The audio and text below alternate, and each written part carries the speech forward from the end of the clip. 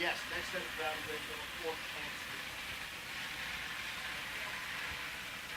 I'll try to help you from up here too. It's not like this. So again, Rowdy Radial coming at you next. This is our small tire category. We run a 4/10 Pro Tree in the 8th mile with these cars. They run a little itty bitty tire, 26-inch tall, 8.5-inch wide slick. I call them the pizza cutters. They can also run a 235 radial.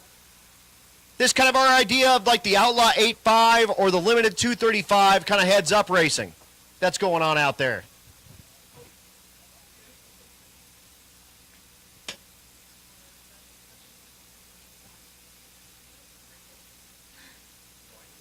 Chad just asked me about the radio station. So I think it'll probably be soon when I get the post on.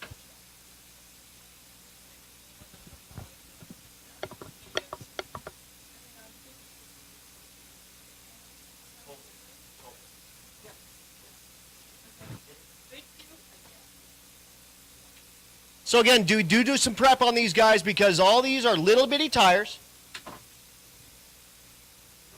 and a lot of horsepower. A few of these cars well over 1,000 horsepower. I think Travis Martin's car is probably more like 1,500. He's in the lead in this class. Check out this class right now. Here's what we're looking at. Rowdy Radial, Travis Martin in the lead.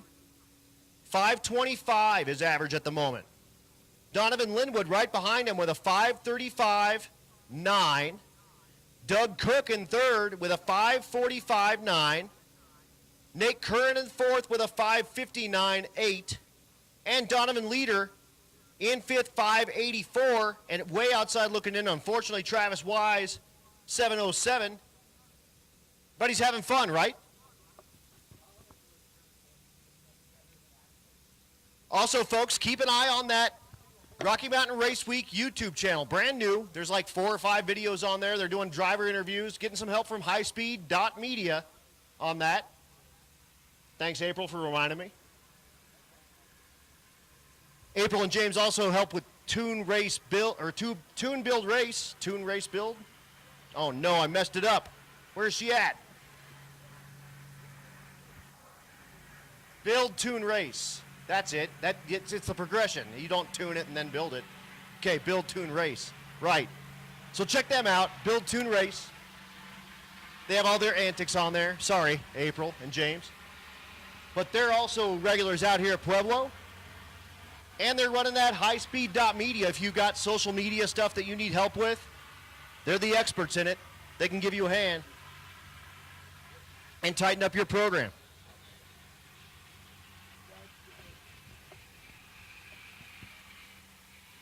So again, go on over to the Rocky Mountain Race Week YouTube channel. Hit that subscribe and like.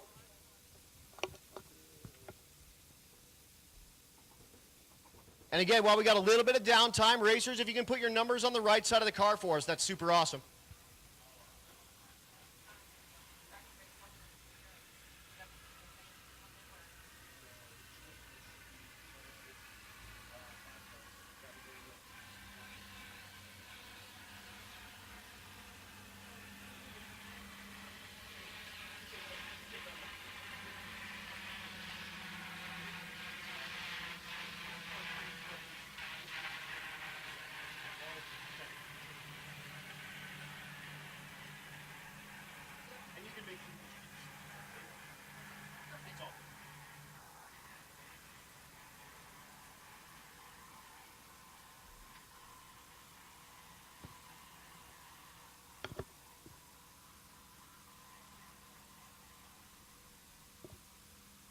Attention in the pits, unlimited, come on down to 8. Unlimited, come on down to 8. Let me run you through a few of these classes and what we're looking at the moment. So after Rowdy, we're going to run Limited Street. That's kind of our 850 index class. Here's what the top 4 or 5 look for that class. Jerome Courtney in the lead, 852 with a 2. Tom Franks chasing, who's having some problems at Bandamere, but finally put up an 866 by the end of the day with an 857. Chasing. Trevor Brandon from Canada with the GTR in third place at the moment with an 863. Right on his heels, really wanting on that podium, is Jason King, that beautiful orange Mustang, with an 864. Kind of outside looking in, Sandon Slaybaugh with an 873. So Courtney did put up an 850 with a 5 and then an 851 our last two nights to keep that lead with that 852. Here's what Pro Street looks like. Crago, Adam Crago with that Nova in the lead, pretty commandingly with an 890. Second place, David Bell with a 941. Lang Job currently in third place with a 966. And Steve Farber outside looking in with a 1005. Men, remember, these are averages over 3 days. This is our fourth day. Outlaw Street, we have 3 competitors, so as long as they all finish, they all podium. Robert Williams in the lead with a pretty commanding lead, 881. Has been running a slew of kind of, 890s, 860s kind of thing. Second place in that category, Mike Sleeper with that Malibu, beautiful car. 1014, his average. And bringing up the back, Joel Clark, who had a torque converter melt down on him, and he put a totally stock torque converter in that car and was able to get a 1427 last night at Bandamere for his average of 1786. Here's what Unlimited looks like. Jason Hurley in the lead currently with a 742 average. Alex Taylor right behind him, unfortunately could only turn in a 1033 last night at Bandamere. Had some transmission problems. They had to rebuild that transmission in Kearney. And we're still chasing parts when we were leaving last night at Bandamere and only could turn in a 1033.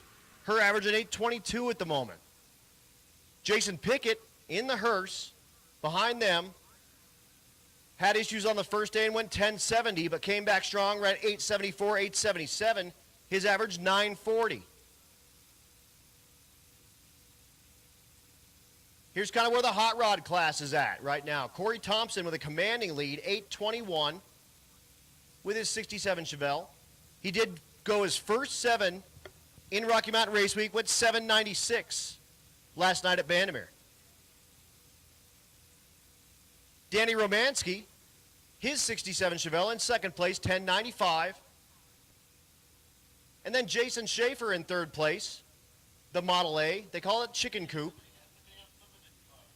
Goes 1120 at the moment. Hey, everybody. We are here at lovely Pueblo Motorsports Park. If you could see how we're well, you can. See, we have cameras mounted to railings. We have more cameras mounted to railings. We have more cameras mounted to railings. We're up here. If you've never been to Pueblo, there is a building here in the pits that is concession stands and what have you. And above it is like a big VIP room and a deck and all these things. Well, because this racetrack is also part of a bigger motorsports facility where the road course and the drag strip sometimes intermingle, there's like a flag stand out here and some other things. And it's just not a real conducive place for us to park the truck with the scaffolding on it and everything out here and not be in the way of people and not have some weird things in the way of the camera shot and what have you. So here we get a little further back, but it's still pretty cool. We love this racetrack. Everybody is really, really neat. And it's fun. I mean, we have a good time, but we got out here this year and surprise, surprise, we have some internet, better than normal ever. So really good. No, there are no nacho cheese in this. This is, if you're looking for your own big giant hat right there, the Big Hat Mafia, Barrett Green. Barrett Green once gave me a hat. I lost it at a Southern Drag Boat Association race when it blew off my head and went out in the lake and sank. I bought this one. And if you're looking for a hat when you got to be in the sun, dude, these are the greatest, right? So I got this one. They got one which is like the Mexican cowboy hat. They got another one that's rounded over. They got a bunch of hats, a bunch of cool stuff. So if you're looking for a hat, make sure you hit up Barrett and tell him Chad sent you for sure. This thing keeps the sun off of the face, dude. The moneymaker here. You got to take care of this thing. So we are here. We're having a great time. Dude, Sanddragger 975 making a donation this morning. That means the world to us. Seriously, thank you. Several of you guys yesterday gave us beer money, as we call it. Really appreciate it. I know I have mentioned it, but I have not given a big thank you out today or this week, and he's going to get mad at me because he's right there in the air conditioning. But I got to thank Neil Sabo for being here this week. Neil is the OG original Minion. And he and I used to broadcast all the races from Norwalk, Ohio back in the day when we would do all the showdowns and all that. And it was awesome. We had so much fun. We've been all around the country together with drag week events and then all these other events. And it is super fun. And it has been way too many years since he and I have been hanging out at the racetrack together. And when he offered up to take some vacation time and come join me this week, he has been an invaluable help. So I didn't have to do this all by myself. And it's been way more fun traveling along. Last year it was my brother, Mike, and then Scott Liggett. And we had a great time. This year, Scott was all jealous. He's like, I think I might need to call in sick and hang out with you and Neil. And I wish he was here, dude. We've been having a great time. It's been cool. Neil's never been out here west, so he is having a great time seeing all the mountains and driving the mountain roads today. He got to drive. That was pretty cool. And I couldn't do it without him. So big thanks to Neil Sabo, and big thanks to all of you guys, Barn and RTC, dude, the moderators of all moderators.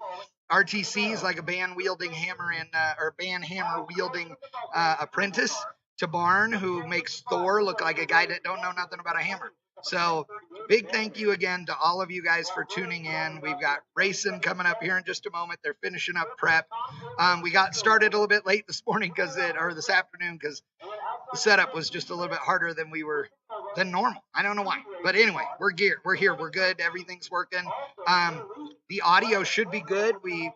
You'd laugh if you saw what we had to do to hang the radio out to get the signal to not be static. So Homie 789, dude, thank you again for more beer money. We really do appreciate it. You guys are the best. And we're having fun. We're bringing you great racing. Of course, we'll be live for Rocky Mountain Race Week 2.0 or Race Week 2.0 as we call it later this fall as well. Dude, Fishing Northwest Queensland. Dude, you Aussies are awesome.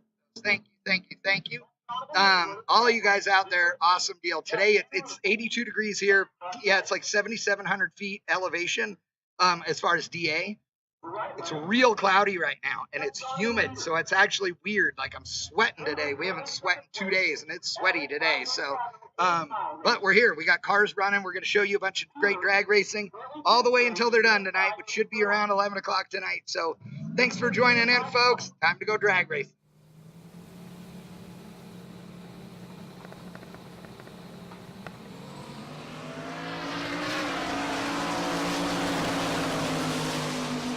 How about 533 in the left lane for a good first lick for Linwood, 566 for leader in the right lane. Here is your leader in the category, Travis Martin. In the left lane, the Camaro. His average right now, 525. Did put up a 521 last night at Bandamere. Again, keep in the back of your mind, every one of these cars is a street car. 700 street miles right now will be 1,300 thereabouts by the time we're done. Nate Curran in the right lane. Curran the Fairmont, wearing the Outlaw 85 livery. Curran outside looking in with a 559. At the stripe, 532 for Martin, 583 for Curran. So good first lick for both cars. Both cars stuck. And they'll get them turned back around. Here's Doug Cook, the car they call El Toro. Turbo Coyote for power. Drawing of Dale Earnhardt in the passenger window saying, do it for Cletus. All right. Cook currently third place in the category with a 545. Has run a 526.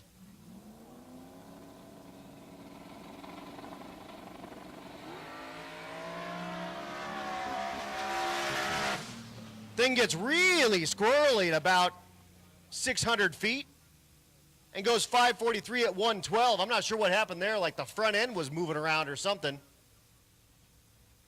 But he does get the thing shut off, goes 543 at 112, and he'll come back to live another day. Okay, tower, switch back to 410's quarter mile.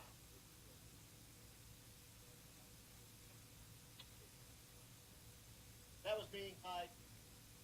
Hi, ladies. And we're going back quarter-mile racing. This is the limited street category coming at you. This category, a 275 radial with an 850 cert cage. Cannot have a funny bar hoop in these.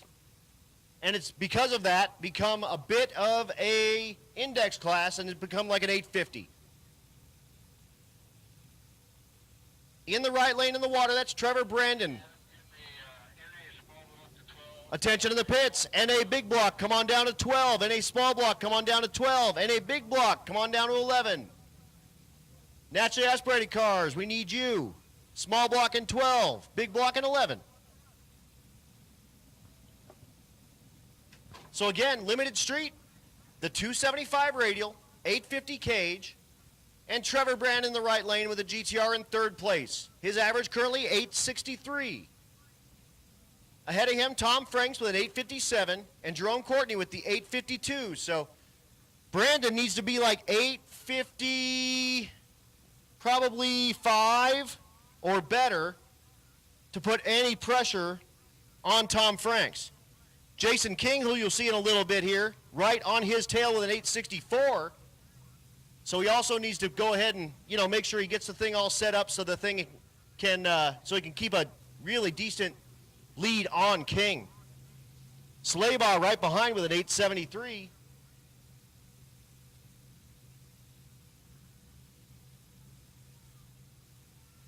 And that El Toro car looks like it maybe has left a little bit of a line of fluid down there, so they're getting that cleaned up.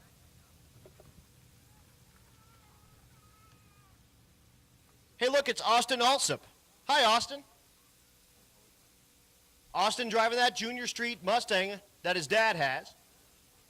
Saw him at one of the checkpoints today. I said, "Are you getting sick of my voice?" And he just went, So I know that's a yes.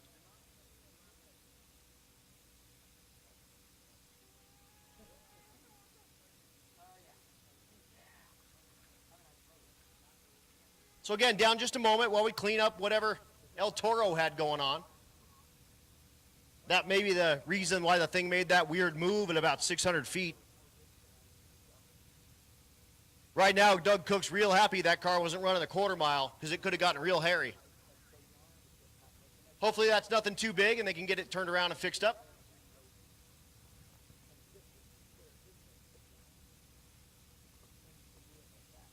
That Rowdy Radial class is sweet though, isn't it? Let's just grab a car, put like 1,500 horsepower in it, and stick it on pizza cutters. And go see if we can make it stick. I dig it. Also got some racers from the Pacific Northwest in that class. Came a long distance to come visit us. Curran and Linwood. Appreciate you guys, man. Super awesome. Bringing your street cars out to do some street car stuff. Donovan Linwood has that brand new car, just built it. He normally has a car he runs in limited street, hurt that car. Put together a motor for this beautiful Fox that he's got, and out here playing on pizza cutters. But again, NA small block, you should be coming on down to 12. NA big block coming on down to 11. Once we get all of El Toro's mess cleaned up, we'll bring you limited street.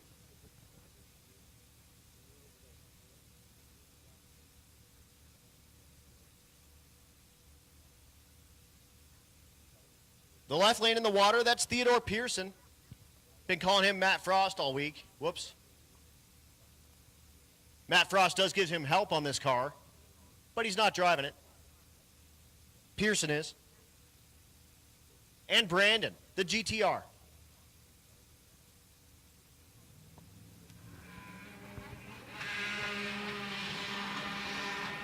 The GTR completing the burnout. Guess how many miles on that car? How about like 170,000? Done all kinds of like cannonball rallies and drag racing and driving the thing around. Real deal street car. Oh, and it's fast to boot. Brandon looking for something, 8.5, probably 5 or better to put some pressure on Franks.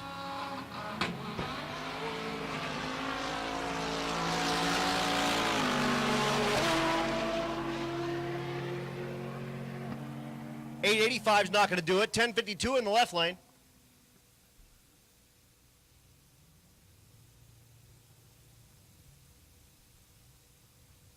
Also, later on, folks, if you're lucky, and I bet you are, because I can't actually see it, the Hulk's probably going to make a pass. There it is in the lanes. Matt Frost car, the Hulk. You're going to get to see make passes. That's a legit 6-second.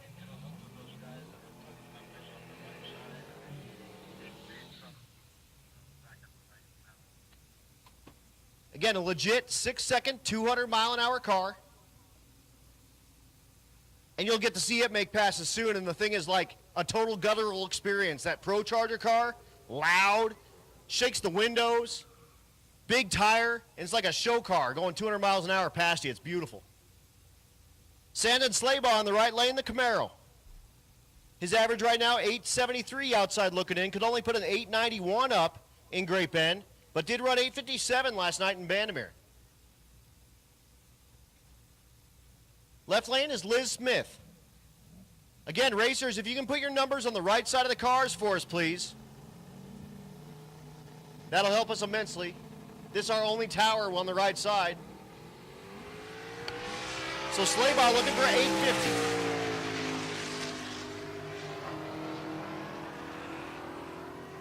Goes 859. Liz Smith goes 1143. Here is Tom Franks. Tom Franks in second place, 857, trying to reach Jerome Courtney with an 852. He pretty much needs to be 850. Right lane is Nick Lawson, the Camaro.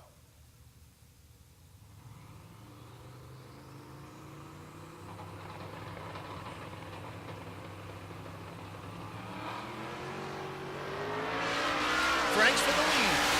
Looking for that 850 in the Futura. 853. So not a bad lick. That'll help keep Trevor Brandon away from him at the moment, but not going to get him any closer to Jerome Courtney. Right lane, that's Audrey Beeler. The El Camino they call Babe. This was a Rocky Mountain Race Week giveaway car. Matt, back in the day, did like raffles to try to keep this thing, profitable. This was one of those cars. This car, the total drivetrain out of Tom McGilton's car. It's got an LSA, the transmission, the radiator hoses, the whole mess. Goes 1193. Now we're moving in to Ultimate Radial. And who's that? That's Cletus. The car they call Mullet. Cletus, your leader in that category, 737 at the moment.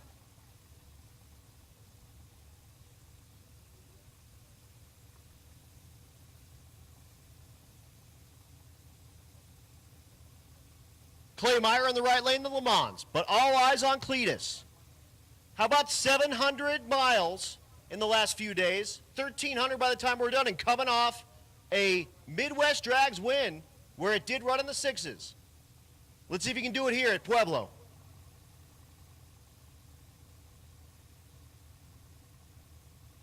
Steve Morse, big block, twin turbos. In the beams. Let's bring some noise.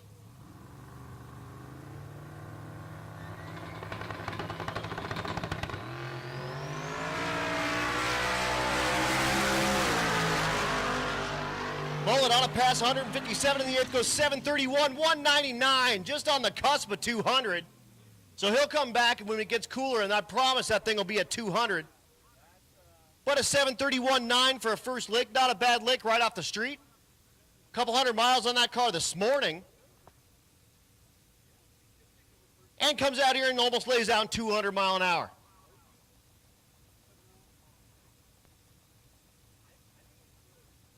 Here's Rachel Crumley in the right lane. Crumley in the CTSV. Looking for that 10 out of Cisneros Speedworks. You see the wicked chick. Attention to the pits, attention to the pits. Pro Street to 10, stick shift to 9. Pro Street to 10, stick shift to 9. So Crumley looking for that 10. Jacob Rayburn in the left lane, the F-150. 11:56 is not a 10. Then she'll come back. 11:69 in the left lane. Once again, Pro Street, come on down to 10. Stick shift to 9. And our last taker for Ultimate Radial, Sean Pregene.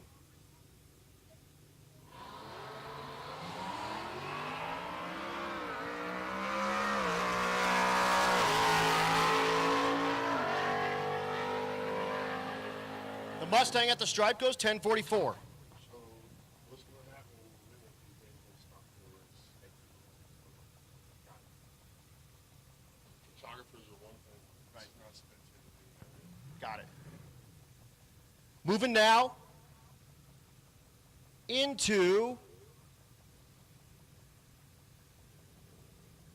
Outlaw Street. Spectators along the wall here on the right side. We'll talk to you in a second. Joel Clark in the left lane, Mike Sleeper in the right lane, both out of 301 streetcars. Sleeper, twin turbo, blow through car, big block.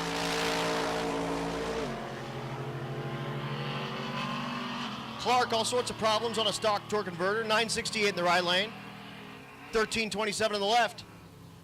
All right, so folks on the side of the track over here in the dirt, kind of by the American flag, look around. If you can see an American flag and you're in the dirt, I'm talking to you. Donnie's going to come down and talk to you. You can't be over there. We have areas that you can spectate, but it's not there. So look around. If you see an American flag and you're in the dirt, you're wrong. Here's Robert Williams, your leader in the category. 881 his average, looking for anything in the 8s.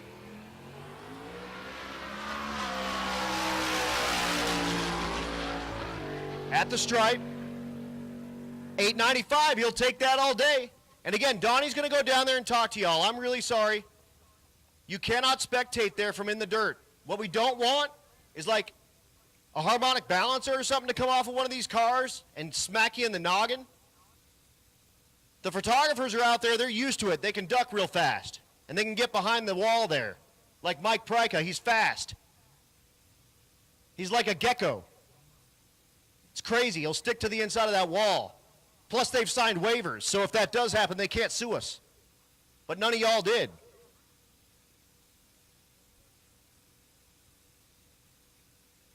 So if you can just heed that, and I know it's going to get tougher because it's going to get dark out here, and we're going to get going fast, and your favorite drivers are going to be out here, and you're going to want to really, really show them what's going on.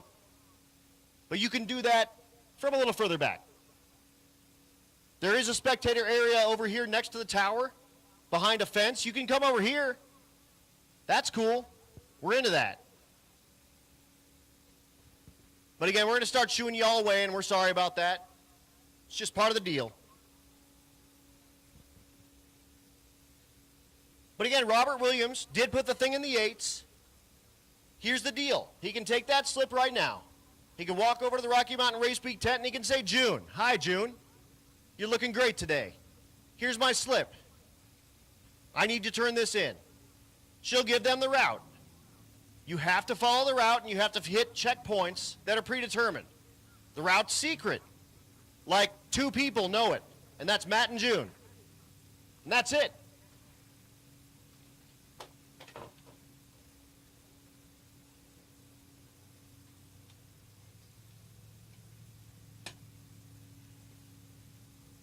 Once you make it through those checkpoints, take your pictures, do your thing, you make it up to the next track. And we have a full day to make this drive. Again, if Robert Williams and Debbie, his wife, decide right now they can just turn that slip in, hit the road right now, and we probably have 400 miles or better to get back to Great Bend. So they could do like 200 of it tonight and 200 of it tomorrow and make it like a leisurely drive. They could do all 400 tonight. They could do all 400 tomorrow. They can do whatever they want.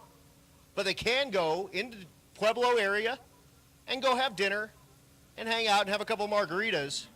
And that's probably more likely what's going to happen. Sorry, one more time. Okay.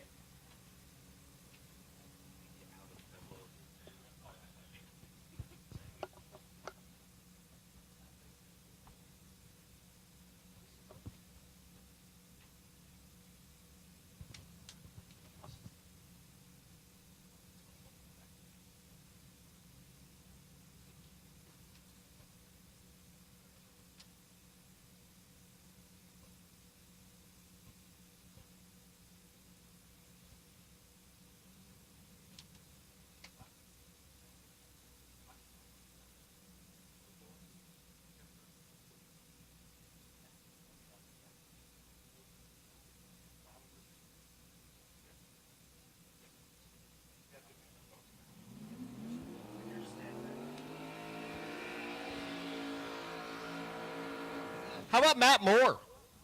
The shop car on a Moore race chassis. If you've got a car sitting at home, like a Fox body or a G body or kind of a more, regular car, you can dial up Moore race chassis, and they have a pre-bent cage that'll fit that car. That will NHRA tech to 850 or 750. Guaranteed. As long as you put it in right and your welds are not junk, it'll be good. All the bends and stuff are perfect.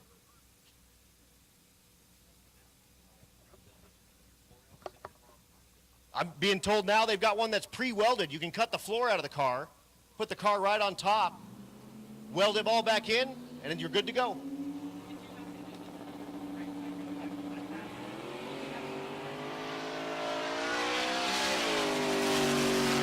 Again, racers, if you can put your number on the right side, this is our only track with the tower on the right side. It's going to help the ladies out here so much.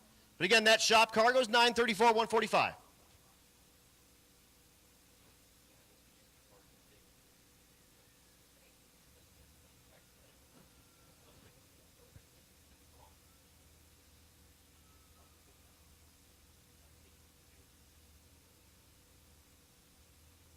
So I have called in NA small block and big block.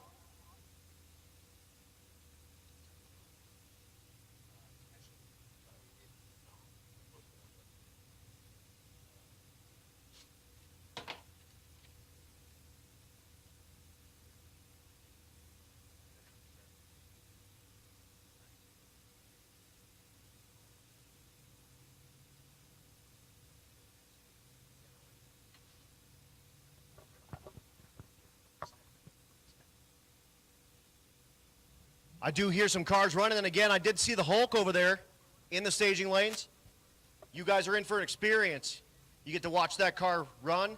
That car, purpose-built endurance drag race car with the Steve Morris SMX engine. That's like based on the 481X, but it's got water jackets in it, so you can run water and cool it and drive it down the road.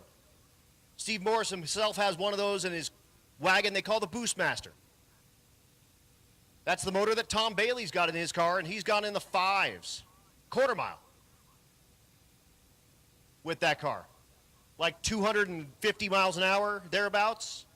That's pretty mean. It is a pro mod, but still.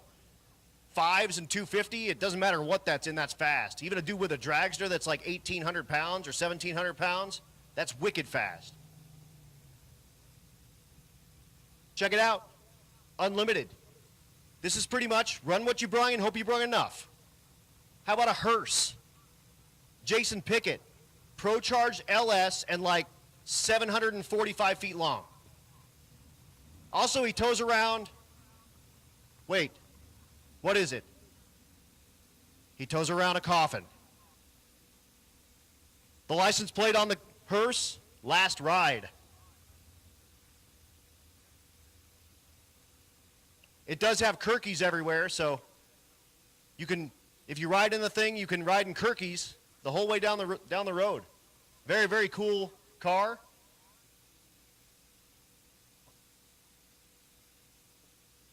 He's going to be running against the Meltdown Firebird Part 2. Jason Hurley, twin turbo big block. And then if you look back there, the Hulk, Matt Frost car, is going to make a pass on the next pair and or a single. Matt, the owner and proprietor and promoter and head guru and father figure and friend of all the Rocky Mountain Race Week racers. We call him the Angry Leprechaun because he's got red hair and he's kind of, he's a little salty sometimes.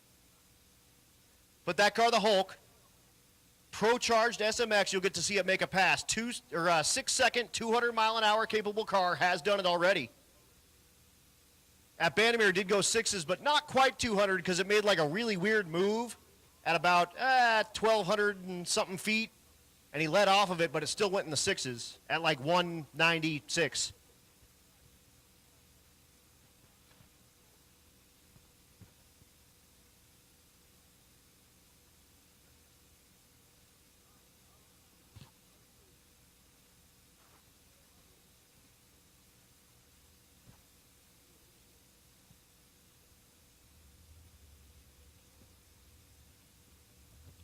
If you look on the starting line, there's a giraffe. What up, Garrett?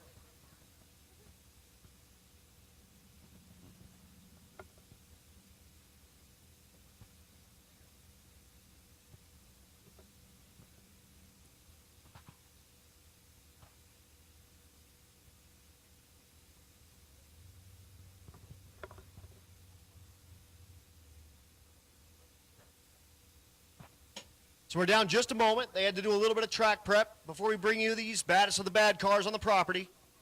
Again, unlimited. Run what you brung. Hope you brung enough. We do make you weigh like, I think it's 3,000 pounds or something like that. So if you got a Pro Mod, you can bring it, but we're going to make you hang like 800 on it.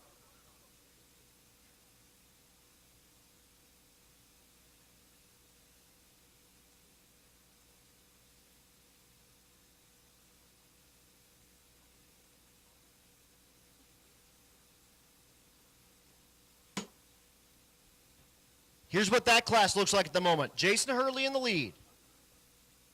That Meltdown Firebird, Part 2, 742.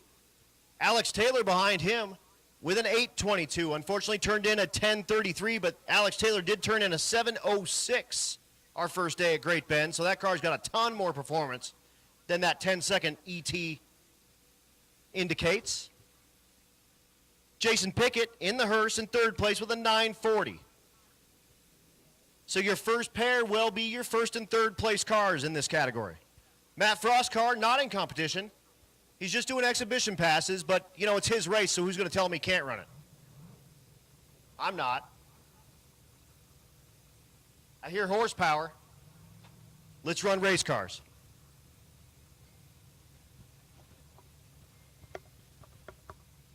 Also, folks, don't forget there's 2 turnoffs here at Pueblo. If you don't make that first one onto that road course, please don't try to make it and roll it.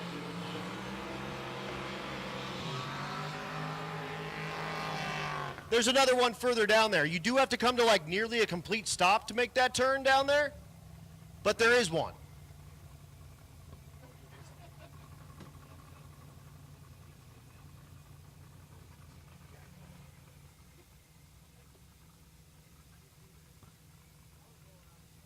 So Hurley in the right lane, the Meltdown Firebird.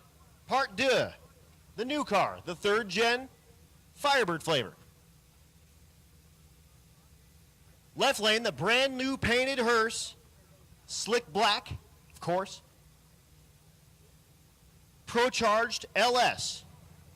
Jason Hurley, twin turbo, big block. Looking for 7s in the right lane. Looking for 8s in the left lane.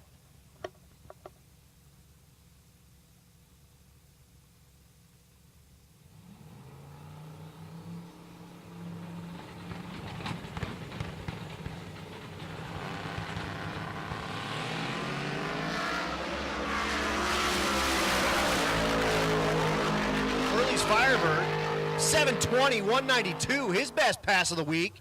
873 in the left lane, 160. Don't forget, about 700 miles on everything you're seeing right now. How about going like 700 miles in a 720 3rd gen F-body? And it's tubs, so there's like no room in the back. There's nothing back there. Here it is, the Hulk.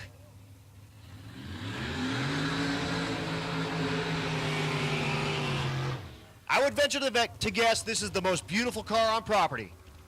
Come look at it at the Rocky Mountain Race Week tent. The thing is amazing. Everything under the engine compartment is polished. The headers are like art. They're like 2.5-inch primary headers, and they're perfect. You look at them in the engine bay, and they just lay into the chassis just amazing. If he's got the trunk off, look at the carbon fiber work in the trunk. If you look at it in one way, it's black. You look at it the other way, it's green.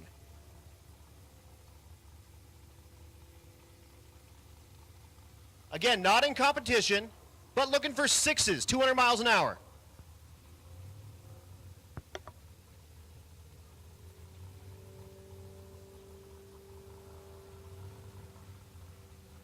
He has done some street driving on this car, just not enough to run like Rocky Mountain Race Week. It does have like an alternator and lights and all the turn signals and everything. Again, a purpose-built endurance drag race car. the 67 Chevy 2.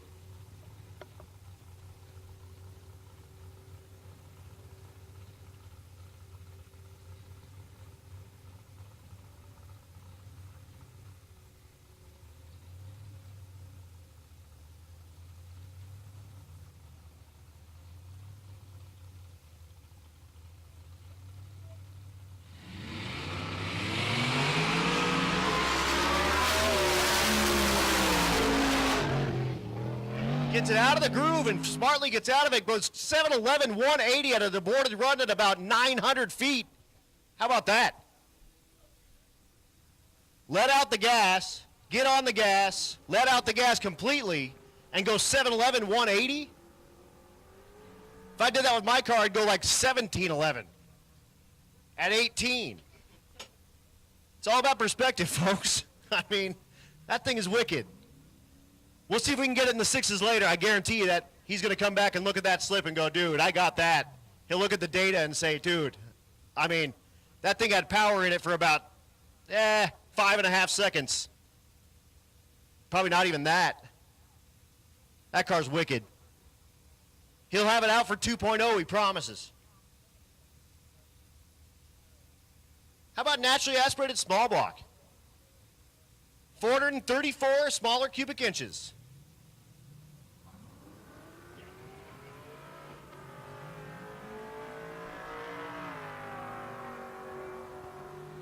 That's Keith Horton in the left lane in fourth place. Outside looking in at 11:13. Goes 11:46.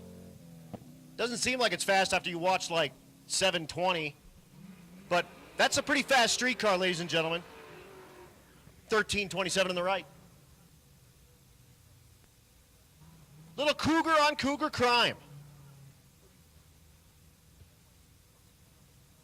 I just heard that Matt Coding, who was in the lead of this category, is out.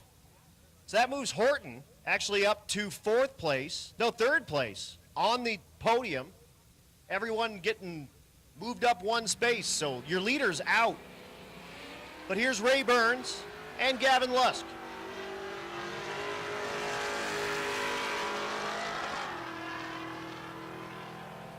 $11.46 in the left lane. I'm sorry, $12.83 in the left lane, $12.26 in the right.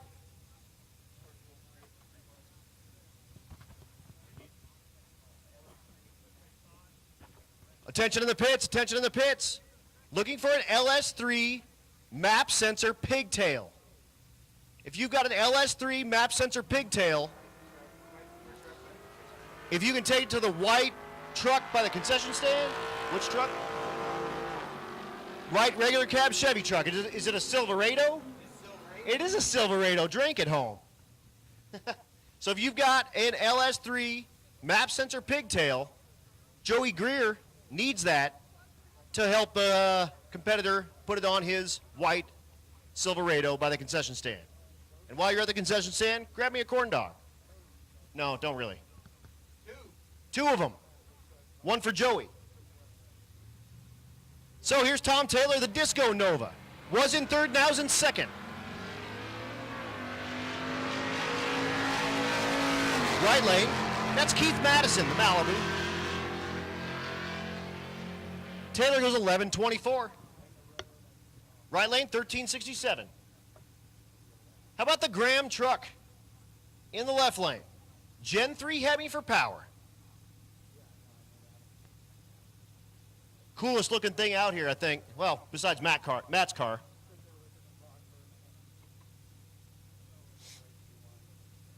Right lane is John Gilman in the Nova. Again, naturally aspirated small block, 434 smaller cubic inches. No power adders. Street car.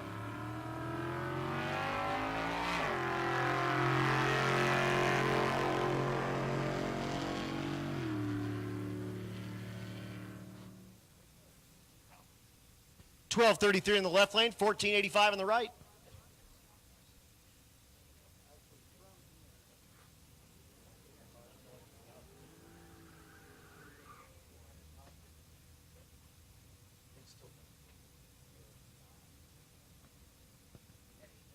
The right lane, Bill Leake, the factory 533, LS3 for power with a TKX transmission.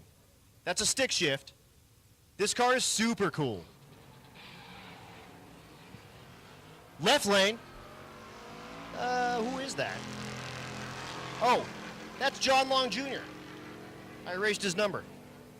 I fixed it. How about 1127, 121 in the right lane?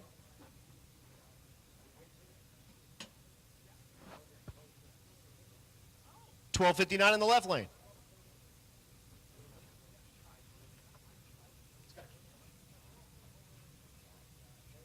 Now we're in naturally aspirated big block. 435 or larger. Attention in the pits, hot rod and gasser. Hot rod and 8, gasser and 7. Again, hot rod and 8, gasser and 7. So 435 or larger cubic inches. Oh, I bet he forgot to turn on the fuel pump. That's exactly what that looked like. Did his burnout, staged, floored it, went about 60 feet, and that's what was in the fuel bowls. 1248 in the right lane. Adam, how do you know that? I've done that. There's also an award in this class for the slowest naturally aspirated big block, donated by our own John Stone Cipher.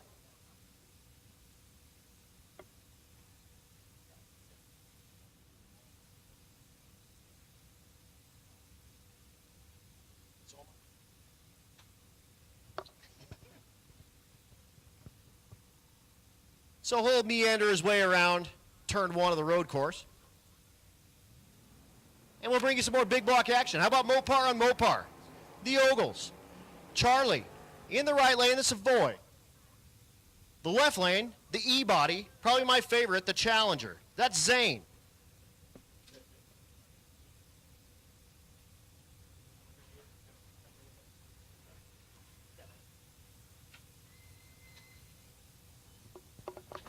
So a little Mopar on Mopar crime coming at you.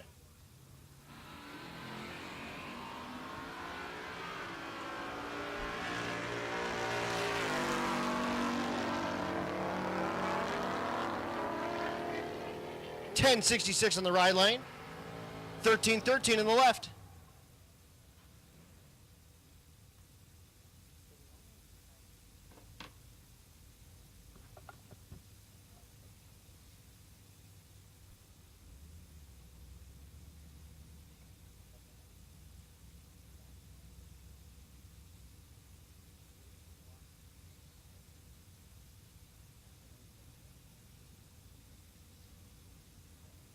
Next pair, Kevin Guthrie in the left lane. The stick shift, Bel Air.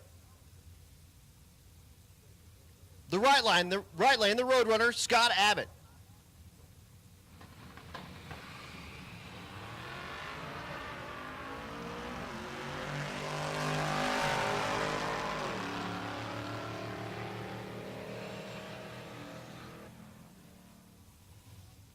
$12.10 in the right lane, $11.11 in the left.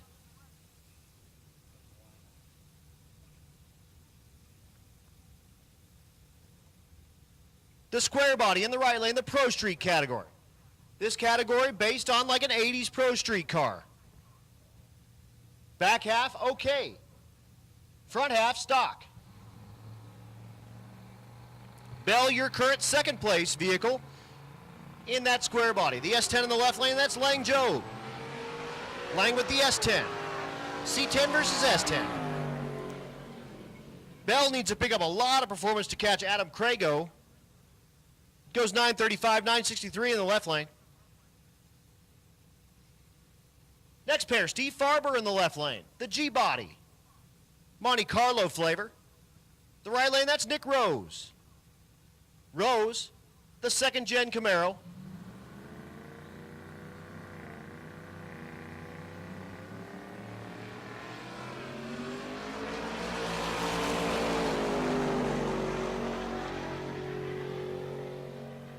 At the stripe, 939 in the left lane, 1027 in the right.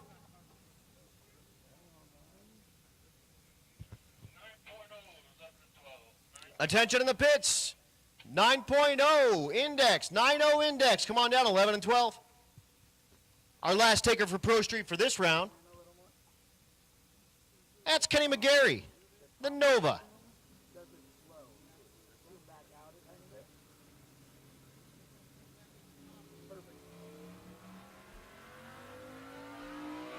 Again, True Street 9-0, 11 and 12. Also, racers, don't forget about that 2 turnoffs. If you pass by that first one, that's like that nice sweeping curve going onto the road course, don't worry, there's another one down there. However, you do need to basically need to be stopped to make that turn. Here comes stick shift. Our second largest class. Joel McGill has the lead in this class, followed by Ted Miko and Dan Willoughby.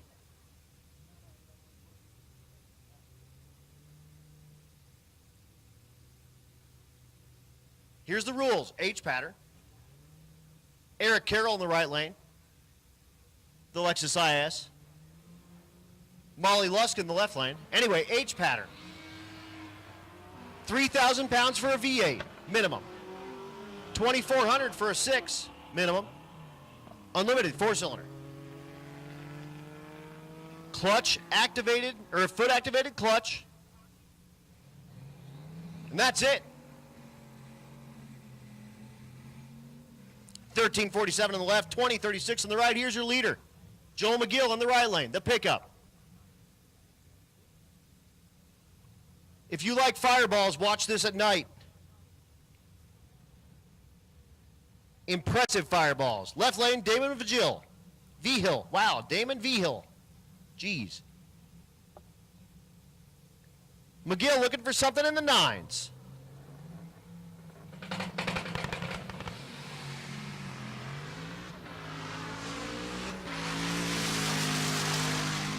Also, McGill drove that truck from Georgia.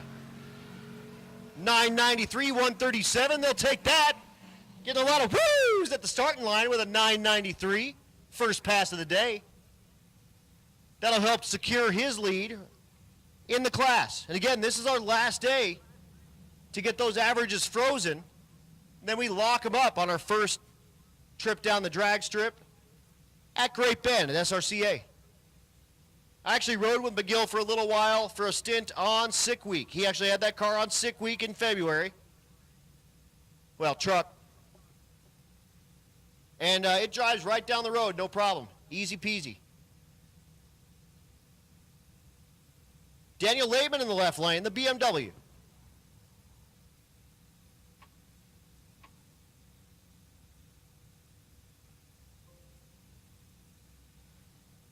The right lane, the Mustang. That's Jeff Cordova.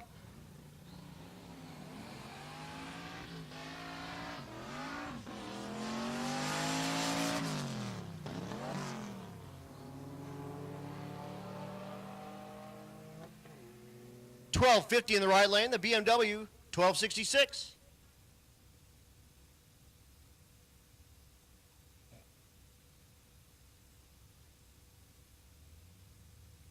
Jason Vincenthaler in the left lane, the Corvette.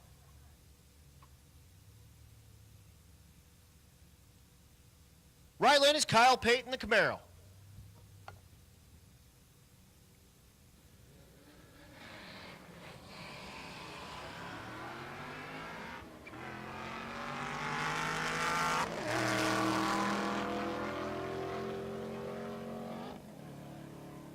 At the stripe, 12.45 in the right lane, 14 flat in the left. The Buick in the left lane. Stephen Franz, the 65 Skylark. He and his now bride got married on the way to Rocky Mountain Race Week. She's back there taking video. Congratulations. And this is their honeymoon. Got you a keeper there, pal. Jacob Bailey in the right lane, the GTO. Bailey currently sits 6th in the category. Looking for a 10.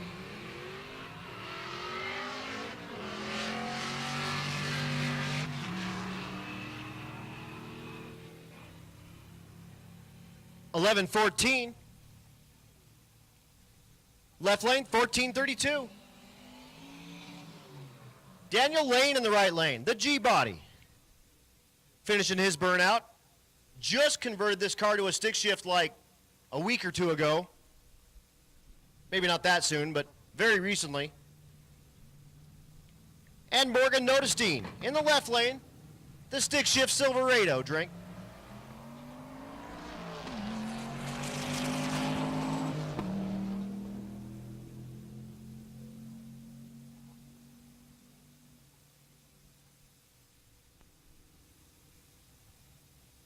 1272 in the right lane, 1249 in the left.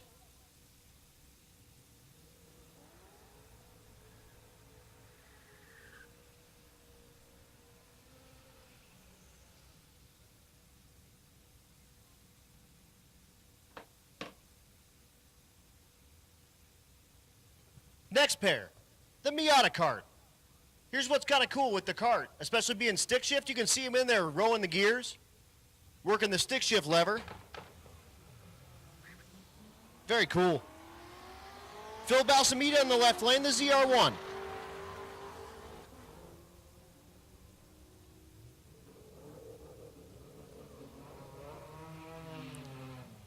$12.30 in the left lane, $12.52 in the right.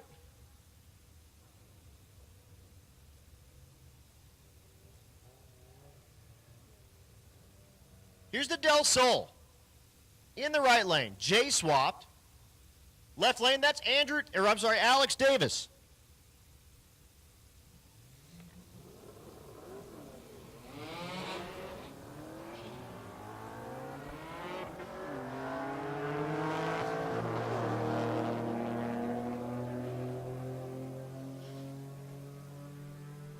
$12.48 in the right lane, $13.50 in the left.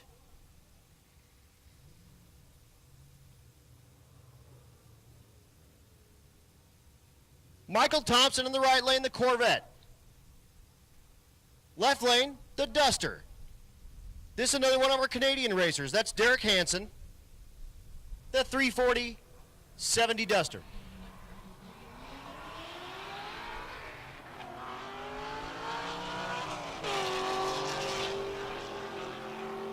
Car's banging gears down the track. Corvette goes 1196, Duster 1486. Attention to the pits, 10-0, come on down, 9 and 10, 10-0, come on down, 9 and 10. Here's your second place stick shift car, the 67 Fairlane. That's Ted Miko, hashtag Miko Stash. He's got an awesome mustache. Oh, unfortunately, rolls through the beams, will get a time slip, but it'll be off of his norm. That thing, twin turbo, I believe, single turbo, small block Ford. So 1435, not indicative of the performance of that thing. He did drive that from Canada. Has run a slew of low 10s, but not quite in the 9s yet. Chasing McGill down, who you saw just run a 9.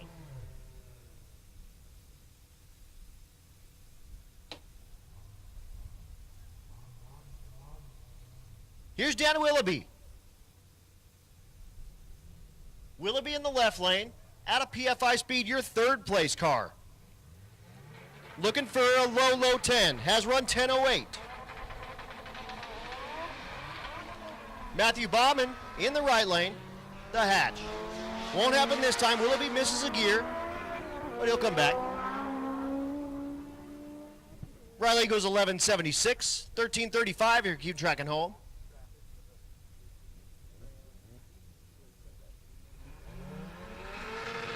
Here's Harvey Janice in the left lane, the all-wheel drive Civic. Right lane, Mario Hernandez. Hernandez at a PFI speed in the Prelude.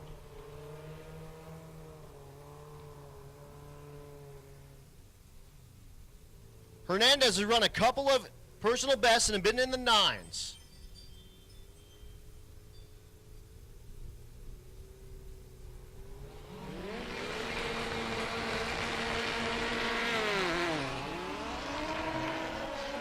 Don't worry about that red light. That doesn't matter. We're just looking for ET. Hernandez at the stripe goes 10.27, 149. Left lane, 12.09. Next pair. Lucas Olson in the left lane, the Evo. Racers, Lucas is looking for everyone to sign the trunk of this car. So if you can find this red Mitsubishi Evo with like the black or silver trunk, I'm not sure what color it is, cruise over to his pits and find it, and he wants you to sign that trunk of that Evo. He wants to remember this, because this is awesome. So if you're cruising through the pits and you're seeing what's going on, go sign the back of that Evo. Right lane, That's the Integra. That's Jamie Langford. Out of PFI. If you didn't know, big old sticker on the side says PFI. Okay.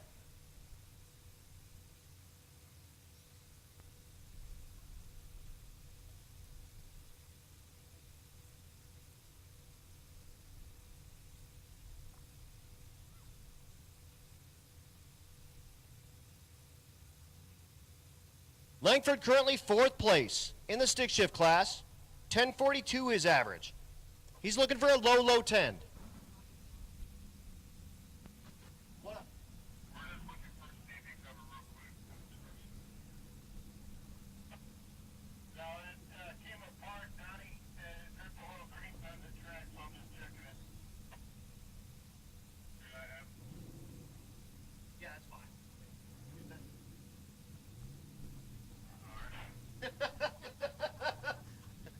Donnie calls me and goes, hey, we're picking up a CV boot off the track. And I'm like, I mean, yeah, that's fine. That you can do that.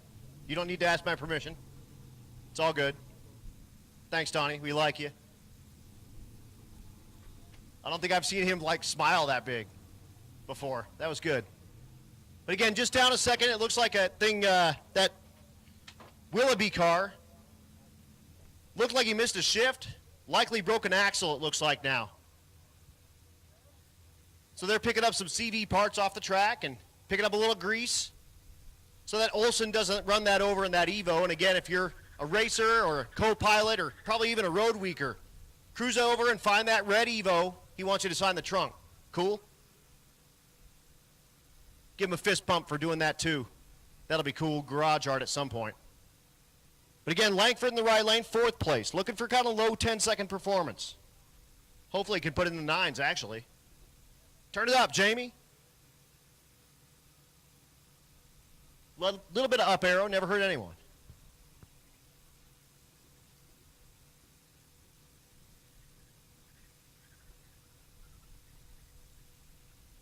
Also, while we're down just a moment, good time to remind you the Rocky Mountain Race Week 10 is out there. Go get yourself a shirt or a hat or whatever. We are going to be busy later on. So, if you want one of these shirts or hats, you can buy the same shirt that the racers get. You want a big old sticker? They got them. Cruise over there, pick some of that stuff up, go check it out. And we're going stick shift racing.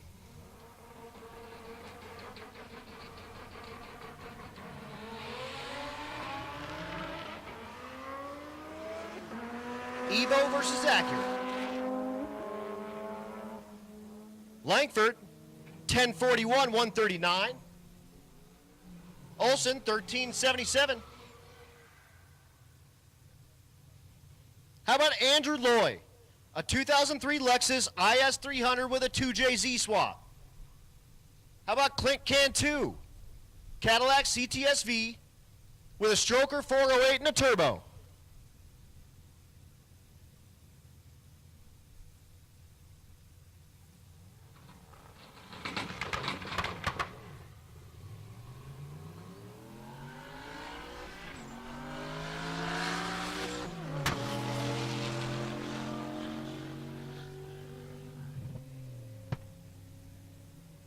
.1232 in the right lane, 1308 in the left. Looks like our last stick shift taker is going to be Nico Christofori. One of the Colorado G bodies.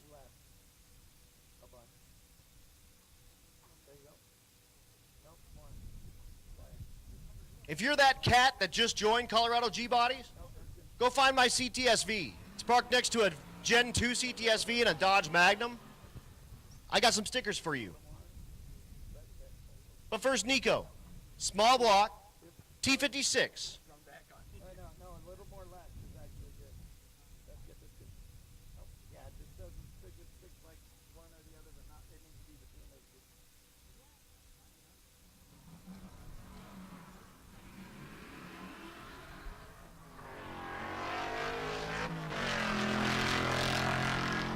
Been in the mid-12s for performance all week.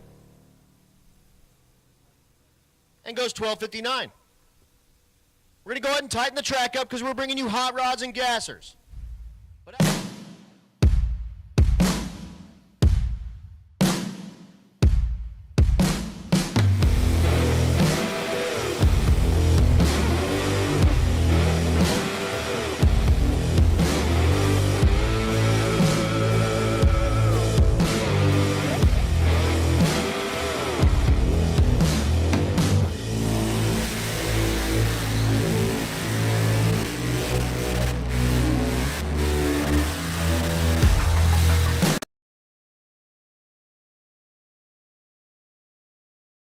I'm Evan Perkins with Holley, and we're at West Tech Performance, where we just made 902 horsepower on this Holley Super Sniper equipped Pro Charge small block Chevy.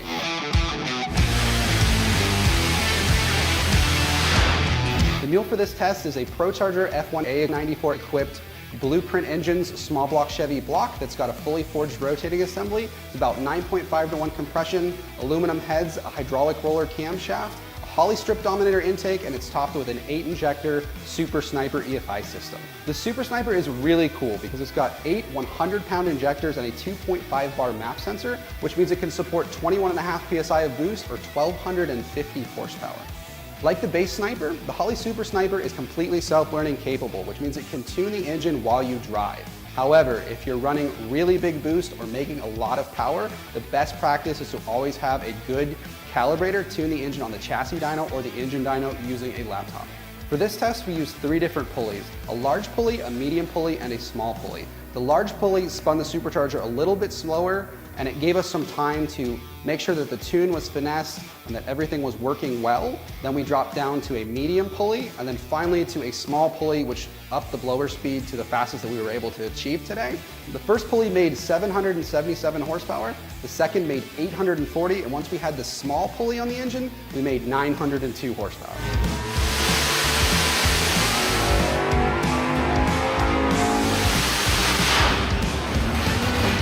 Holley's top-tier EFI system is always going to be a multi-port style system, but what the Super Sniper does really well is it's self-contained, easy to tune, laptop tunable, and it can support really big horsepower by just bolting it onto a 4-barrel flange with a supercharger or a turbo. Learn more about the Super Sniper at holley.com.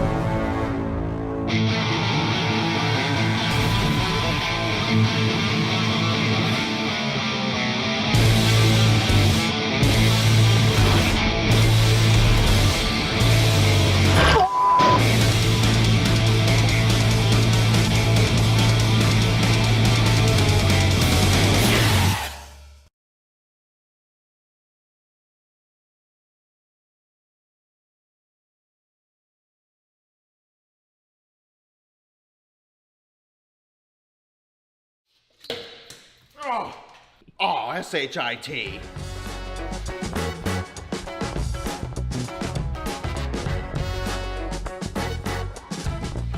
That was easy.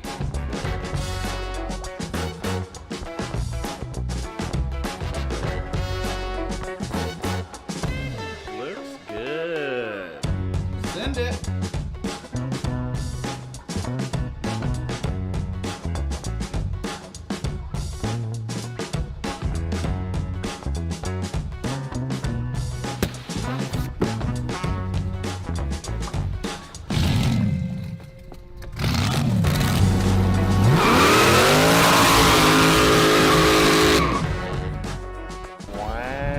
That looks gooder than the goddamn.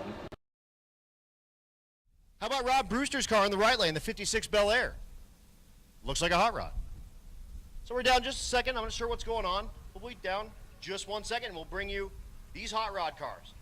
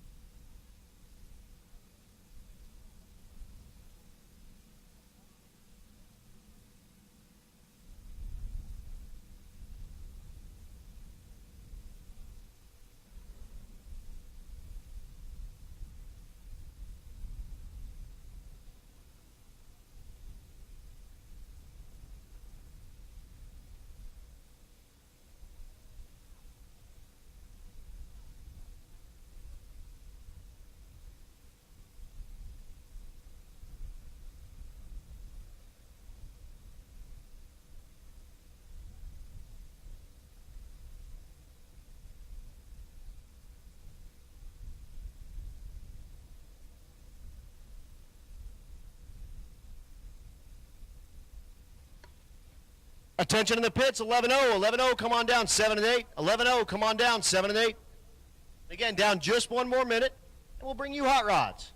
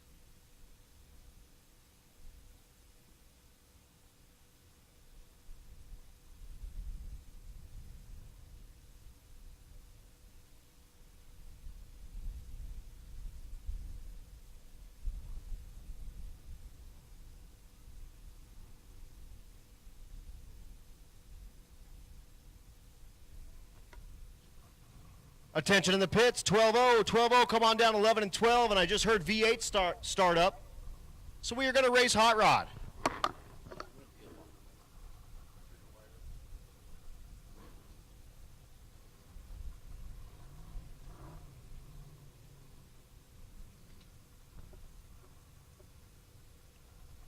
Apparently, does Corey Thompson want another burnout? They're free. Go get one.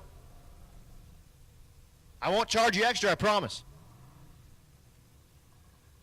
I guess he's just like, you know what, we can run this, no problem, easy. 2,000 horsepower, 4,000 pounds. Burnout's fresh.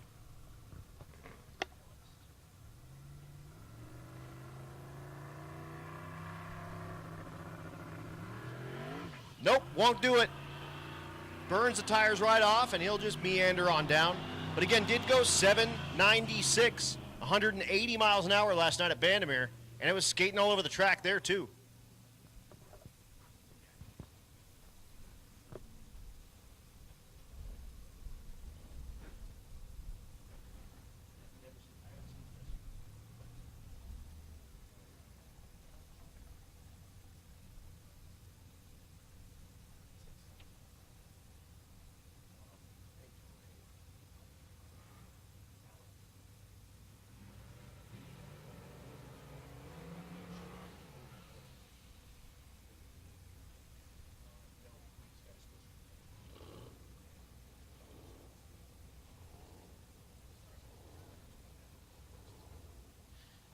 Danny Romanski in the right lane, the Chevelle.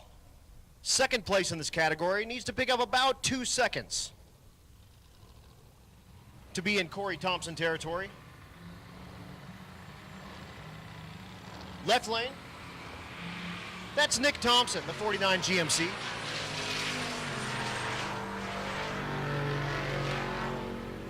Romanski at the stripe goes 10:33, 132, and 10:84 in the left lane for Thompson.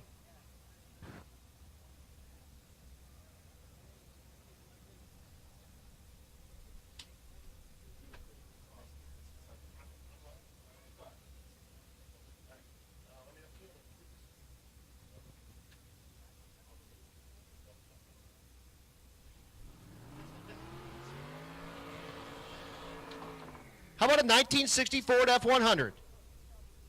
Looking for like high 13s.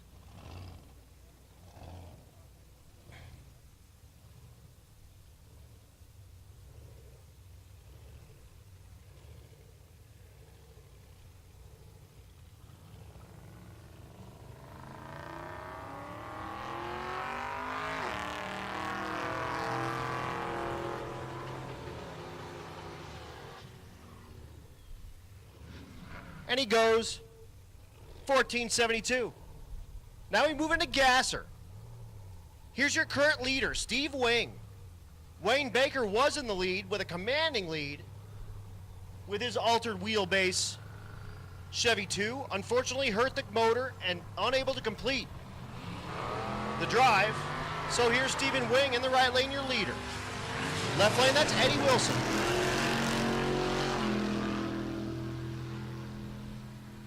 11:23 in the left lane, 13:21 on the right. Here's the next pair, Stephen Willingham in the left lane, the Camaro. He drove this car from New York State to Kansas. Now driving it all around in Rocky Mountain Race Week, clicking off a bunch of low nines. The car has gone as fast as 860. Right lane, L.S. George. Out of the Cletus stables.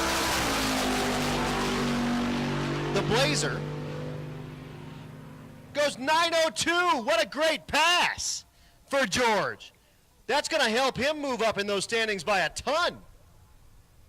George was second place behind Stephen Willingham, who puts up a 927, but 902 for LS George. That may be giving him a chance to be in first place. Love that.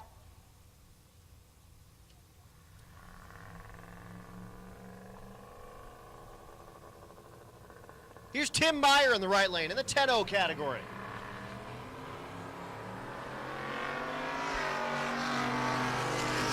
Left lane, that's Sean Seifert, the El Camino. 11:04 in the left lane, 10:19 in the right.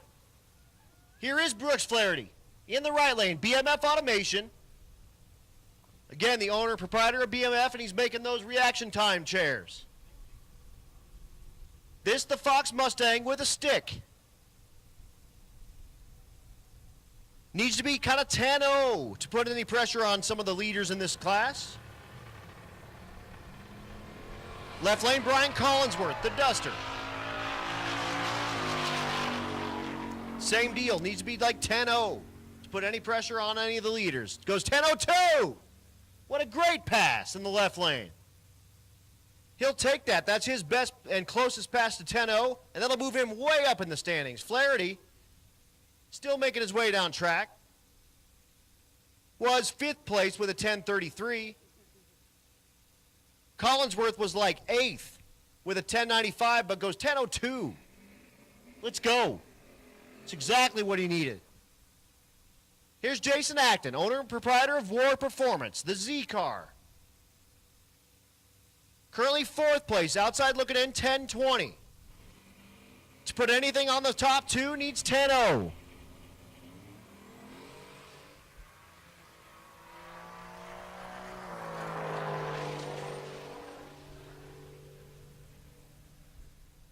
At the stripe, 991, too fast. He'll need to come back around.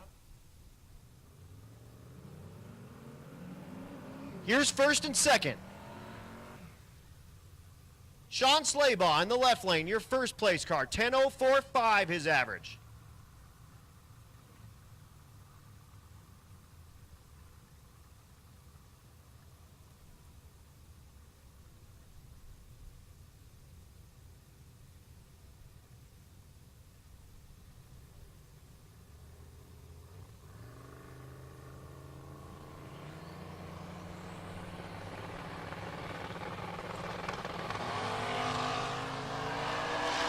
Right lane. That's Braden Picorni. 10:05's a pair, side by side, so neither will get any movement on each other.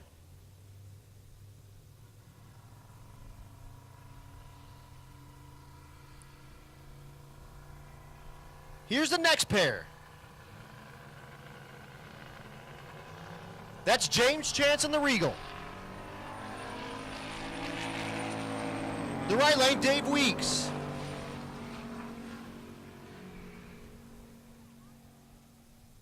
$11.12 in the right lane, $10.31 in the left. Now we're in the 11.0. Lewis Martin Jr. Outside looking in needs to be 11.00. He did go 11.005 our first day, looking for another one of those.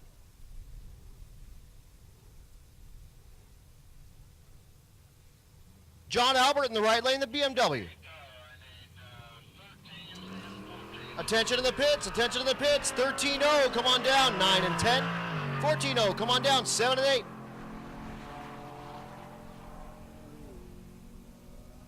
11.19 in the left lane. 12.30 in the right.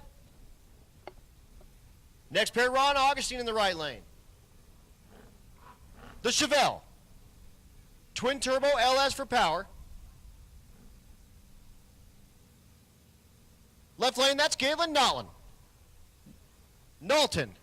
Galen Knowlton. Knowlton currently 4th place in the category. 11.10 with a 7. Chasing Eli Gould, 11.10 with a 6. Cody Hansen, 11.06. And Kyle Calkins, 11.04.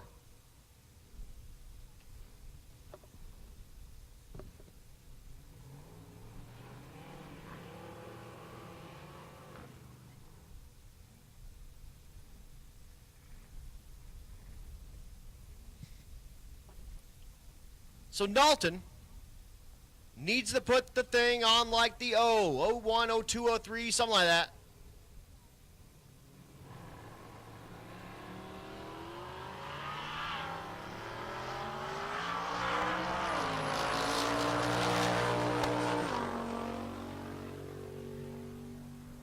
$11.18 at 99, 12.32 in the right lane.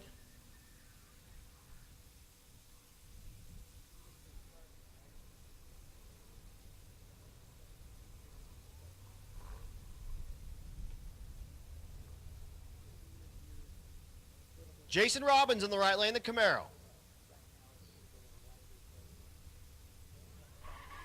Kevin Mays in the left lane, the Shelby.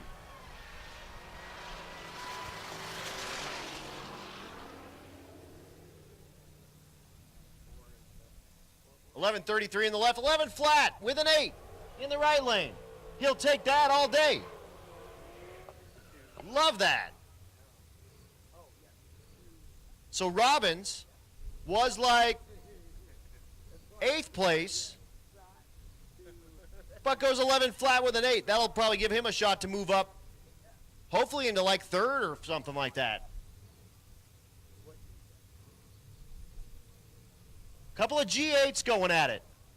It's Cody Hansen, your 2nd place car in the left lane with the G8.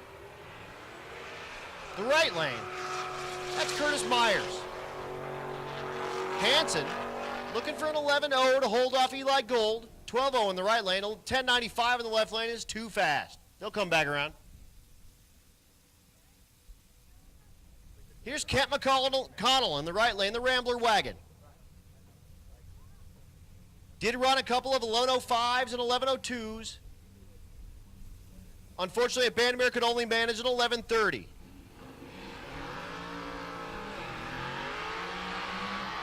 The left lane, the pickup truck, that's Mark Weiss. At Bandamere ran 11.13.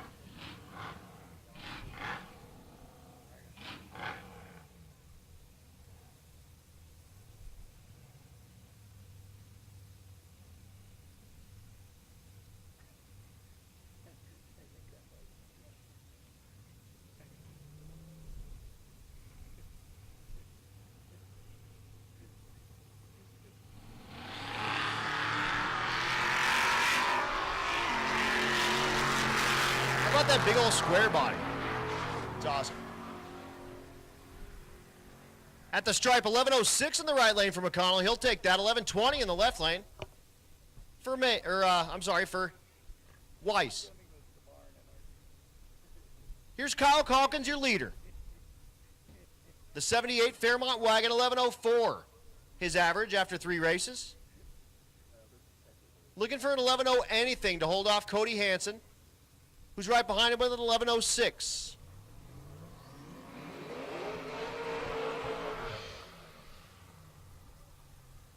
Right lane is Kelly Klein, the Z06. But all eyes in the left lane at Calkins. Looking for an 11.0 anything.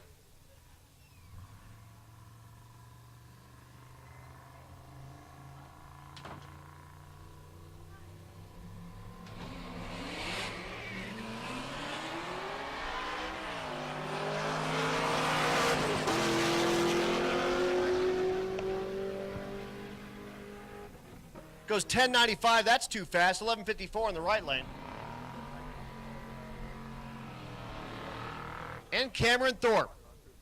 Supercharged LS for power. Go 11.03 at Bandamere last night.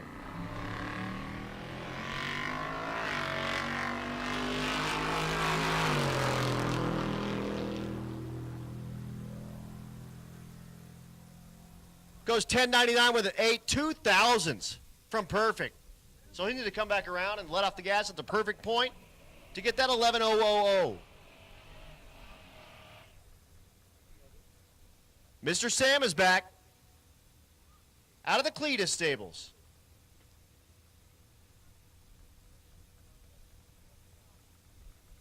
We're in the 12.0 category now.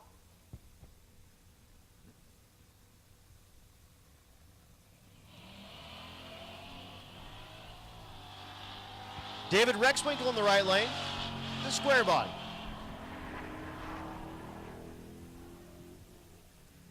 Rexwinkle at the stripe goes 12.01. 13 flat for Mr. Sam, but 12.01 will really help Rexwinkle. That's his best and closest to 12.0 for the week.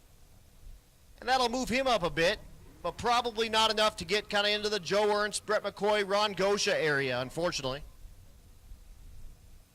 Again, we have a drive day tomorrow. We go back to Great Bend on Friday, and all these cars will be bracket racing.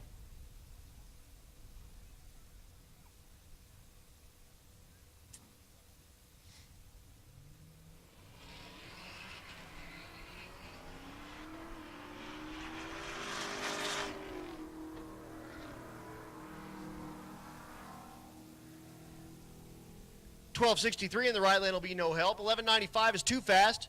Also no help. Speaking of Gosha, here he is in the right lane. Your current leader, 12.034. He's looking for kind of 12.0 anything to keep a little bit of space between him and Brent McCoy. McCoy in that 55 crew cab car. Left lane, Sean Pate, the GTO. But again, all eyes on Gosha. Looking for 12.0 anything.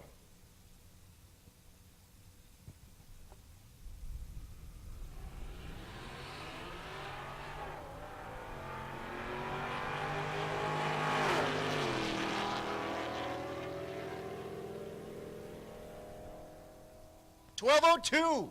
That's going to do it. That'll probably seal up that win in the 12.0 category. Brent McCoy will need to come up and put it like 12.000 to even make it close.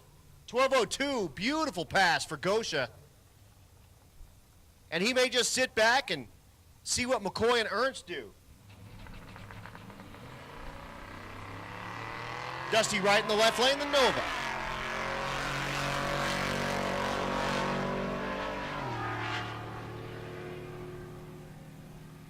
Right lane is Melvin Baradine. Goes 12.52, 11.21 in the left lane.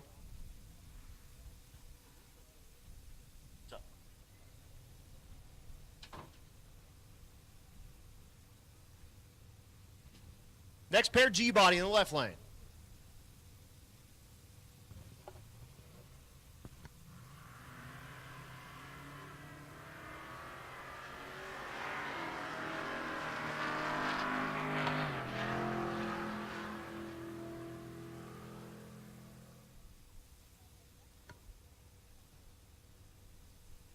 Chevelle in the right lane goes 11.89. 11.89 in the left lane as well. Too fast for that 12.0 class. They'll come back.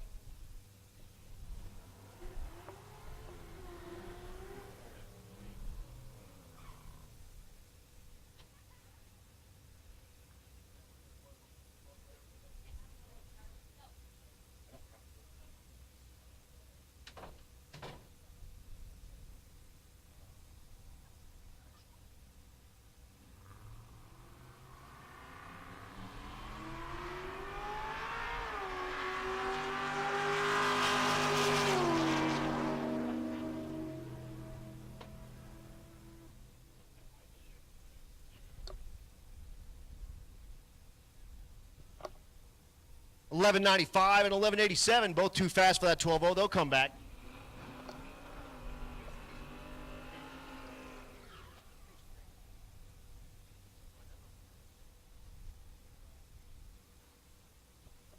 How about Austin Mackey in the right lane? The Rambler with the small block 4. You'll see him purging the nitrous out of the antenna. Left lane, the BMW. They call it the 335, diesel powered.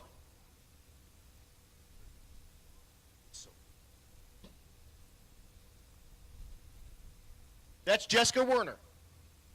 Right lane, Austin Mackey, looking for 12 flats. Attention in the pits, attention in the pits. Motorcycles, come on down to 5. Motorcycles to 5, Junior Street to 6.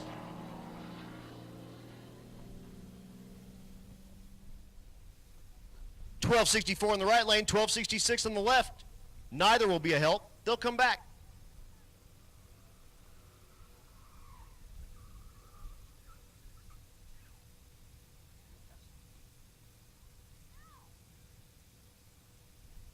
Josh McShane in the right lane, in 4th place currently in the 12-0 category. Needs 12.00 to put any pressure on anybody above him.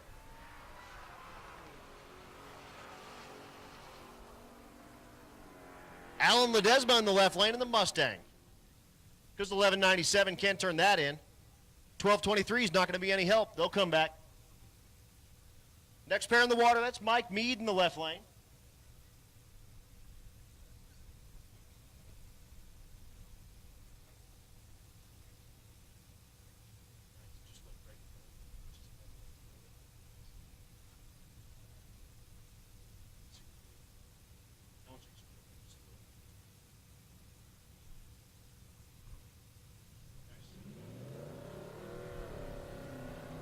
Scott Guthrie in the right lane.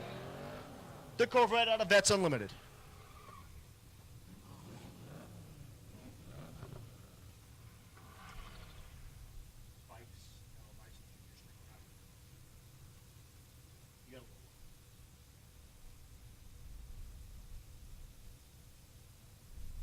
Both these cars way out of competition, so even if they got 12.000s, they'll move up a bit. But they're not going to put any pressure on Gosha, McCoy, or Ernst.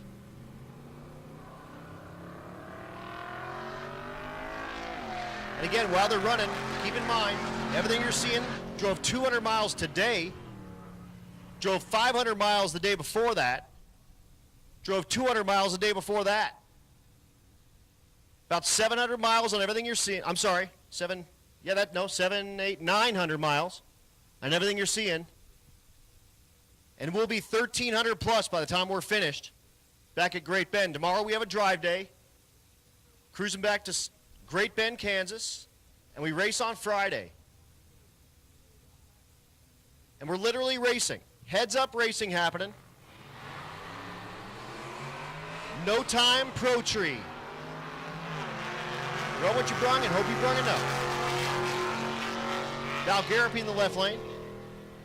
Right lane goes 12.52. Garapi 12.86. Here is McCoy in the water in the left lane. Your current 2nd place car in the 12.0 category. 12.038.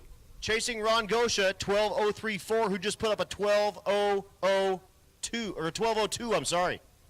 It's going to make it really hard. McCoy needs 0 zeros. Joe Ernst, your 3rd place car, 12.039, his average. Again, 12.00, or it ain't going to happen.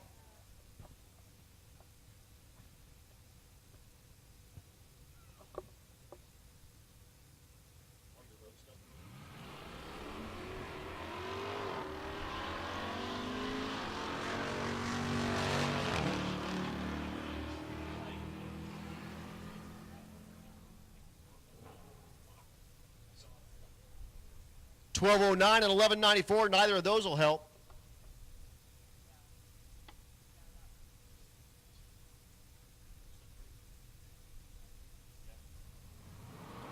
Dakota Merritt in the left lane. Sean Muller in the right lane. Same deal, way out of competition. 12.00s just moves them up, and they won't put any pressure on the top 3 or 4, unfortunately. 12:15, 13:23. That's crazy. Other than that, like, it's good over the rest of the week.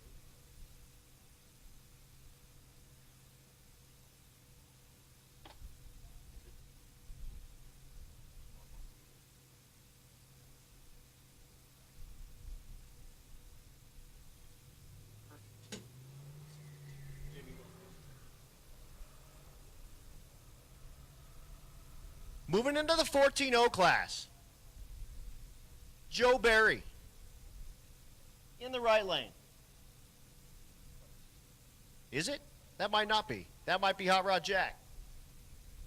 I've been mixing them up all week so far. That is Hot Rod Jack. Jack Fisher.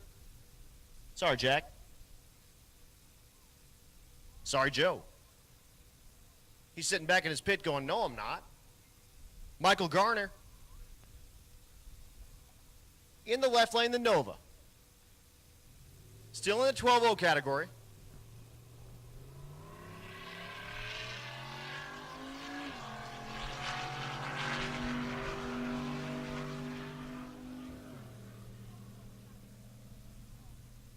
$12.34 on the right, $11.88 in the left.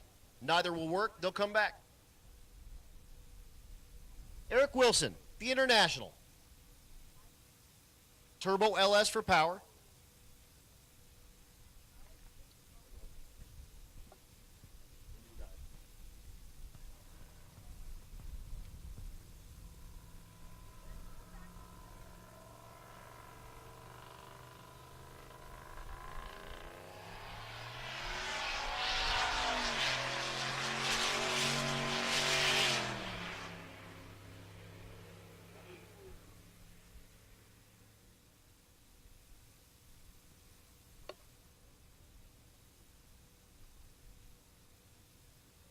And now we're in the 14-0 class. 13-0 class. Brenton Thiessen, the 82 Corvette, third place. 13.068 his average, trying to chase down Joey Moore with a 13.05. Thiessen won't do it this time, and there's parts all over the track. So, I bet that thing blew a U-joint up in the rear end. Those have independent rear suspension with like regular U-joints. 13.11 in the right lane for Austin Kanka, if you're keeping track at home. So, they'll kick all the metal off the track, and I bet we'll have a racer looking for parts for Thiessen with the Corvette. I'm not sure what he had earlier for a time slip. However, if he had something that was kind of, competitive and might keep him on the podium, he could turn that in and then go put that thing on the portable car hoist. Oh, he can do it anyway. And then we'll probably be looking for a U-joint.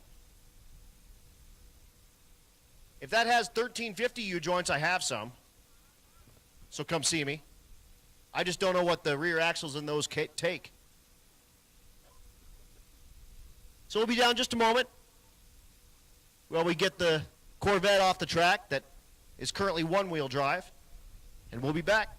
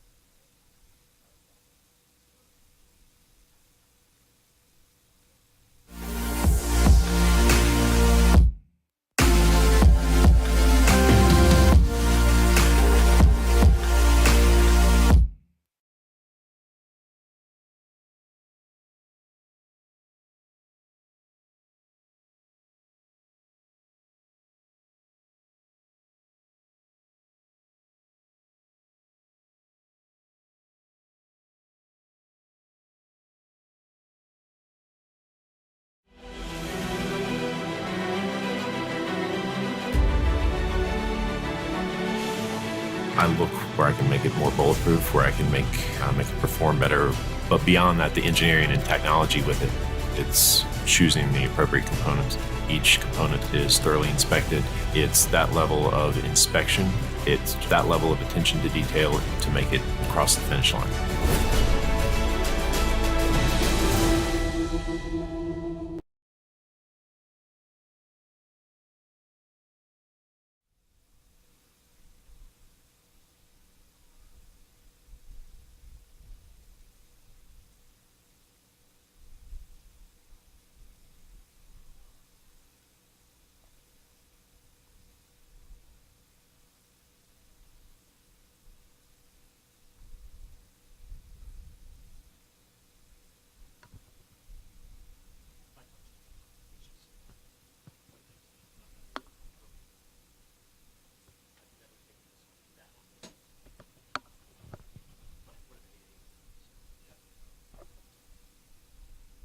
right, guys, so here's what we're going to do while we got a little downtime. Let's talk about how Friday is going to work. Your individual passes. We were going to do averages, however, we decided we're going to go back to individual passes. So your fastest pass, if you turn in a 9.98, you're a now heads-up car. Even if your average is, say, 12.50, you're going to be in heads up on Friday. We're going to do that with the clocks off. We're going to do that as a pro tree, no time. First to the finish line wins. Only a finish line win light on those cars. That's it. We are going to look at what that looks like on the drive to Great Bend if we're going to have I'm Evan Perkins with Holley, and we're at West Tech Performance, where we just made 902 horsepower on this Holley Super Sniper equipped Pro Charge small block Chevy.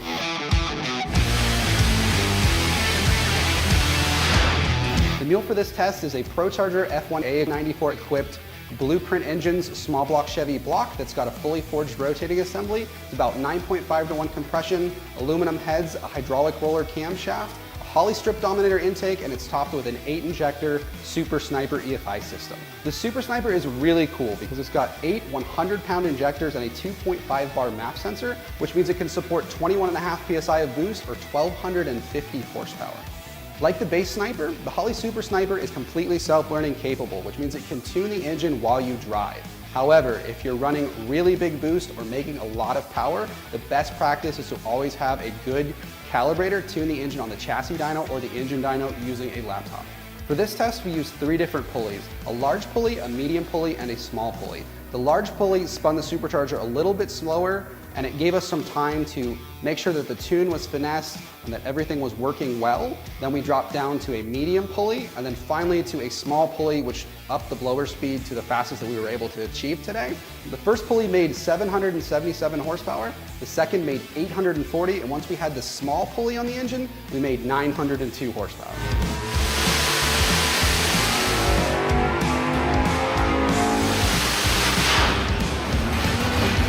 Holley's top-tier EFI system is always going to be a multi-port style system, but what the Super Sniper does really well is it's self-contained, easy to tune, laptop tunable, and it can support really big horsepower by just bolting it onto a 4-barrel flange with a supercharger or a turbo. Learn more about the Super Sniper at Holley.com.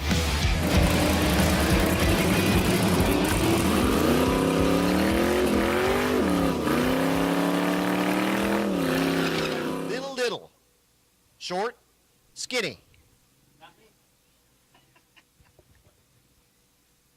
For the bracket race, we're going to run that in the morning. That's for 10-0 and slower. So if your average, I'm sorry, not your average, your fastest pass is 10-0 or slower, all of a sudden you're a bracket car. So if you were a stick shift car and you say you run 1140, which is a fast stick shift street car, by the way, you're going to put a dial in on your window. We're going to do that in one big lump. Put everybody in the lanes. We're going to pull cards at the front of the lanes to choose lanes and matchups and lane choices. And we're going to run you in a bracket race. That bracket race again starts in the morning. We're going to start 8 a.m. That heads-up car class is going to start as soon as we're done with the bracket race stuff. So like noon or so. I'll tell you what we're going to do, though. The beginning of the day. Beginning of the day on Friday, we're going to do a driver's meeting again. So let's do that like early. Oh, dark early? No, not dark early. But we'll do that maybe 8 o'clock before we start the bracket race. That way we can lay it all out for everybody. So, everyone should be at Great Bend at 8, and we'll discuss it. We'll make sure everything's clear as mud before we get started. We get it. We're doing this brand new, and it's going to be new for us too. We're kind of working through all of the stuff. But we're going to make it work, guys. I promise. We can race. We can do time trials, but we can race too. Why not? Yeah, I mean, line them up. Trees count. And we're going to race. Again, heads up, guys. You'll be on a 4/10 Pro Tree. You're used to that. You've been doing it all week. Bracket, guys. You are going to be on a 5/10 full tree. That's going to be weird for you. You've been running 4/10 Pro Trees all week. We are going to put you on a 5/10 full tree and make you bracket race to a winner. We have 4 pots of money. We have bracket race money. We have heads up money. We have Rowdy Radial heads up money. Actually, we have 5, I guess. Rowdy Radial heads up money. We have Fast 16. We have Sweet 16. Fast 16 winner is going to win $7,500. Overall winner is going to win $7,500. That may not be the same person. Larry says he doesn't even make that much money in a year here. Maybe even 2. Yeah, more like 2. Yeah. So again, $7,500 for the overall winner. We're going to light that up tonight. We finish up here at Pueblo. You do have to finish the drive and break the beams when we get to Great Bend to lock in that time. So don't just assume like, hey man, I got this in the bag, I got this win, no problem, and then go do a bunch of trailer burnouts at your hotel tonight and blow your car to pieces. Oops. That will cost you a whole bunch of money. Please don't do it. So again, let's just do a driver's meeting. Let's just meet everybody at Great Bend, let's say 8 o'clock, and let's talk it all out and make sure it's good. Again, it's the first of its kind. All these endurance drag races have been time trials throughout and working on averages. We're working on qualifying. We did 4 days of qualifying. This is your last day of qualifying. And then we're racing. It's going to be cool. I promise. We'll work it out. Don't freak out. Just be at Great Bend at 8. Easy peasy. And we will work it out.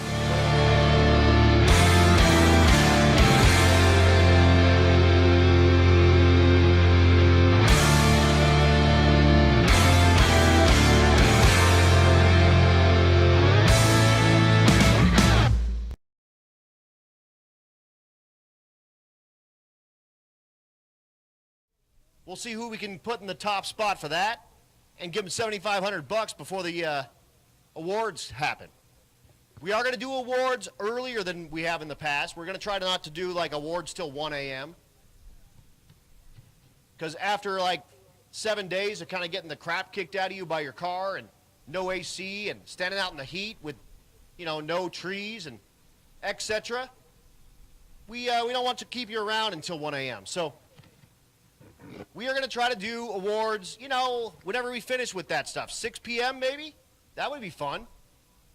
In time to go get dinner? I'm into that.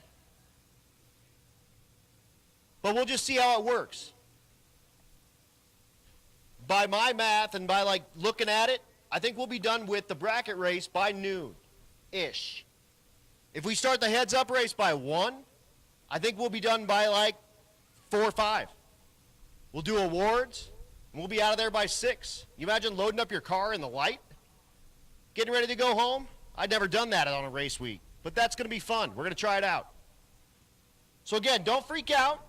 We're not going to leave anyone hanging. Just everyone be at Great Bend at 8 a.m.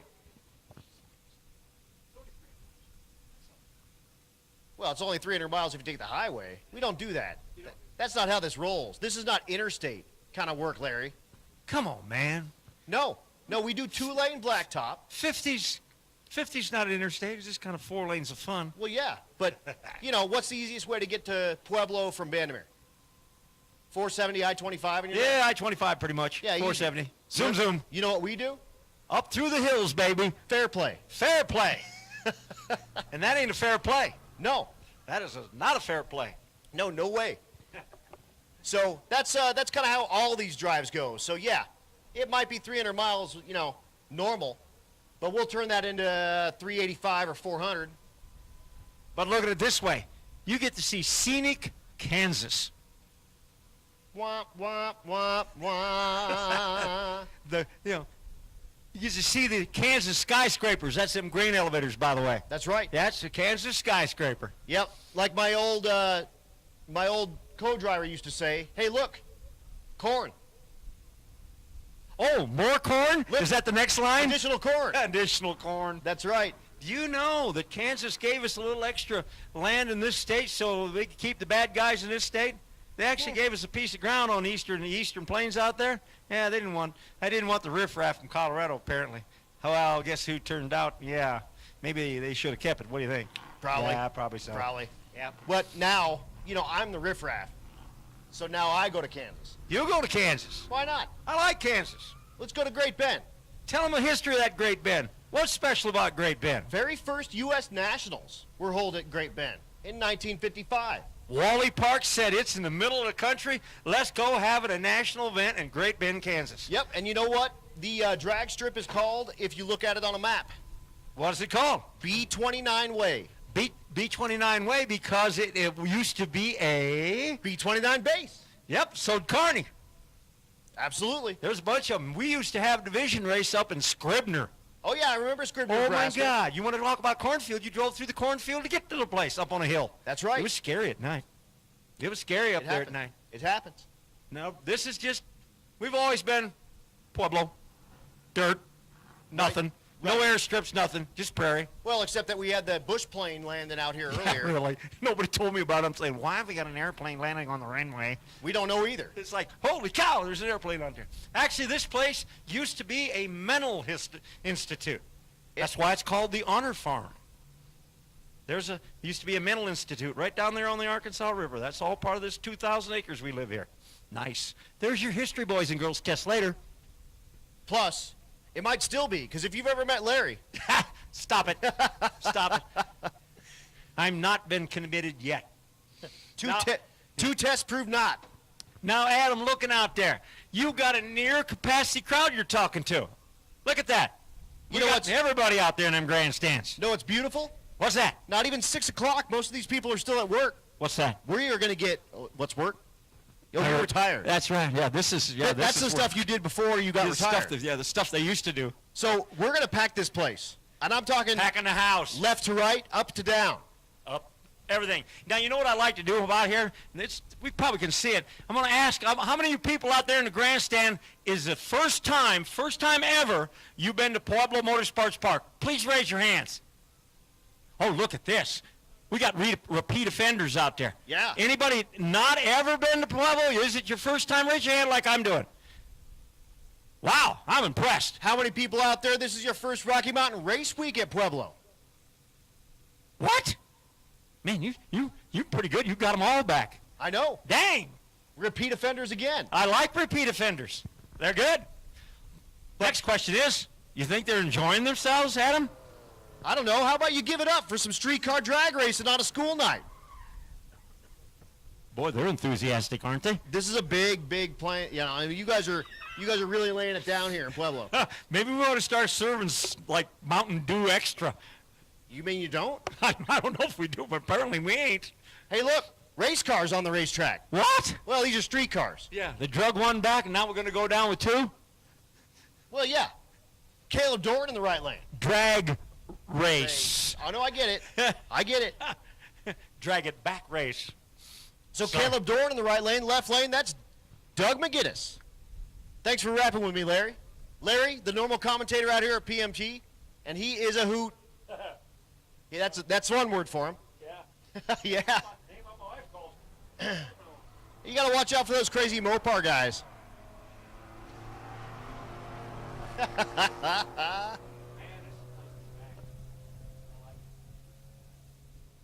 Dorn goes 1369, 1330 in the left lane. Jeez. That was me losing stuff. Thanks for rapping with me, Larry. I'm breaking your chair you brought me from your garage. It's too late. I already broke it. Kelly Hoff in the right lane, the Camaro.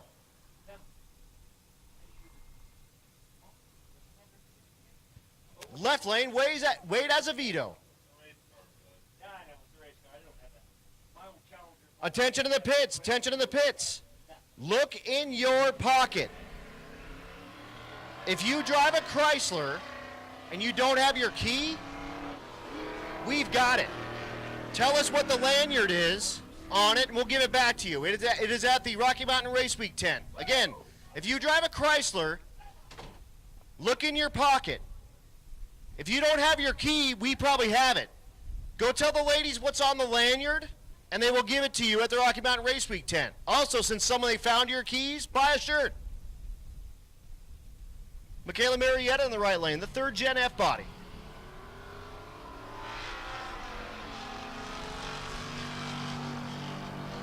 The left lane, that's Doug Kinnaman. We're running through the 13-0 class.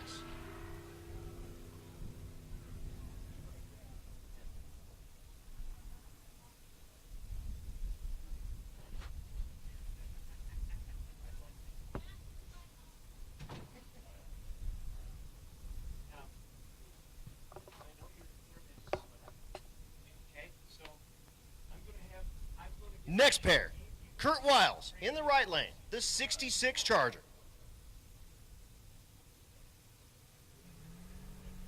Dallas Anderson in the left lane, the Chevelle.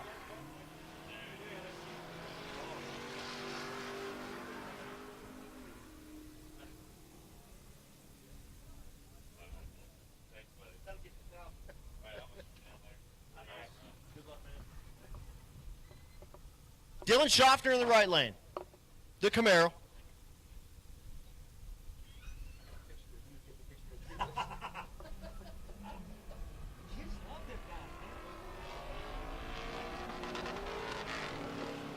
Here's Derek Diltz in the left lane, 2nd place in that 13-0 category, 13.063.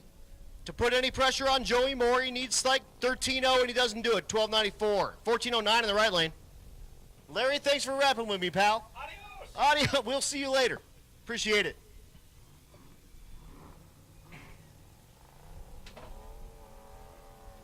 Here's Tom Cisneros, the Audi in the right lane out of Cisneros Speedworks. Cisneros looking for a 13-0. Left lane, Jennifer Coaster.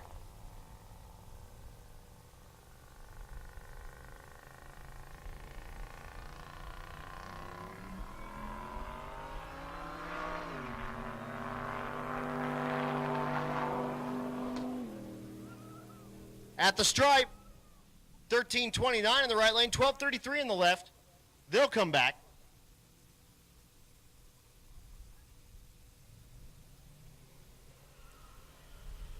Here's Robin Mackey in the left lane, the Mustang.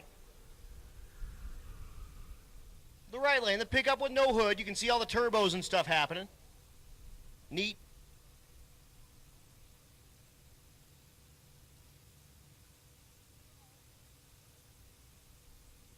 That's Dave Eggerling.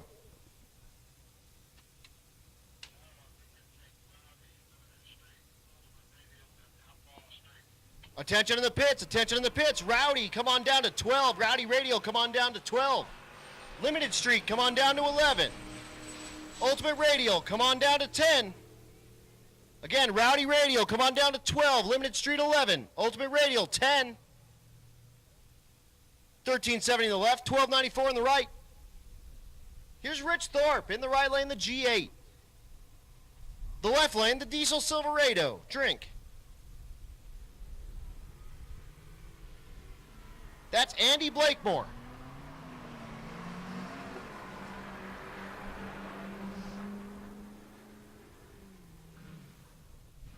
$12.93 in the right lane, $13.87 in the left. Taylor Garzinski in the right lane, the Purple Nova. This car did have an engine expire. They put an engine in it, and they're still in competition. Stephen Thompson in the left lane. Thompson, the square body.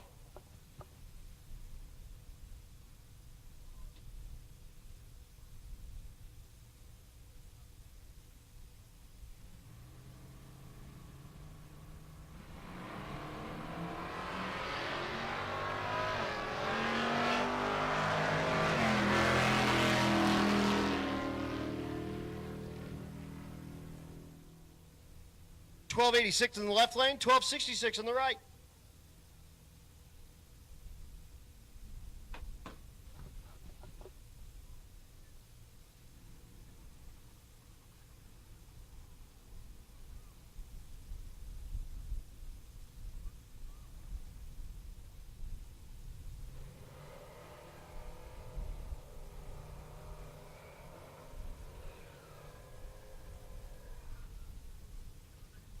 Chuck Jensen in the right lane, the C10.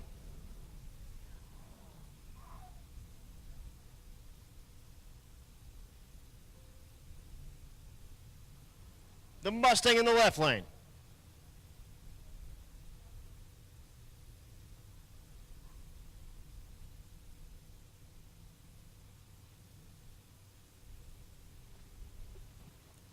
Down just a second. Something on the track. Gives me a second to go ahead and thank all of our sponsors. Again, Motion Raceworks, 1320 Video, Chillin' with Chet, Big Hat Racing, Great Bend Ready Mix, FM Fab, Chuck's Towing, Nitrous Outlet, Central Speed and Supply, Motion Raceworks, Diamond Collision, More Race Chassis, that's it, More Race Chassis, 1320 Video, BMF Automation, Mickey Thompson, Juggernaut Welding, Marley Motorsports, Ward Performance, Hog Did It, Hot Rod Jack, Pro Copy, Leading Edge Technology, Nobody Else's Auto, Portable Car Hoist, Four Eyed Performance, Doug Ray Chevrolet, Circle D, Torque Converters, Jake's Performance, Bang Shift, Force Performance, Nebraska Land Tire, Outlaw Race Engines, Precision Design, Cordes Performance, and Champion Auto Lift. Again, support those that support drag racing you like. We appreciate them so much. Make this all possible. And again, thanks for joining us at Pueblo Motorsports Park. Race day number 4, wrapping up all of our brackets today. And all of our averages, we go back to Great Bend on Friday.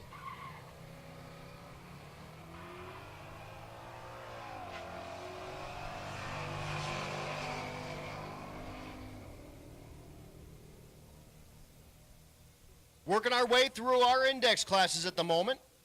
1295 in the left lane, 1303 in the right lane. He'll really like that pass with that C10.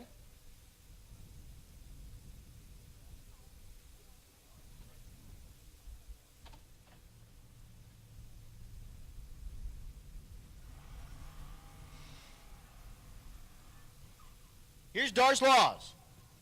Laws the Olds wagon.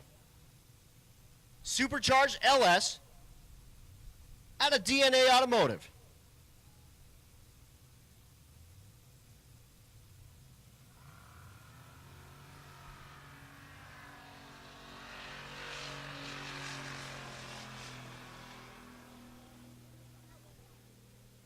The Olds at the stripe goes 1221. And then we move into 14-0. Fred Cohen in the left lane, the 55. The right lane, that's Max Stark, a rookie with us. Again, the rookie deal. You see an R sticker on this car on the windshield. She's a rookie. That's her first drag and drive / endurance drag race event. She's also got the young gun.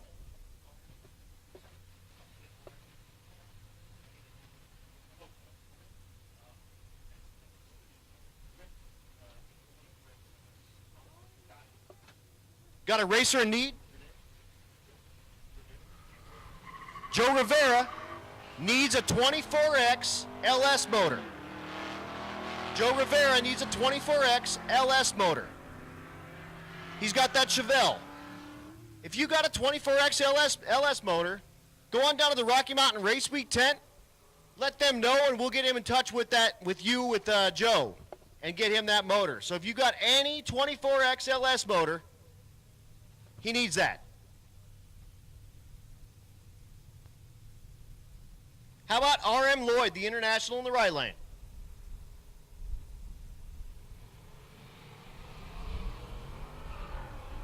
The left lane, the Camaro.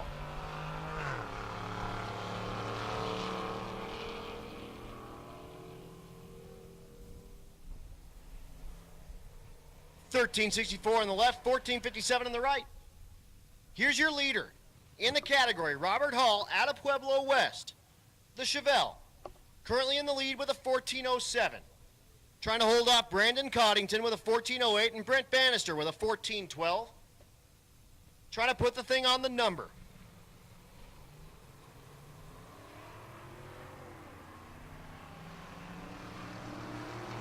Left lane is the Nova, but all eyes on the right lane, looking for Hall to put it on the 14.0 kind of anything. 13.93 is too fast. He'll come back around. Mike Gonzalez in the left lane. The Malibu. Right lane, Janae Hammond.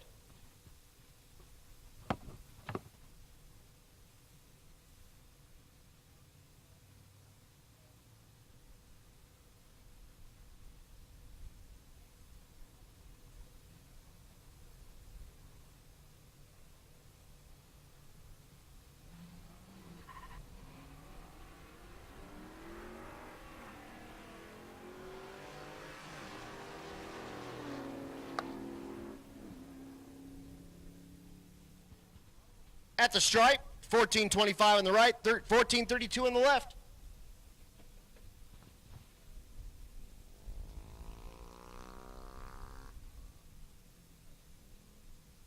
Next pair in the water. Also, folks, check your pockets. If you're missing a set of Chevy keys, we have those at the Rocky Mountain Race Week tent.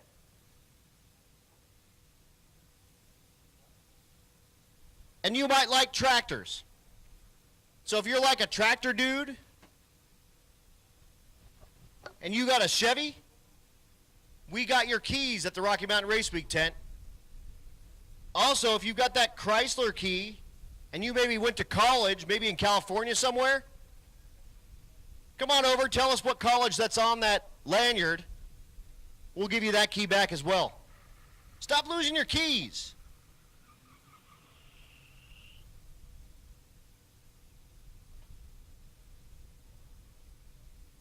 Here's Dan Gosha in the right lane, the Mazda.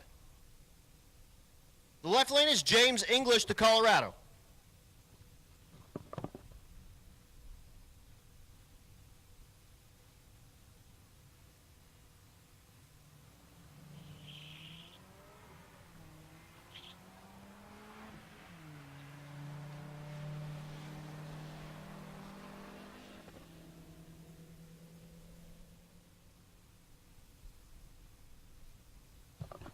$14.21 and $13.75, no help for either driver.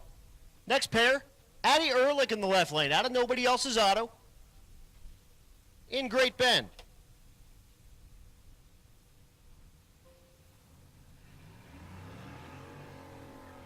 The right lane, the S10. Ehrlich outside looking in with a 14.15, needs to be like 14.0 on this pass. Probably like 03, 04.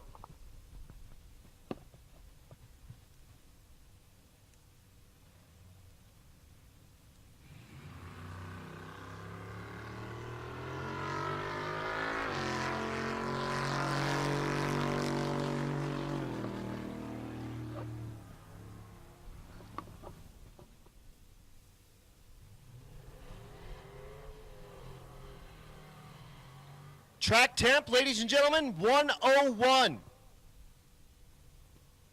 1445 on the right, 1414 on the left. So 101. As the sun goes down, so does the temp, so do the ETs. We're just going to get faster as we go. Here's the Magnum in the right lane.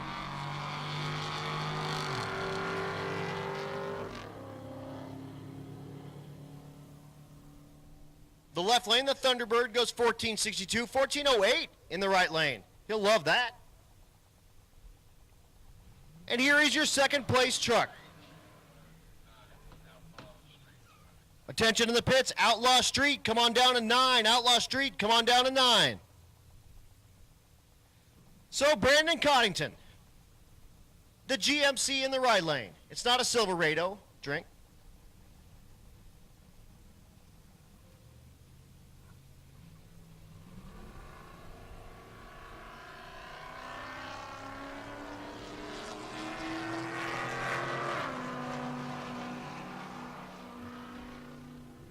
Nate Morton, I'm sorry, that was not Nate Morton. He made the previous run.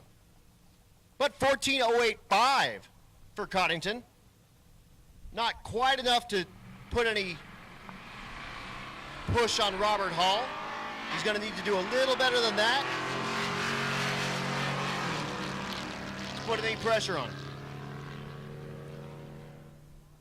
Next pair, 1408 in the right lane, 1414 in the left. Larry Armstrong is back. The 14-0 King. He calls me announcer guy. Anthony Watson in the left lane, the Camaro.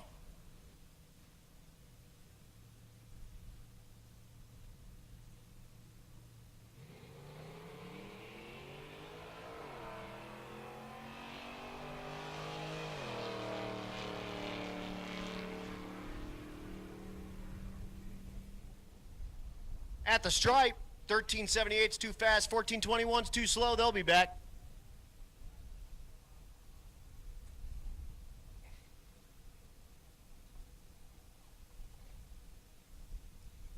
Next pair, that's Kara Glover in the left lane with the Mini.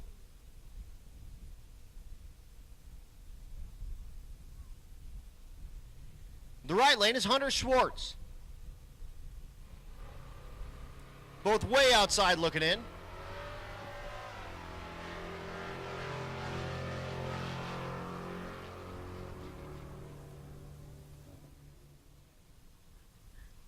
$13.54 in the right, $14.15 in the left. I think that's her best pass of the week.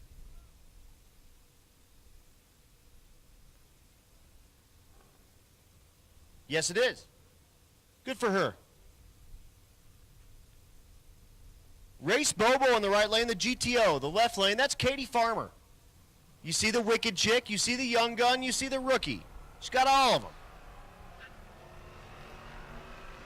Young gun, under 21, when we finish this thing on Friday. If your birthday is Friday and you're 22, you're out. 1462 in the left, 1437 on the right. That's a deal I start with 250 of my own bucks. I beg, borrow, and steal along the way, and I split that pot in half. Half goes to the rookie, half goes to the young gun. And also, Red Hat Scotty. Home built a trophy for that Rookie of the Year. A couple of years in a row now, and you'll get a trophy. It's very awesome. Cash and hardware. 1377 in the right lane, 1417 in the left. Here's Stevie back, the CTSV. The stick car.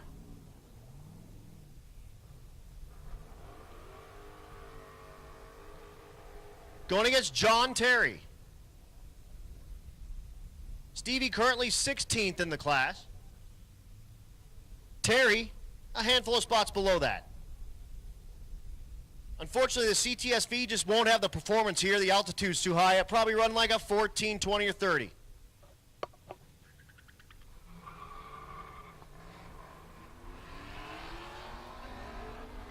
Pair of stick cars.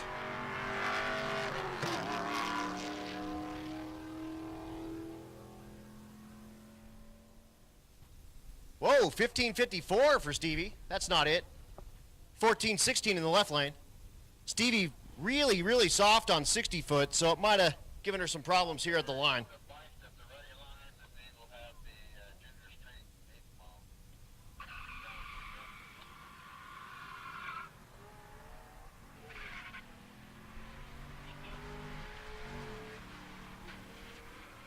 Jim Bradshaw in the left lane. The Mustang, 1473 in the right lane, 1528 for Bradshaw in the left lane. Here's Joe Barry.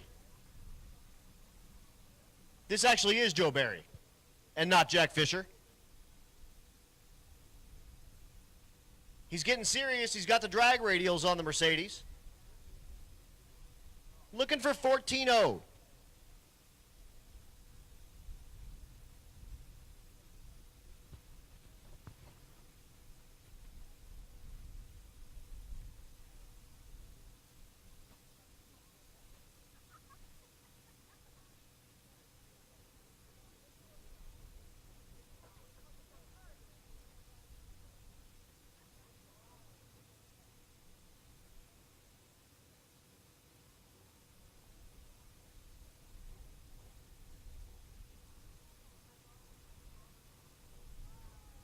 This Mercedes for sale, by the way.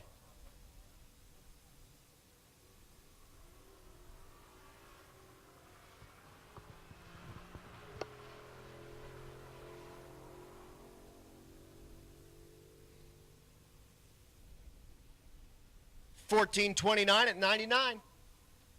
And then we're into our motorcycles. We just get faster from here, folks, so don't go anywhere.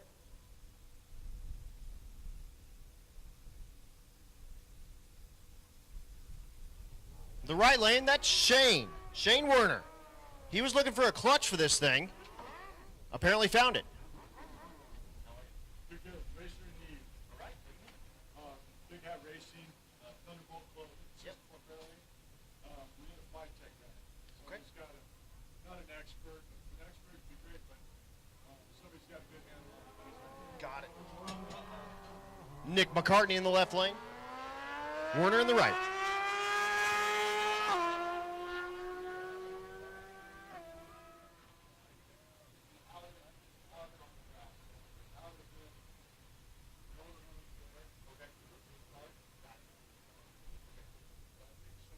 $11.45 in the right lane, $13.61 on the left. The Grom's back, that's Pat Cook. The right lane is Nicholas Richards.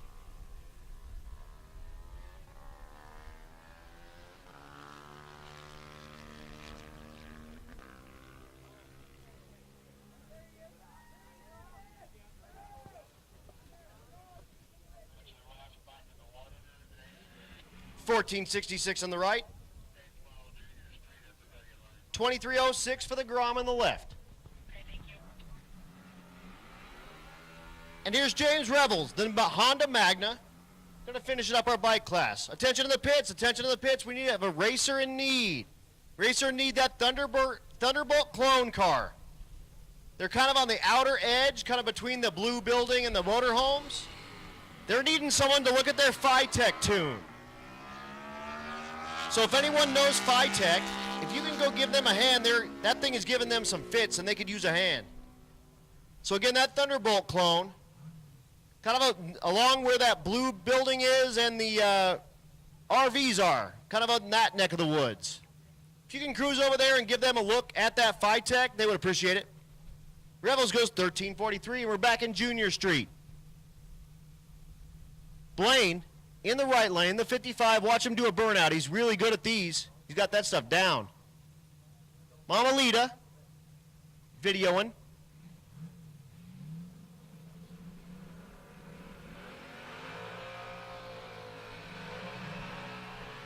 Left lane, that's Lady Mackey. Again, the 55, a stick shift car. Blaine, 14 years old. This is the class for 13 to 16-year-olds.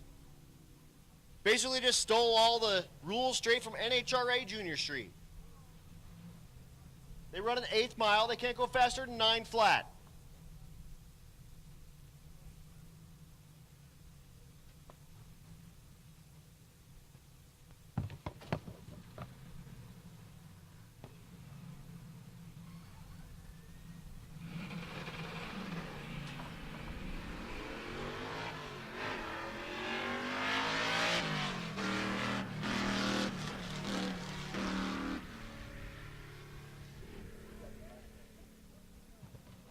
Goes 922, 998 in the left lane for Mackey.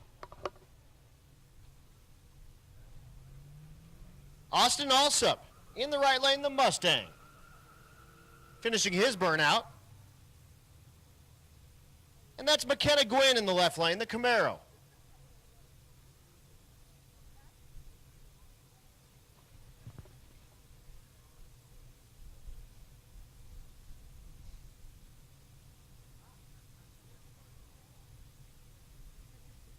Again, 13 to 16-year-olds. Guardian in the passenger seat.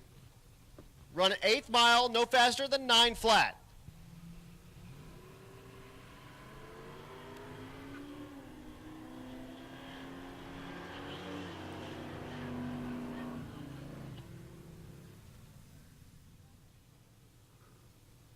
At the stripe, 1043 in the left lane, 938 in the right. And Gracie Gwynn, the S10.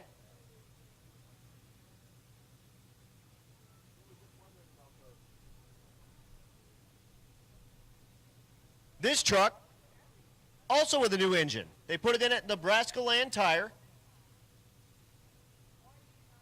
one of our sponsors. Thanks so much to them.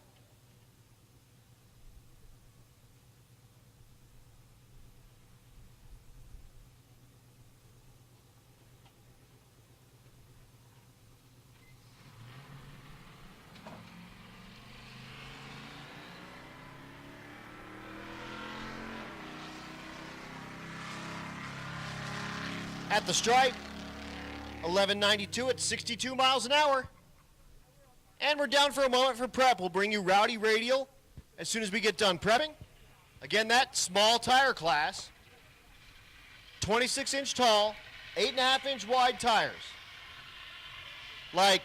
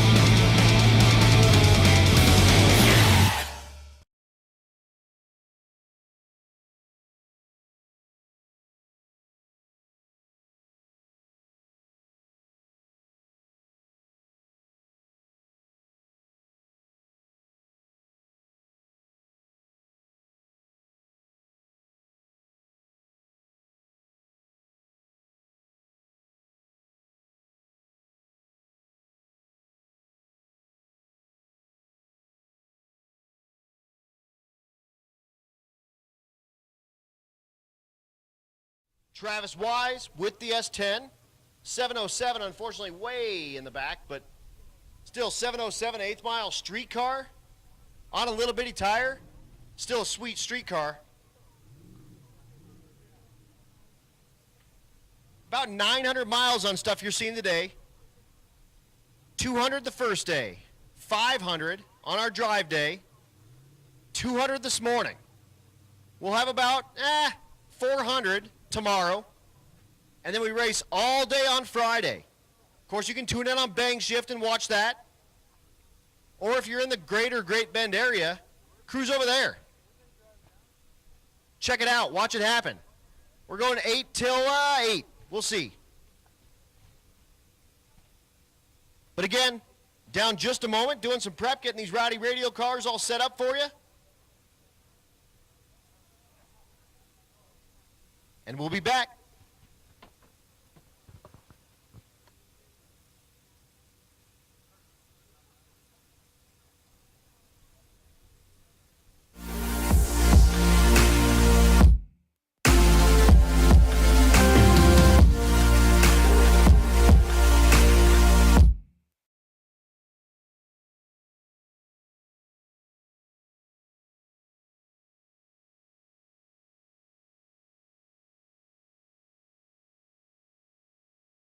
Does have Renegade Pro E85,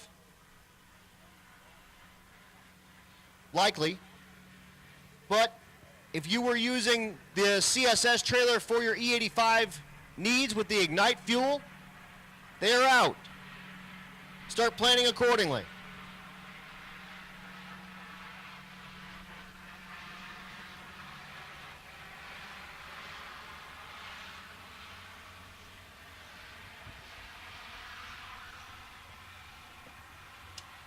Just one more time, all of our sponsors, because again, we don't do this without them. Support those that support the racing that you like to do. If you like this streetcar stuff, go check out all these brands I'm about to read you.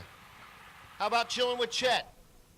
How about Champion Auto Lift, Chuck's Towing, Precision Design, Nitrous Outlet, Nebraska Land Tire, Motion Raceworks, Bang Shift, 1320 Video, Doug Ray Chevrolet, BMF Automation, Portable Car Hoist, Molle Motorsports, Nobody Else's Auto, War Performance, Pro Copy, Hot Rod Jack, Hog Did It, Leading Edge Technology, Duggernaut Welding, Four-Eyed Performance, Mickey Thompson, Circle D Torque Converters, More Race Chassis, Jake's Performance, Diamond Collision, Force Performance, Central Speed and Supply, Outlaw Race Engines, FM Fab, Cordes Performance, and Great Bend Ready Mix, and of course, Get That Motorsports.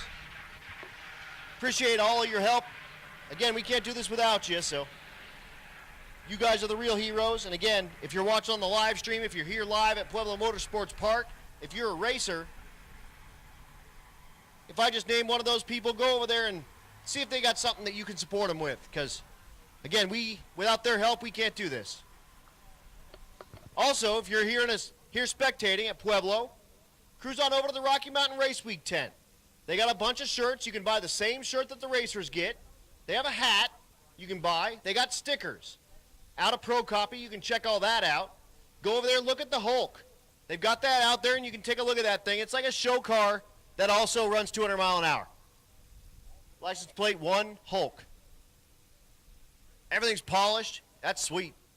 Also, Molly Motorsports, they have their tent up.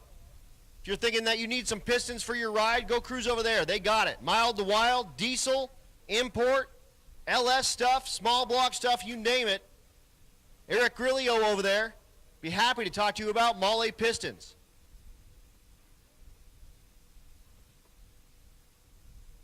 Also, go look at that portable car hoist. It's got the 2 American flags on the top. Go talk to Bobby. You can buy one of those. You can race one of those. Or, I'm sorry, rent one of those. He brings them on all of these endurance drag race events.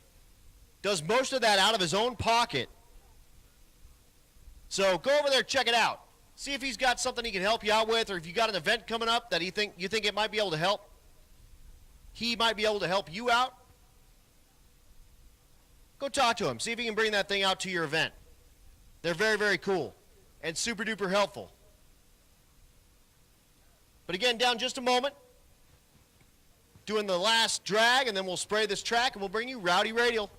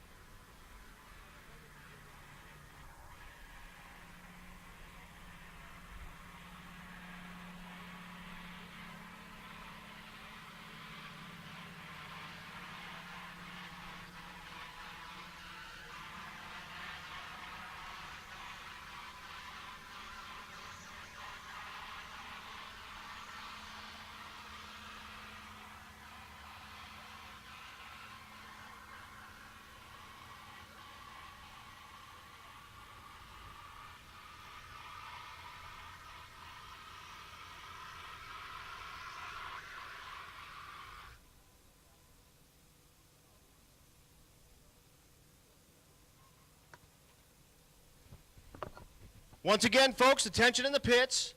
We are going to do a driver's meeting Friday morning at Great Bend, 8 a.m. We're going to discuss all the shootout stuff. So again, driver's meeting, 8 a.m. We're going to discuss all the shootout stuff.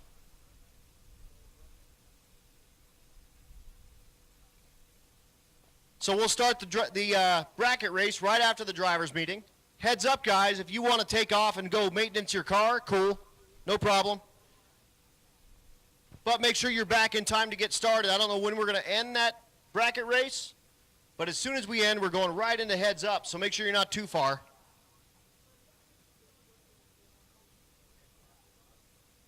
So again, drivers meeting Friday morning, 8 a.m.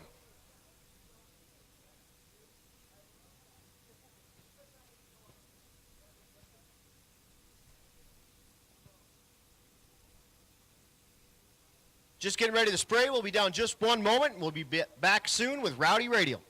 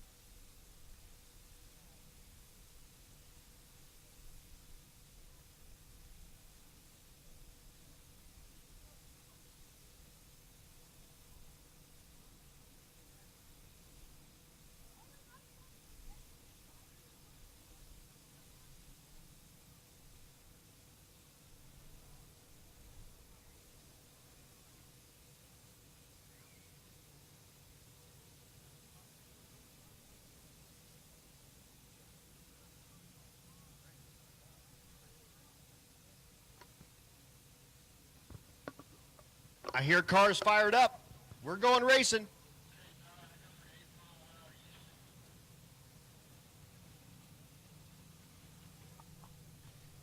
Eighth Mile, Rowdy Radial racing coming at you.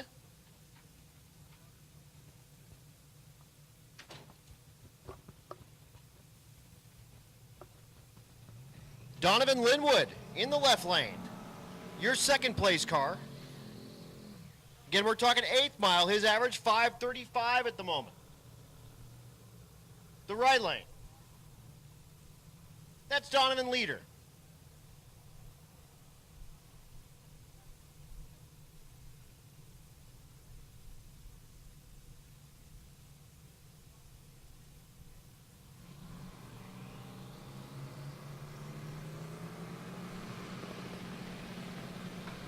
Both bump in and we're gone.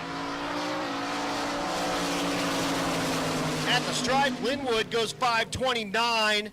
Wow. moving there. That's Linwood's best pass by a ton. 560 in the right lane for leader.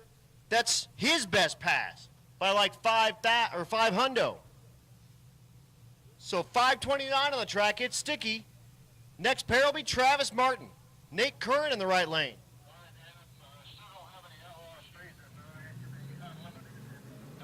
Attention in the pits, attention in the pits. Outlaw Street, you should be in 9.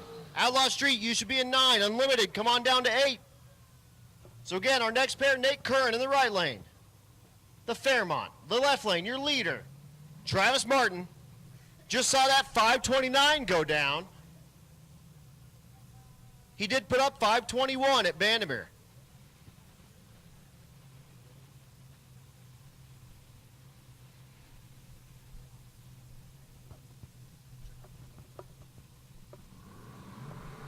They're in the beams. And we're gone. Martin at the stripe. 525 with a 441 miles an hour. His wife Amanda pumping her fist and saying, we'll take that. 543 in the right lane for Curran. His best pass of the week. Here's the next pair. Doug Cook in the left lane. Your third place car. 545 his average, has run as fast as 526 with a 9.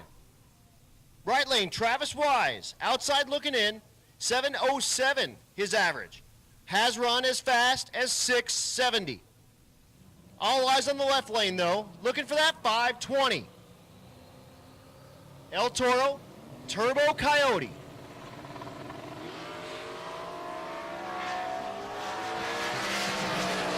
At the stripe, 528, 135. He'll love that. Not quite his, 526, but 528, a couple hundo off, and he'll take that. Right lane, 645, his best pass of the week. Loving that. Great run for Travis Wise. Picking up performance like crazy.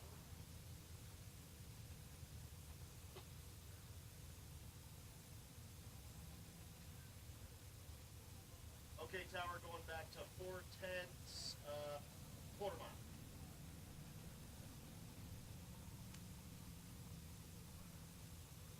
With the cars at the line or after them? Cars at the line.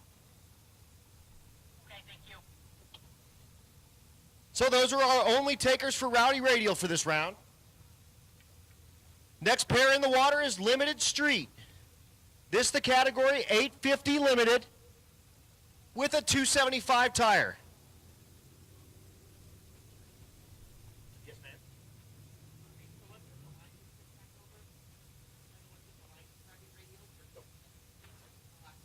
Nope. Those are quarter mile. The one in the water. Sorry, the guy's in the water. My bad. When you said line, I thought this line. My bad. So again, Limited Street category coming at you. 275 radial, 850 cage in these cars. Your current leader, Jerome Courtney. 852 his average. Tom Franks in second place with the Fastura, 857. Trevor Brandon in third place, 863. Outside looking in, Jason King, 864. Again, going Limited Street racing. Liz Smith in the right lane.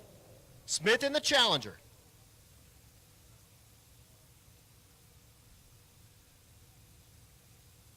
The left lane, Peyton Bullock, the Mustang. Peyton outside looking in with an 895. Possibly could get up into like 4th or 5th place with an 850. I do see Jerome Courtney back there. I do see Trevor Brandon back there. I do see Jason King back there. So we'll have those cars up in just a moment while we do a little bit of starting line prep. But Limited Street. Looking for 850. We get faster as we go. How many minutes?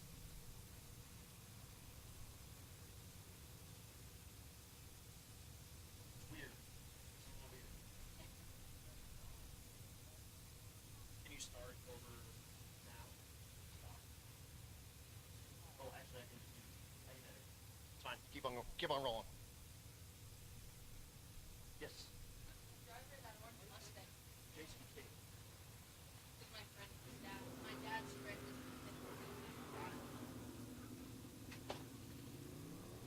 All right. Our first pair, Limited Street, doing their burnouts. Again, Peyton Bullock. In the left lane, the Mustang. Liz Smith in the right lane, the Challenger.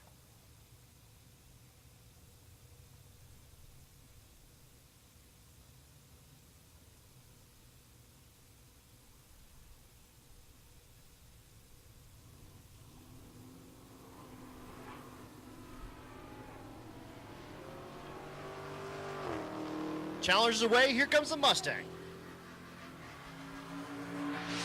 Smith goes 11:46. Bullock, 8:88, 157. Here is your leader in the water in the right lane, Jerome Courtney. His average right now, 8:52. Has put up 8.50 with a 5 at Kearney and an 8.51 at Bandimere. Attention in the pits, unlimited, you need you in 8, please. Outlaw Street, you should be in 9, unlimited, you should be in 8. Trevor Brandon in the left lane, your third place car. Out of Canada, the Jotech Motul livery car. Looking for an 8.50 something to put some pressure on Courtney. Courtney looking for like 8.51 or so to hold off Tom Franks. The Silverado in the right lane. At the stripe, 8.53, 8.67 in the left lane for Brandon. 8.53 might be enough to hold off Tom Franks. He may just hold on to that slip and see what happens. Attention in the pits, attention in the pits. Natural aspirated small block, come on down to 12. Small block to 12. Big block, come on down to 11. There is Jason King.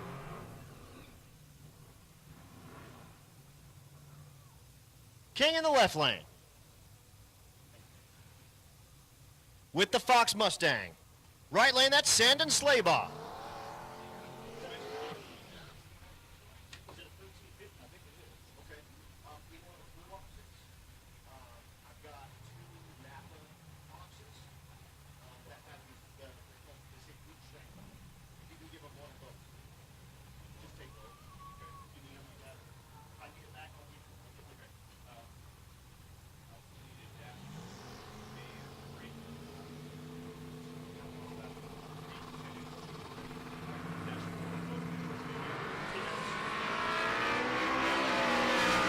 King makes his way down, fourth place in the category. 8.50 with a 5. Put it on the number. Attaway. So fourth place puts the thing on the number. 8.50 with a 5. 8.58 in the right lane. So two great side-by-side passes. Attention in the pits. Attention in the pits. Racer in need. Brenton Thiessen with that red Corvette that blew the U-joint up needs a -3 brake hose. Like 12 inches long or so. If you have a -3 brake hose, like female by female, both sides, get that over to Thiessen, please. Right lane, the C2. That's Brandon Tapp. Goes 9:07. Left lane, 10:58. Cletus is back. Oh, sorry, -4.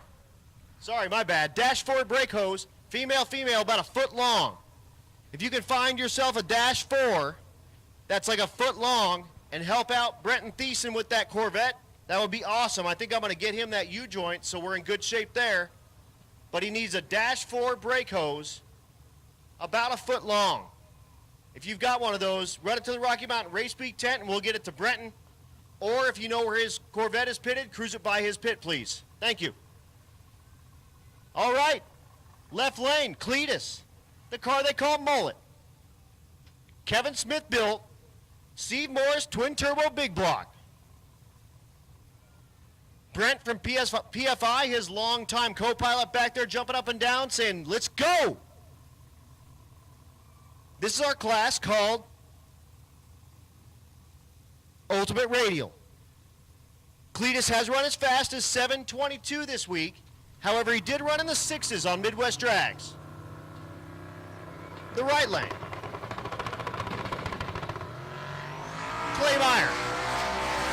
looks at him as he goes by. And goes 722, 206. 206 miles an hour. Shoots out. Beautiful pass for Cletus.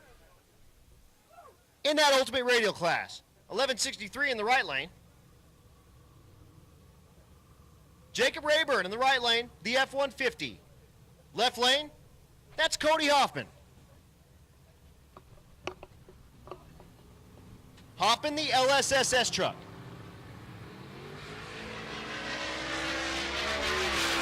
Did go 8-0 at Vandermeer.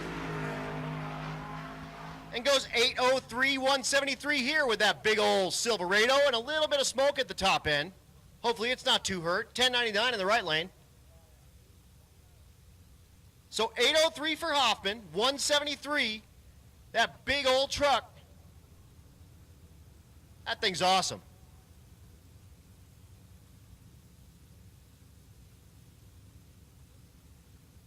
Next pair, that's Trevor Wilson in the right lane. Wilson the Dakota in the water. Left lane, that's Matt Moore out of Moore Race Chassis. The shop car, the 4-eyed Fox.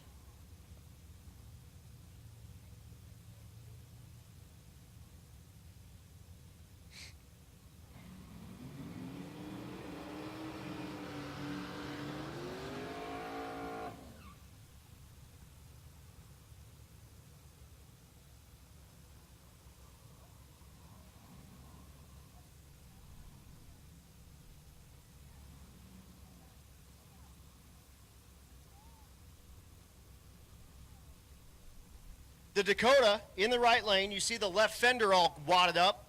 He crashed this thing like day one on this event. Yeah, on the street.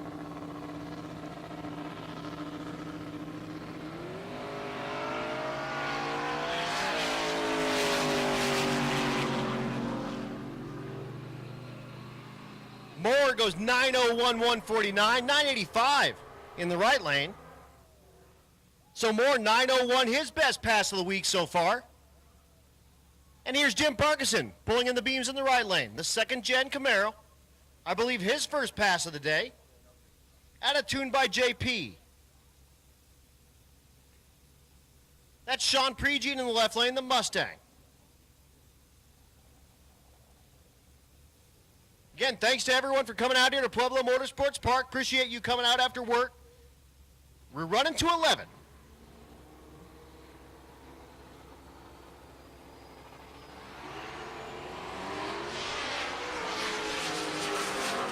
Parkinson with his backup motor in this car.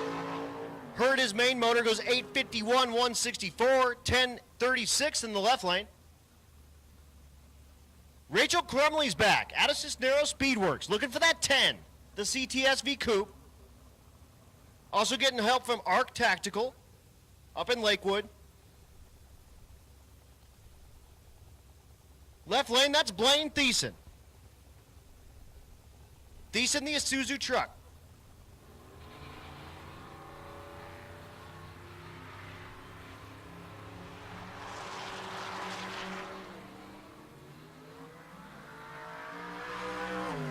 $11.35, not quite a 10. She'll come back.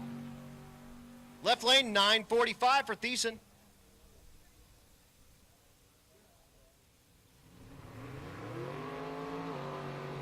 Check it out, Tom McGilton. McGilton back with the Why Not Camaro. Doing exhibition passes. He's actually out of competition. Unfortunately, did not make a pass at Great Bend. The left lane, the C10.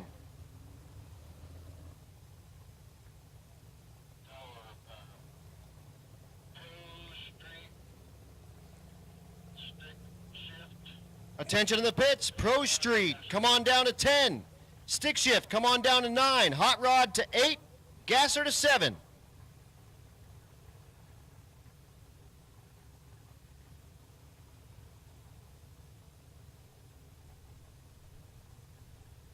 So Tom McGilton's car has run as fast as 7.0, 200 miles an hour.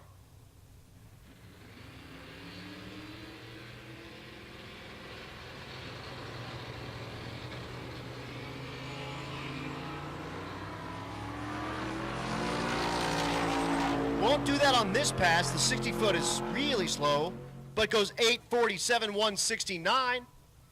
Left lane, 1190.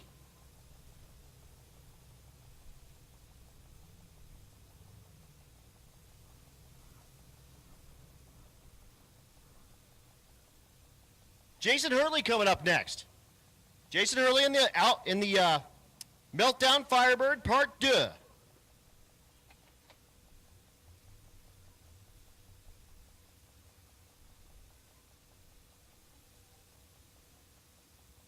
Hurley, currently your leader at Unlimited. 742 is average, but he has run as fast as 729. This car, the 3rd gen Firebird.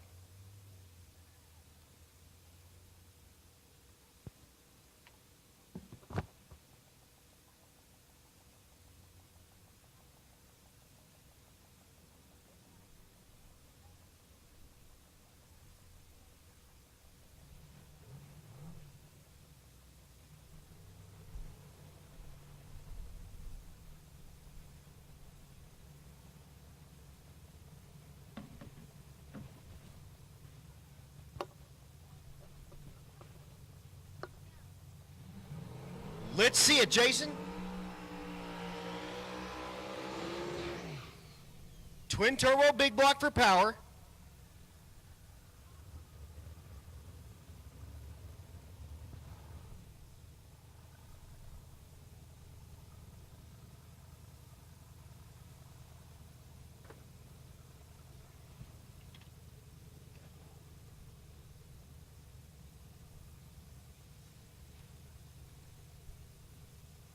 Getting help from Bowtie Engine Shop. And tuned by Brent Coddington. Brandon Coddington's down there. That's what got me. Brandon running in the 14.0 class. But all eyes on Hurley. Looking for a low 7. 900 miles on this car. And it'll have 1,300 by the time we're done. Bumps in, let's go.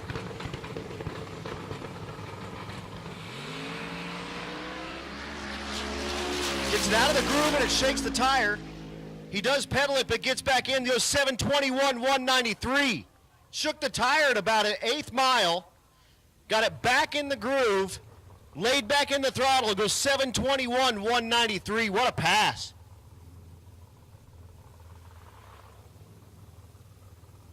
I look back there and I see Alex Taylor about to make a pass. So don't go anywhere. Alex Taylor with the 55.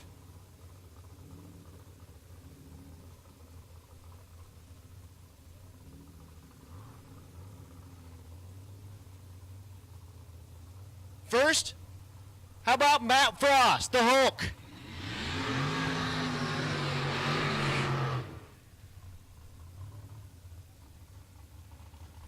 This a high 6-second, 200-mile-an-hour capable car.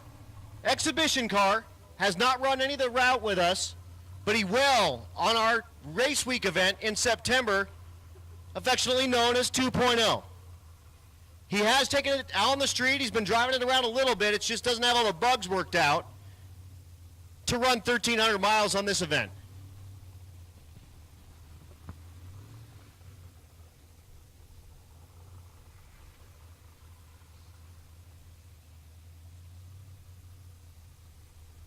Matt, the proprietor and promoter for Rocky Mountain Race Week.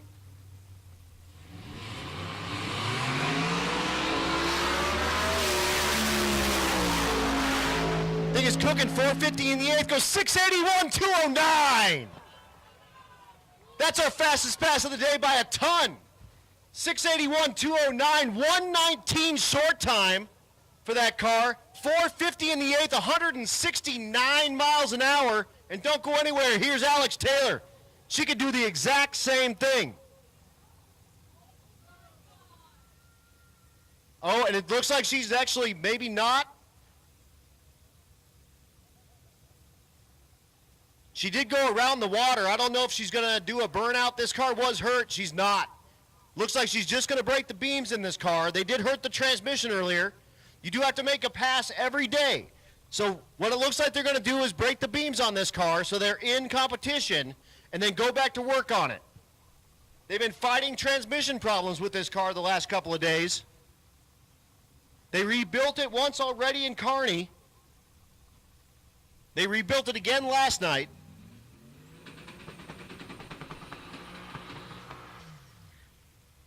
And she's just going to break the beams. Yeah, but not a full. They never, like, that was an aborted tax. So, they were talking about it, but we just wants to round up his class. Okay. We were just curious. We're like, they still need to go get each other. They're like, So Alex Taylor does make her way down the track. So she's still in competition. Now they can go back and get to work on that transmission again. If they get it tightened up, they'll come back here and pour the coals to it. But it did make it here to the track. It did make a pass, and she's in competition. How about Matt Frost, though? That's that car that'll be over by the Rocky Mountain Race Week trailer. You can go look at that car. It's super awesome. Now we're in naturally aspirated small block. Again, Keith Horton in the right lane, the Nova.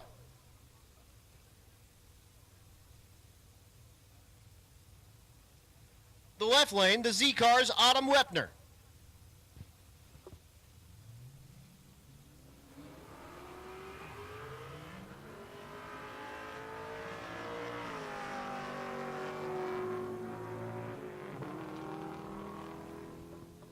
Horton at the stripe goes 11:47. 13:31 for Wepner.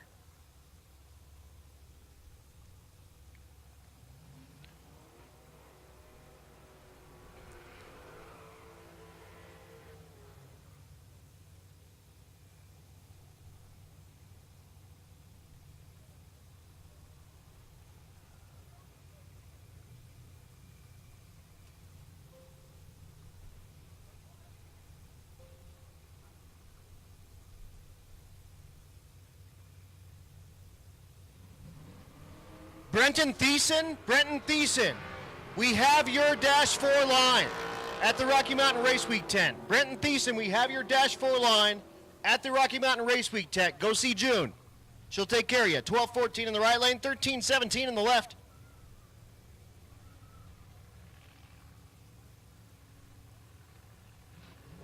So that Corvette that blew the U-joint probably took the brake line out with it. It looks like we got all the parts he needs to keep on going.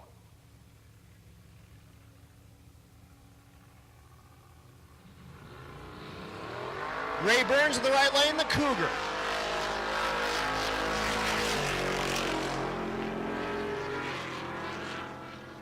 The left lane is Carl Hardesty. The Thunderbolt clone, goes 11:45, 12:35 in the right lane.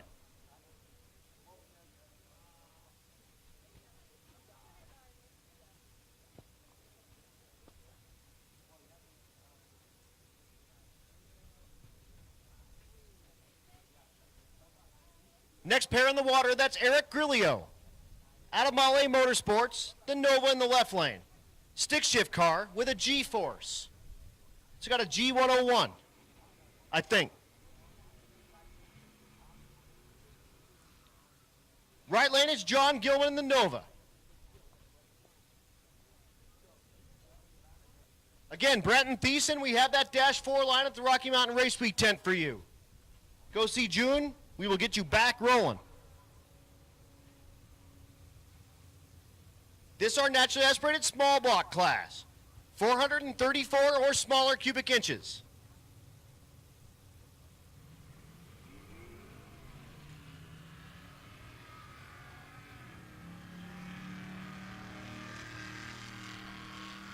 And Grillo looks like he's maybe having some clutch problems with that car. Gilman goes 1486. We'll back up, and we'll give Grillo another shot. Oh, he's going to back up out of the way. Again, Grillo out of Holley Motorsports stables. Racers and drivers and co-drivers and road weekers and everybody, don't forget to keep hashtagging Molle Motorsport on your posts and pictures on Facebook and Instagram. They're going to choose one of those posts, and you can do it 100 times or once or 1,000 times. They're going to choose one of those posts, and if they like your post, they're going to give you a set of Power Pack pistons and rings. Thanks to Molle for being a sponsor. We appreciate them. Tom Taylor in the right lane, the Disco Nova. 3rd place in the naturally aspirated small block class. High 10s for performance. And Matt Frost is back in the Hulk. You can go look at that car. Not only is it wicked and brutal, it is beautiful. Go over there and look at it if you get a chance today. While you're over there, pick up a Rocky Mountain Race Week shirt.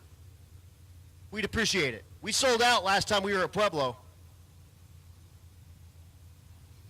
How about the Graham, the truck in the left lane? Gen 3 Hemi for power. But Tom Taylor, looking for a high 10 to put a little bit of pressure on Miles Groves in the Mustang, who's in the water. At the stripe, 11:27, 12:31 in the right lane. Here is Groves. Groves in the right lane, currently 2nd place. Well, might be first. Matt Coating apparently dropped a valve in that car. I haven't actually seen the official deal with that, but Groves. This thing, Gen 2 Coyote for power. Stick shift car. Launches at like a jillion RPM. Listen to the sound of my people in the right lane.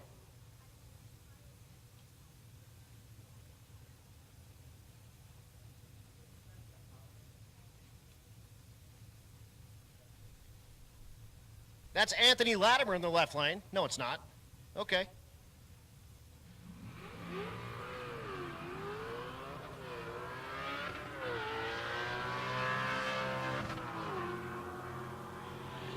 Groves, looking for a mid-10, goes 1073, 128.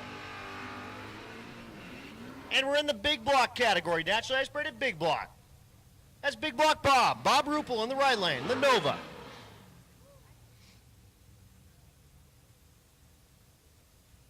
The left lane, Steve Smith, the Chevelle. Ruppel, 3rd place in this category, has run 1039. We'll need to run about that to put some pressure on Charlie Ogle in the Savoy.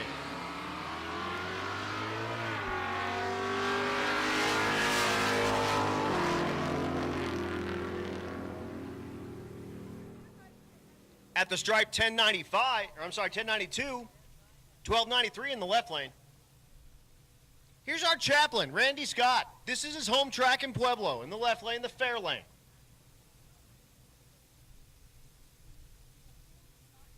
Right lane is Mike Barker, 4th place in the category. Outside looking in, has run 1099. We'll need to run about a 1099 to put any pressure on Bob Ruppel, who you just saw run.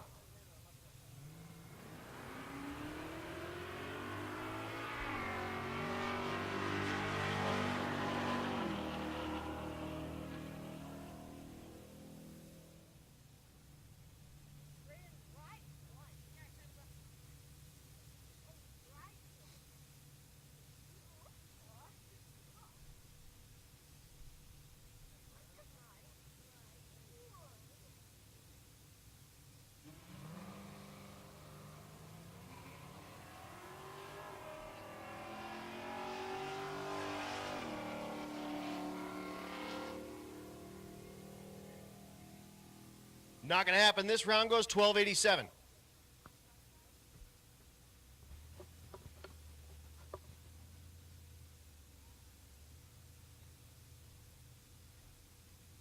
You guys see that dude on the starting line? That's Brent Coddington.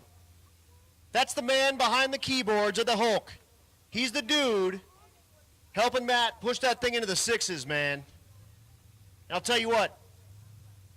You hire him, you're Coddingtoned. Plus, he's pretty dreamy. He must not be able to hear me. Brent's good stuff. But anyway, we're through all those classes. We'll be bringing you Pro Street, then Stick Shift, then Hot Rod, then Gasser. Then we're back in index classes. Attention in the pits. That is your call. True Street 9-0. True Street 9-0. Come on down. 11 and 12. But first, Pro Street, Adam Crago, your leader.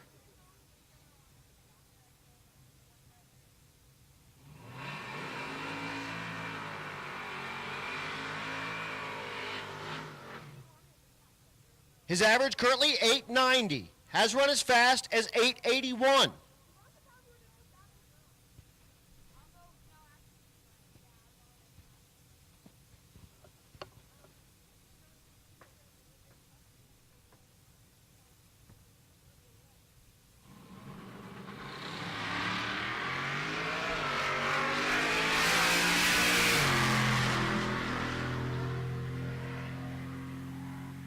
At the stripe goes 941.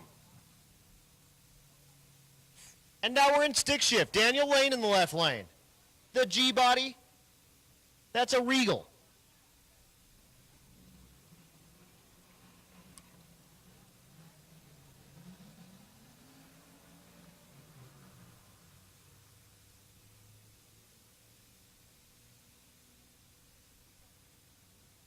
The stick shift class, our second largest class. And that's Daniel Lehman in the right lane, the BMW.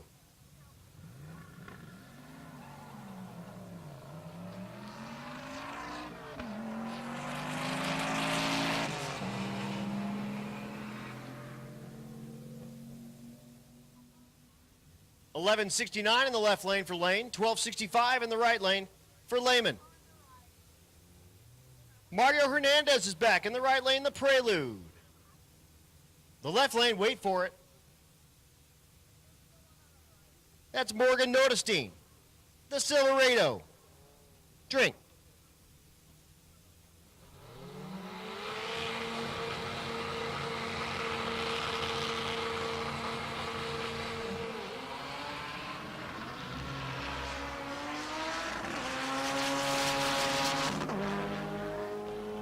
Hernandez has run as fast as 981, goes 993, 150 miles an hour, 1165 in the left lane.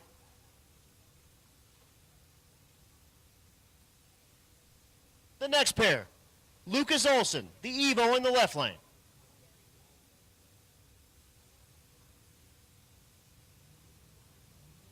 Eric Carroll, the IS 300 in the right lane, they call it the Silver Baboon.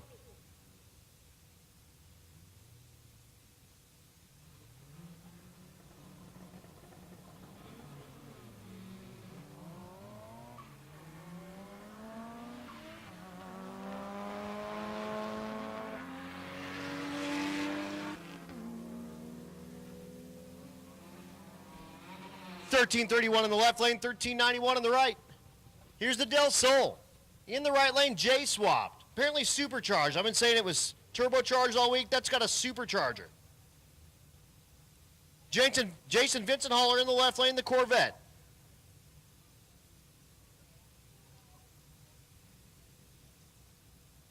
Angel Salas in the Del Sol.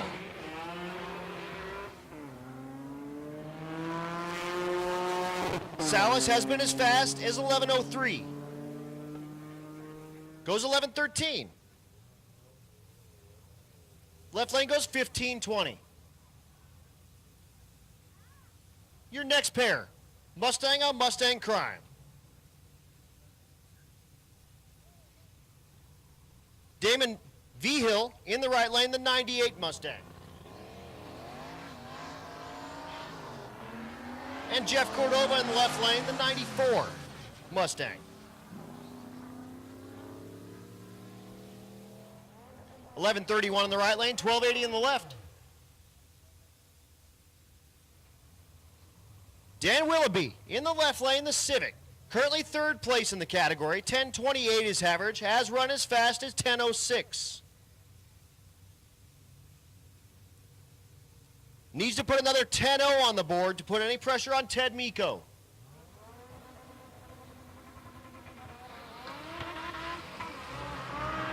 The right lane, Kyle Pate, the Camaro.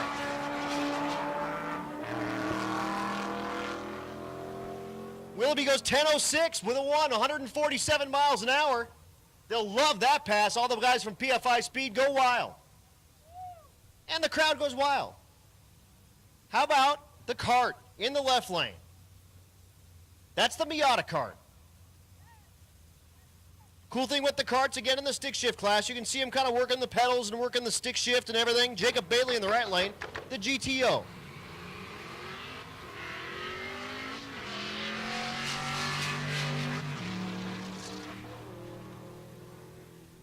James Bailey in the Miata cart, 1112 in the right lane, 1191 in the left.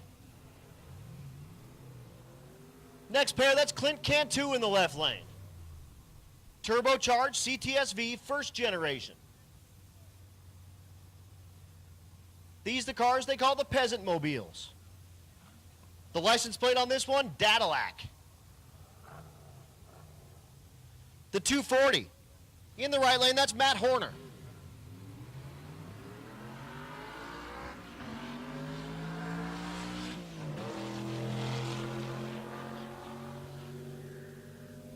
At the stripe, 1254 in the left lane, 1394 in the right. Alex Davis is back. Another CTSV first generation. The right lane, Phil Balsamita, the ZR1 Corvette.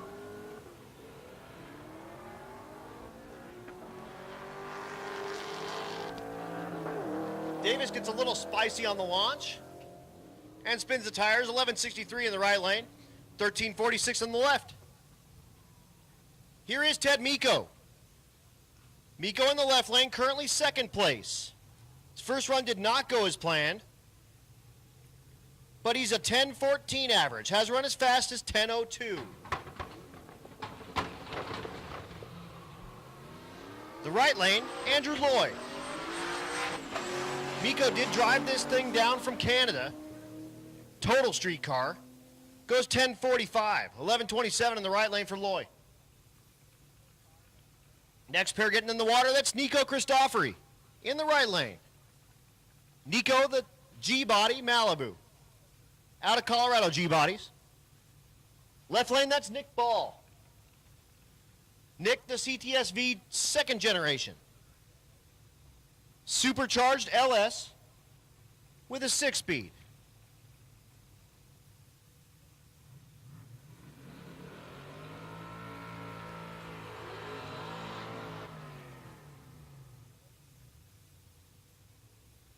Again, 9-0, you should be in 11 and 12. 9-0, you should be in 11 and 12.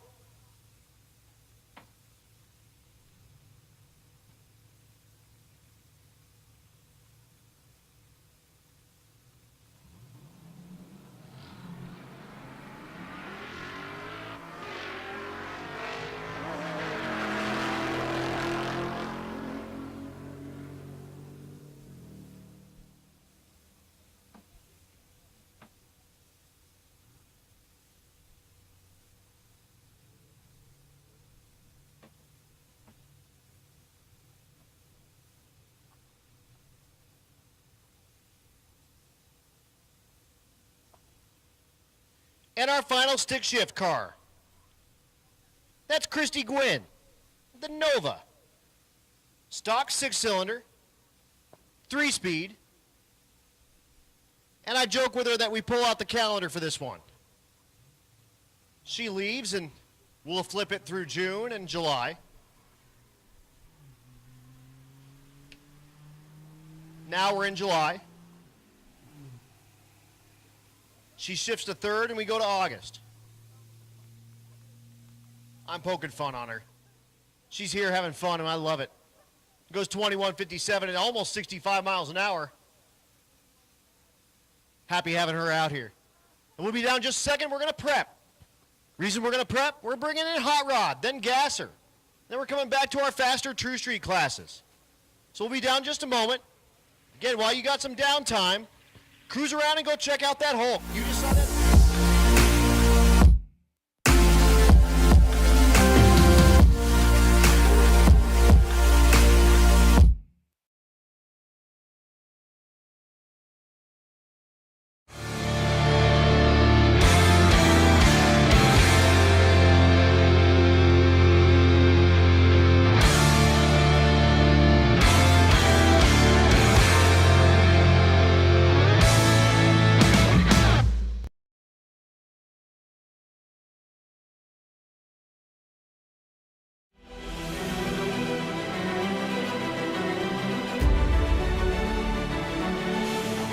I look where I can make it more bulletproof, where I can make it perform better. But beyond that, the engineering and technology with it, it's choosing the appropriate components. Each component is thoroughly inspected. It's that level of inspection. It's that level of attention to detail to make it cross the finish line.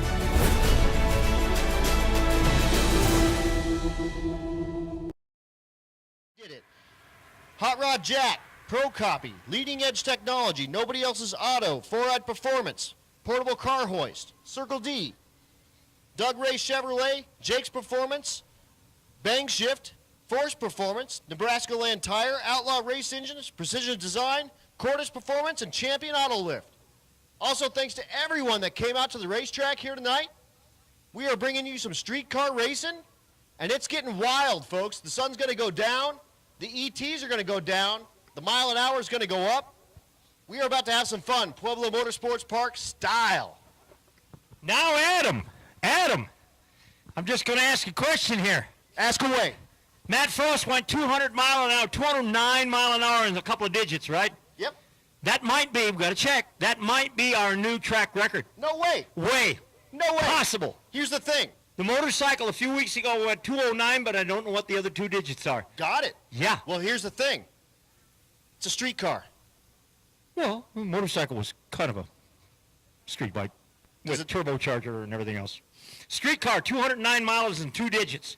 That's We might have the track record right now. That's incredible. No, that's way cool. That's super incredible. That's way you cool. might have the track record. You might have the track record. 209.36. 209.36. Boy, we got to check We're going this to have out. to check that out. How about a track record? Matt, you kicked it. It was awesome. We did a couple changes on the car to get it to stay in the groove, and Brent put his tune-up in there and did some shock adjustments, and we put a little rear steer in the car so that it would stay in the groove down through there. I didn't even think that was a fast pass. It went so smooth down through there, and then when I got to the ticket shack and seen that ticket, that's unbelievable. Look at the short time. What's the short time on that? 1:19 with a 4. The 4. Are you kidding me? Is that like getting kicked in the chest? It puts you in the seat, I can tell you that. But I can tell you, we still have a little bit more than that in there. We know right now we have more than that. You got more than, at the 8th mile. 118 is what we normally do on the 60-foot.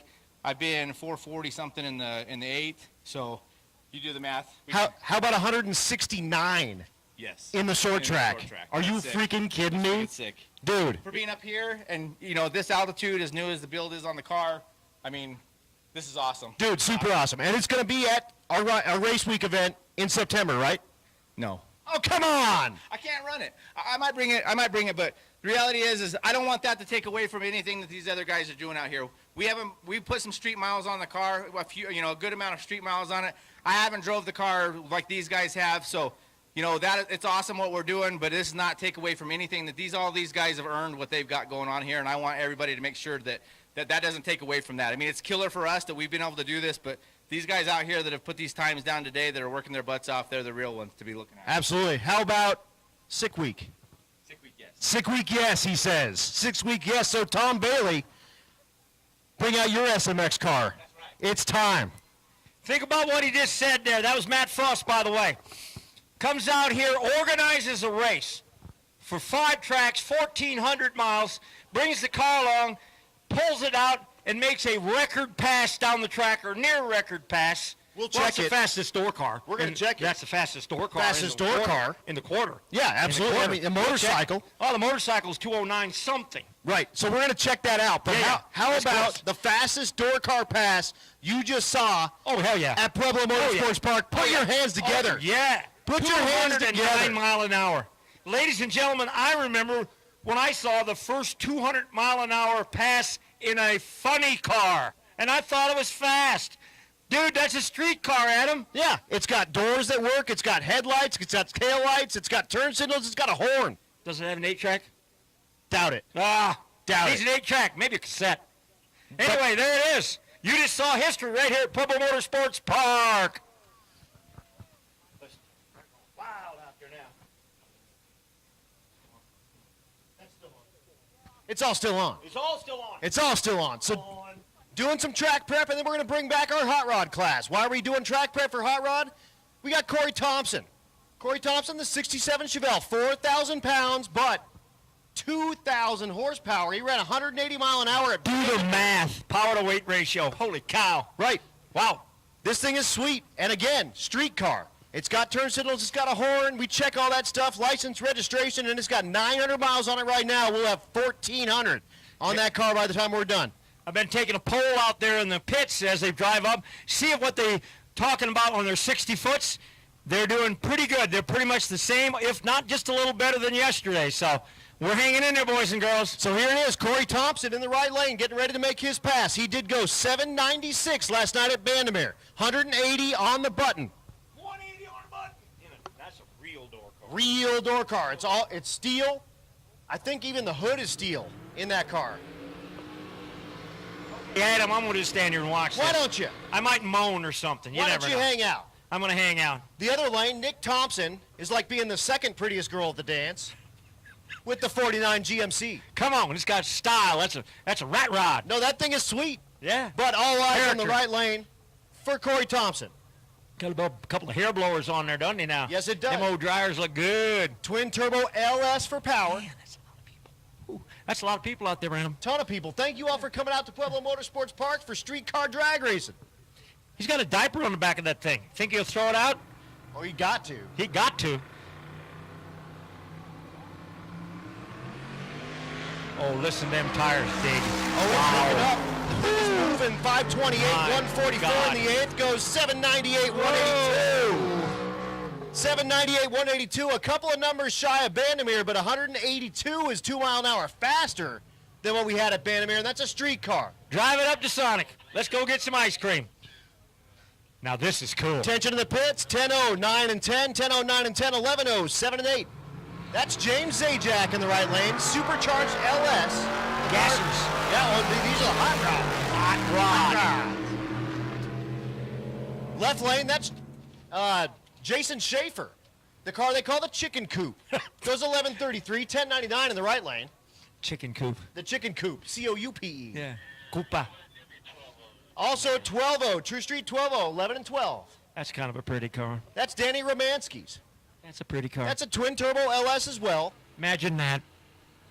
LS twin turbo. Boost it up and let her rip. Tater chip. Watch it go, boys and girls. Out of here. Oh, man.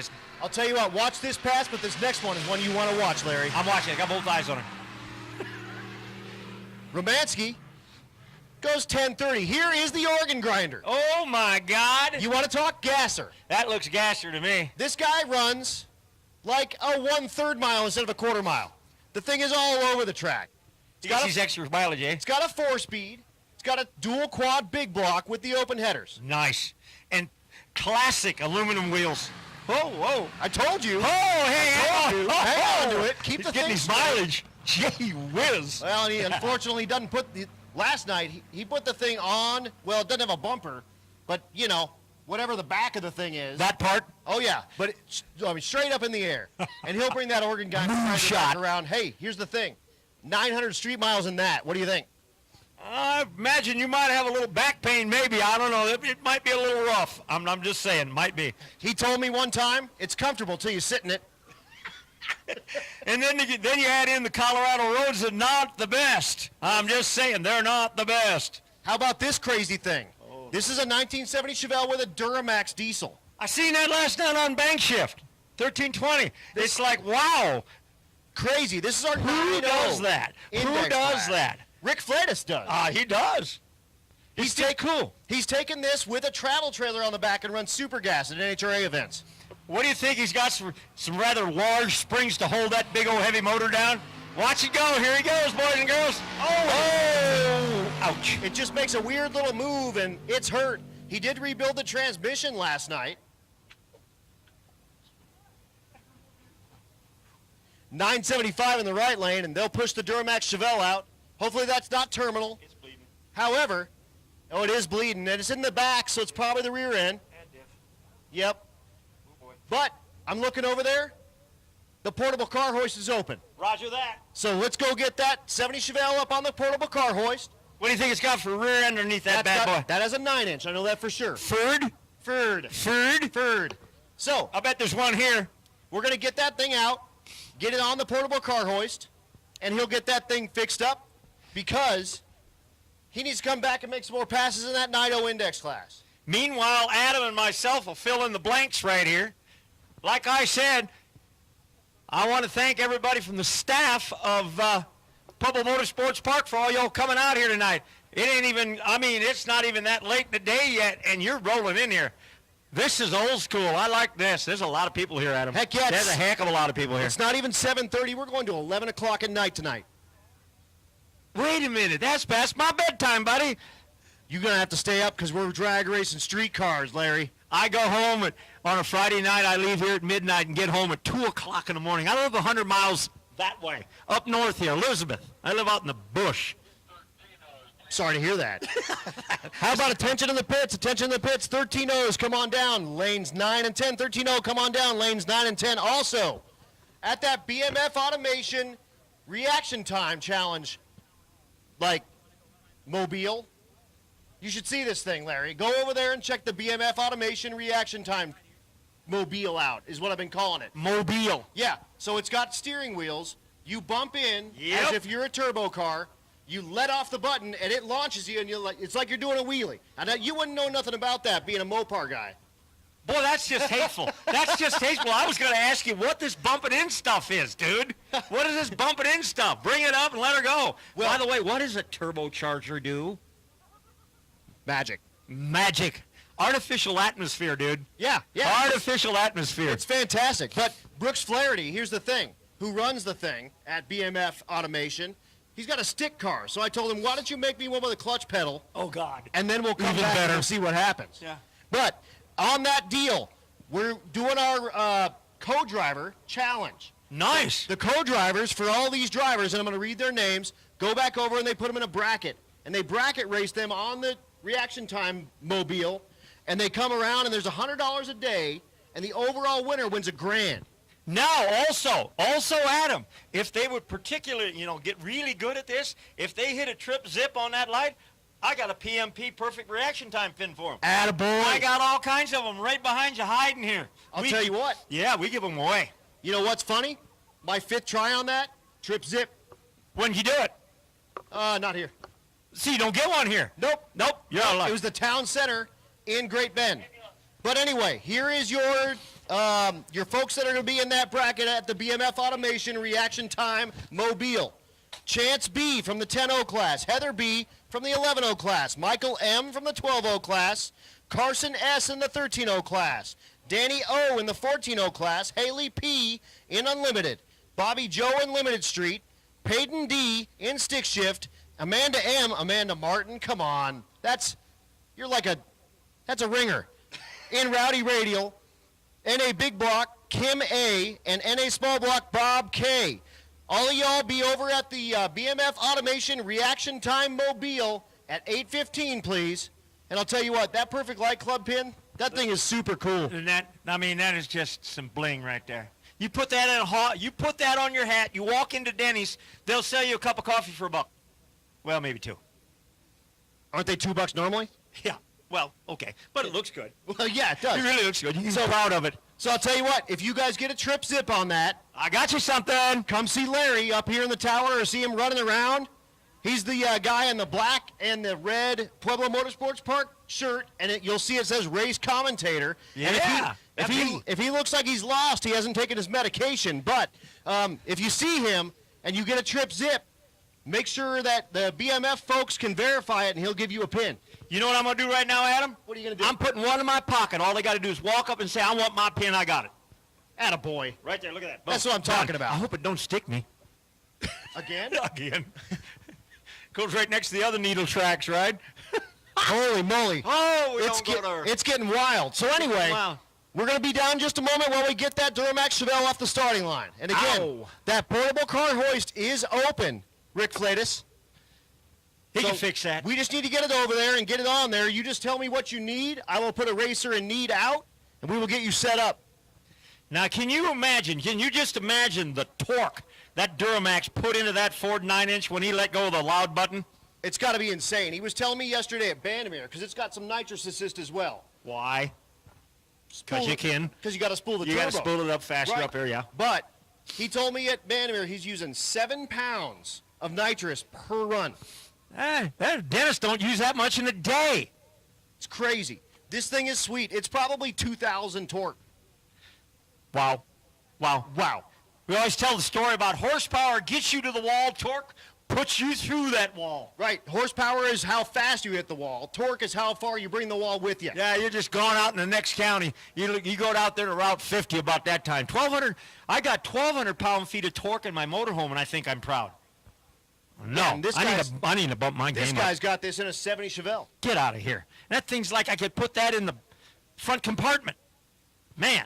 Pretty incredible. But again, we're down just a couple of minutes. The track prep's too good. Oh, man. At Pueblo Motorsports Park. Now, there's something we like to hear. When we start breaking axles, drivetrain parts, rear ends, motors, what have you, you know you're at the house of Hook then, baby. But like I said, Heather and Rick, just let me know what you need. I will put a call out, and we will get you those parts. The portable car hoist is open, so just get it over there, put it on there. Let us know what you need, and we'll get you set up.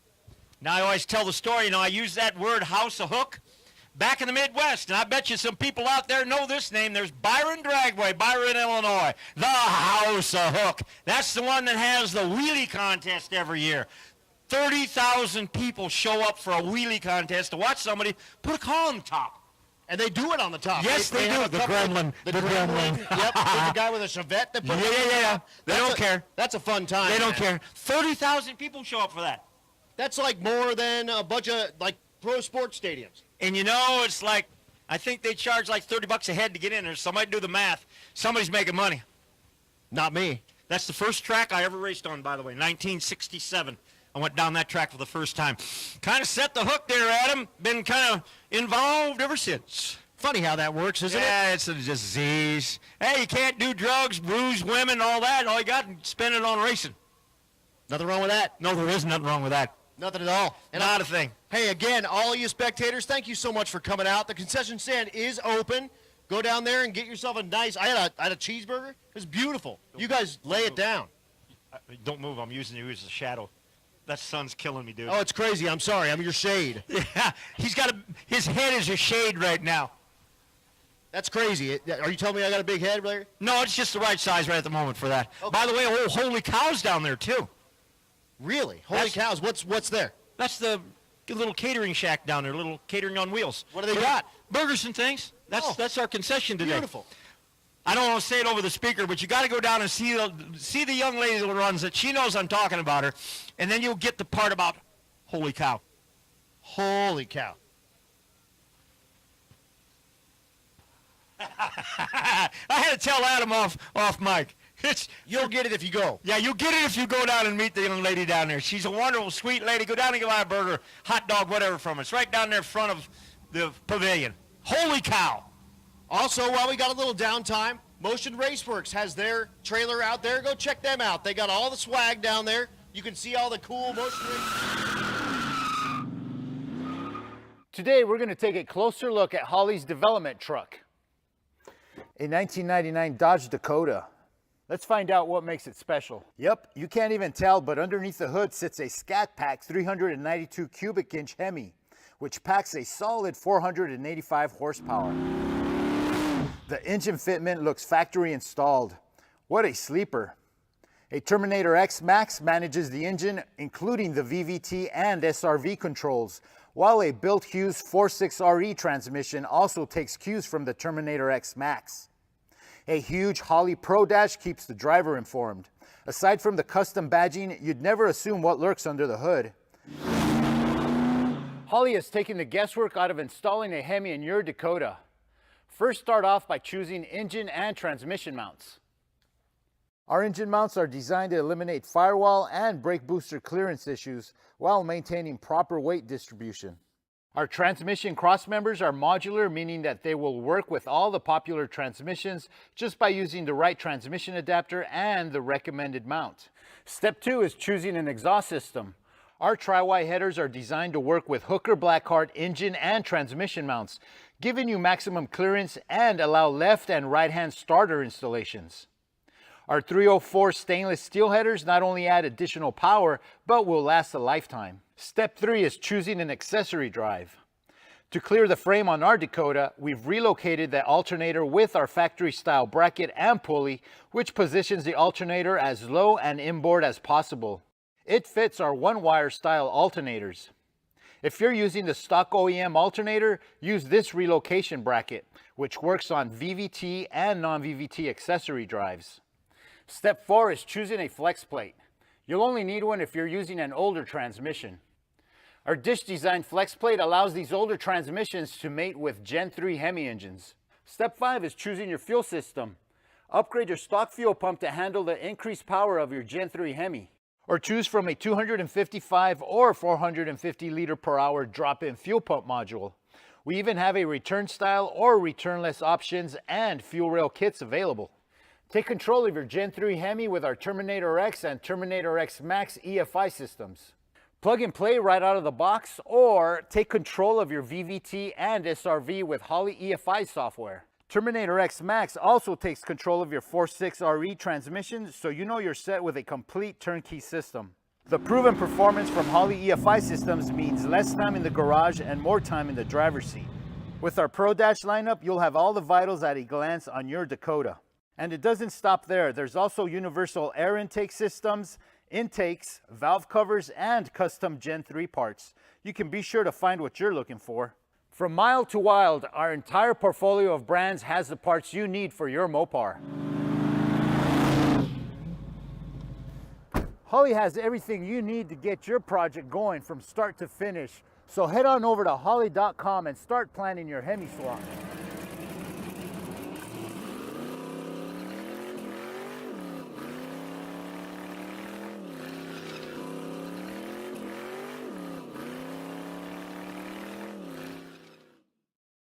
If we got any first-timers out there, come on. Well, how about first-timers ever to Pueblo Motorsports Park? Raise your hand. Oh, there's one. Where? Show me. Right there. Oh, stand up. I want to see you. Come on, stand up. Where are you? Yes, welcome. Thank you so very much. Are you having fun? Yes, very nice. Are you from Pueblo? No, you travel. You're from Pikes Peak. Pikes Peak. Well, no. We've been here 47 years waiting for you. That's all I got to say. 47 years we've been waiting for you, so howdy. Hey, we appreciate you coming out so much. Thank you so much. How about, who's your first Rocky Mountain Race Week? Raise your hand. Come on now, there's got to be a bunch of them. You've never been to a Rocky Mountain Race Week before? Bunch. Look at them. Yeah. Very nice. Look at they're holding the baby up. They're holding the baby up. That's First what I'm time. talking about. That's what I'm talking about. Thank you guys for coming out. What do you think? Are you guys having fun? I think he is. I think both of them are. Oh, yeah. Until that baby Hupchuck's on. I was going to say, you better give that back to your wife or you're in trouble, pal. Oh, man, he's just going to hurl. Thank you guys for coming out for Rocky Mountain Race Week. Streetcar drag racing, ladies and gentlemen. We're having a blast up here in the tower with Larry. I hope all y'all are having a blast out there watching drag racing. You know, we got some good stuff coming up here. Of course, Jason Hurley, that Meltdown Firebird. 210. That's not going to do it. 210. I mean, if you not today, but it'll do it eventually. That thing is wicked. It's wicked. How about Garrett's car? The mullet? The mullet. The mullet? I don't know. Can it? You can. Well, all I say is do it. Why not? You're here. Why not? Giddy up. Giddy up. Let her rip, as they'd say. Sweet. And again, think about that. Just keep that in the back of your mind. 900 street miles and everything here. See, now this is the best part, Adam. When somebody breaks something, we got to fill in the blanks. So we just run amok up here. We just pick on anyway. Equal opportunity offenders. We don't care. 100%. 100%. And it's cool that you're up here hanging out and partying with me because all these people that are on the live stream on Bang Shift, I'm guaranteed sick of my voice. We're really live on Bang Shift right now. Right now. Hello, America. Hello, the world. We are the world. We are worldwide. Oh, yeah. Can we say hi to our Irish friends, our European friends? Say hi to anyone you want. I can't say it in Japanese, but hi in Japanese. What? Okay, maybe. Hi in... No, we had people in like Finland. We had people in Australia. We had all sorts of stuff going on. It was very, very cool. Them guys in Australia are some wicked racers down there. Man, yes, they are. You know the water runs backward down a toilet in Australia? It's super awesome. It goes the other way. My daughter was there and proved it to me. She calls me up, Dad, it's true. It's like, thank you very much. Now I love useless information. Trust me, my head is just jumbled full of it. But anyway, we're worldwide right now. That is just so cool. In modern technology, we got Bang Shift here, 1320 here. They live stream us, goes out on the interwebs.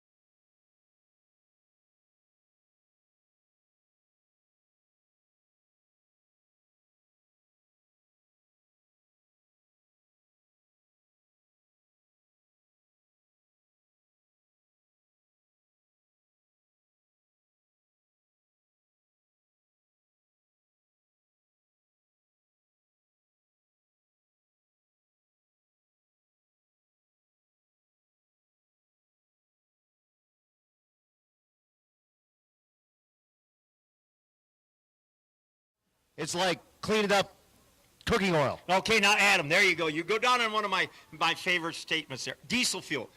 When you have diesel fuel come out of the cracker at the refinery, okay? Where does it come from? Well, comes from the bottom, right? Sure. It's the worst stuff there. Why in the hell does it cost so much? Help me. Because people are using it to move stuff around. Everybody turned over a diesel pickup, so they just raised the prices. Yep. It's like diesel's stupid right now. No, it's nuts. It's nuts. But again, down just a moment.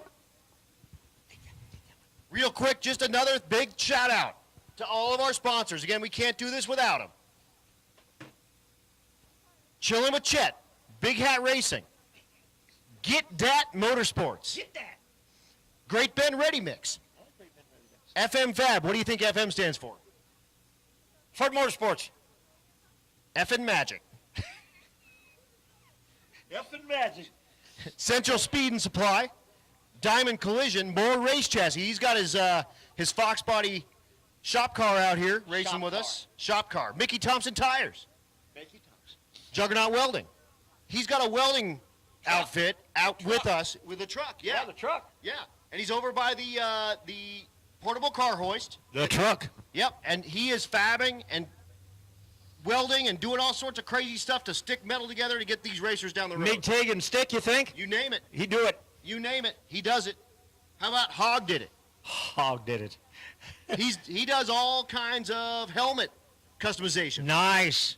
You can't go fast without a pretty helmet. No, that's Trust true. me, you got to have some bling on that helmet. That's Jeremy Farmer that runs that, and his daughter Katie out here running a first-gen Chevelle. I seen her. Yep. I seen her. How about Pro Copy? They did all the stickers. Nice. Yep. How about Nobody Else's Auto? All old school salvage yard, Great Bend, Kansas. Nice. Now, there you go. Just imagine walking into an all old car salvage yard. What's your senses going to do at that point? It was a checkpoint. Oh, nice. Rocky Mountain Nice. You Racing got to stop. Last year, You got it to was stop. amazing. Yeah, It was you got to it's stop. So there he is right there, Chad Ehrlich. There he is. Nobody Else's Auto. Nah. That's the owner and proprietor right there. You got any old Mopars in that junkyard? Oh, yeah. Come on, man. You got some old E-bodies in there? You a Mopar guy? No. You don't have any Mopars? No one wants to. Oh, he's claim coming that. up here. gonna He's get- coming up here. The only person that talks more than you is Chad. Oh, ouch. No, you. Come on, man. Come on, man. Come on, man. I seen him talking about you last night. Let me run through the rest of the Do it. group while Chad gets up. Portable Car Hoist, Doug Ray Chevrolet, Bang Shift, Nebraska Land Tire, Precision Design, Champion Auto Lift, Nitrous Outlet, Motion Raceworks, 1320 Video, BMF Automation, Mahle Motorsports, Warwick Performance, Hot Rod Jack, Leading Edge Technology, Four-Eyed Performance, Circle D, Jake's Performance, Force Performance, Outlaw Race Engines, and Cortez Performance. Chad. I had to come defend myself. Larry wants to know if you have old school Mopars. There's a few out there. Got any E-bodies? Out of E-bodies. How about an A-body? Depends on what kind of A-body you're looking for. Old school fish. No early Barracudas. Why are Dang it. you standing on Chad? I'm just asking questions, okay? I bet you got a Roadrunner. He's got him like in the corner. You should see Actually, my last Roadrunner just went to Pole Barn Garage. Nice. They're going to build the rolled runner. The rolled runner. It was a 69 runner that was a rolled, and they're going to put it back together and take it out on the street. And we did straighten the roof with the loader when we loaded it. The loader. The loader. Yeah, I put a fork through the windshield and we straightened the roof out a little bit more. So. Did you charge extra for that? No, it was complimentary. Very nice. It was included. Very nice. What kind of loader is that? Fiat Alice FR12. You know our chaplain works for CAT. Oh, well, I couldn't afford a cat. True. Anyway, tell me, what do you got mostly in your inventory? Tell me. There's between 1,500 and 2,000 cars and trucks, primarily 40s to the 80s. I go a little bit back into the 20s. Wow. So it's pretty diverse. There's 20 acres of cars and trucks. I've got 6 buildings, 20,000 square foot under roof full of cars and parts. So. Kansas? Yep, Central Kansas, Great Bend, where we're going Friday. No rust. Very little. A little bit of skin rust, but that's about it. Very, very seldom I see any structure issues. You never could have done this in Ohio, you know that. Oh, I know. Yeah, trust me. I ship a lot of sheet metal back that way.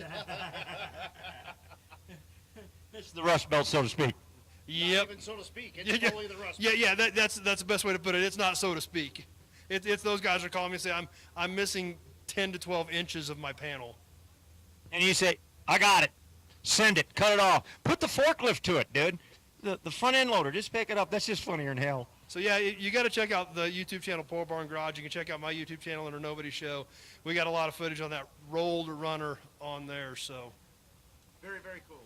But that's what's fun about what I do. It's all it's all old stuff. It's all guys like us that's why they need this stuff, because they love it just like I do, just like all of us do, just like the reason we're all here doing this. Yep, and I'll tell you what, Larry.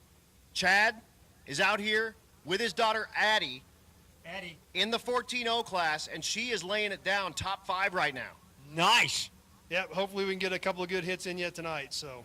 And then you guys get to stay in your own bed tomorrow. Tomorrow night, yes. Very nice. Looking I got to do that last night. So you did last night. That's a thing. That's a thing. Taking a shower in your own shower is worth 3 hotel showers. I don't do hotels. I got a motorhome. Attaboy. Looks like, Adam, looks like we're getting ready to go. Sounds good. Well, thanks for having me, guys. Thanks for sponsoring the race, by the way. It's a great thing. I love what they do here. Matt and June do an outstanding job, and that's why we're here, and that's why we support it, because of what it is and what it means to everybody. Also, Chad does a whole lot for the Road Weekers. Don't forget about the Road Weekers, folks. Get all your votes in for the best Road Weeker.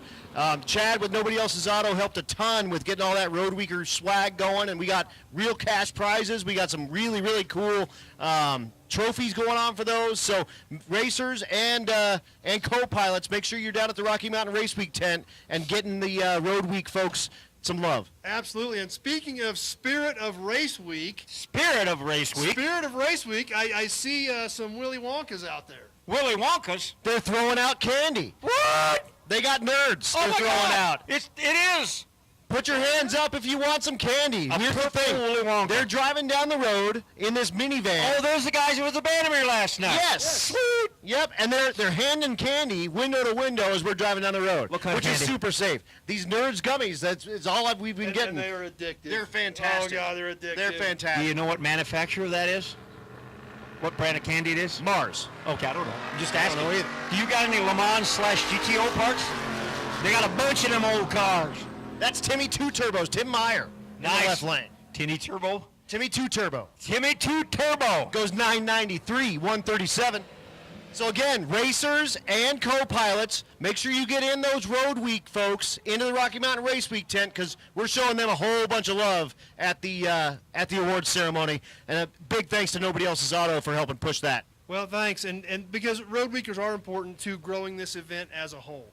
No, they really are. And Road Week is kind of our idea of, like, if you were a power tour. Exactly. You drive along with everybody else. You get to go the same route. You get to hang out and rub elbows with dudes like Cletus and, like, Chad Ehrlich. Adam Dory. Right. Bill Armstrong. Dudes like that. And we just go out. We have a good time. We party. And the Road Week guys are just as important and just as much of the part of the family as the Race Weekers are. And going to become more so, I think. We keep building this because the Road Week is important. It is part of the family. and we want to make sure that they are appreciated. That's why there is cash and trophies this year. 100%. It's super awesome. So we're racing, and I'm going to get back on it, but thank you so much, Chad. Thank you so much, Larry. I know, you're on break right now. Dude's been slacking all day. Slacking all day. I mean, the shop's just sitting there burning to the ground, and you're out here drag racing with us, and I'm fine with that. Oh, yeah, something like that. Yeah, I should actually be working, but... Well, you probably are. People have sent me messages like 3 in the morning asking for 60 Cadillac driver front fenders. Oh, my phone's been ringing all day, so... Attaboy. Attaboy. You know what that is? Cha-ching, cha-ching, cha-ching, cha-ching. Hopefully, yeah, because this stuff ain't cheap out here. No, heck no it isn't. But if Addie puts that thing in first place, $1,000. That would help. That would really help. Do you think she'd give it to you? Probably not, but doubt it. with college expenses, it really doesn't matter. Right, right. Anyway, we're going to get back to racing. Thank you guys so much. Appreciate it. Thanks for having us, Adam. Yeah, man. Appreciate it.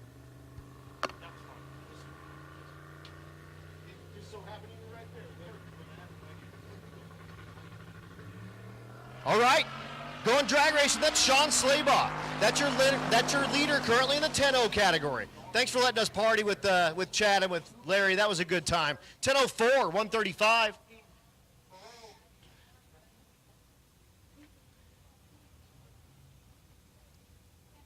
Here's Cody Hansen. Cody Hansen, second place in the 11-0 category. 11:065 currently his average. Chasing Kyle Calkins in the wagon. We'll see him later.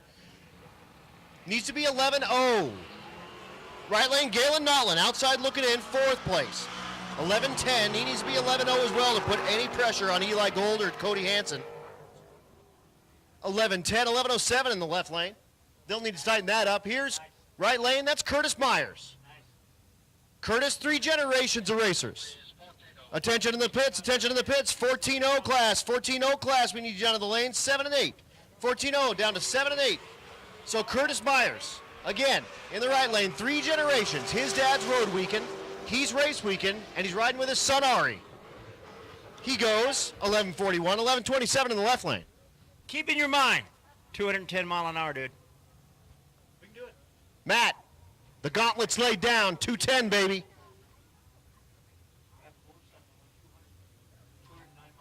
Attention in the pits, we're looking for gear oil. Gear oil, that's probably for the Flatus car. If you got some gear oil, bring that down to the Rocky Mountain Race Week tent, please.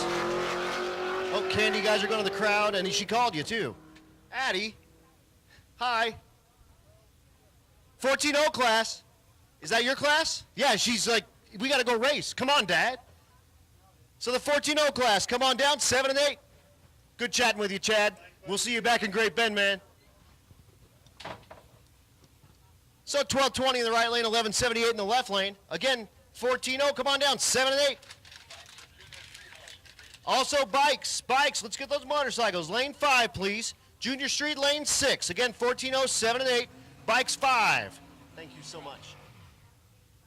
And Junior Street in 6. Speaking of Kyle Calkins, here's your leader, the wagon. Coming into tonight, his average, 11:04. The left lane. That's Mark Weiss, the big old square body. My favorite truck, well, vehicle from last year. The thing is sweet. But all eyes on Calkins. 11:03 or 2 would probably lock this up for him. 11:00 with a 7, that's it. That's the win right there. No one can catch him now. Now we're fighting for second place. Calkins, 11:00 with a 7, 124, and that's it. 10:98 in the left lane is too fast. But the story on that run, Calkins. That's probably the last time you'll see him. He can't do any better. He'll turn that in.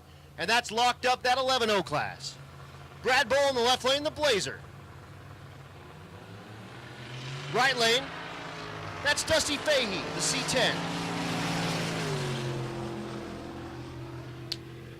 So here's the deal. Calkins, 10:92 in the left, 11:69 in the right. Calkins will turn in that slip, likely. He'll get his route to the next track. He can leave right now if he wants and do part of the drive. He can stay if he wants, do part of the drive. However, he has to make it to Great Bend, and he has to break the beams to lock that in. Once he turns in his slip here, it's just frozen. It's not locked in.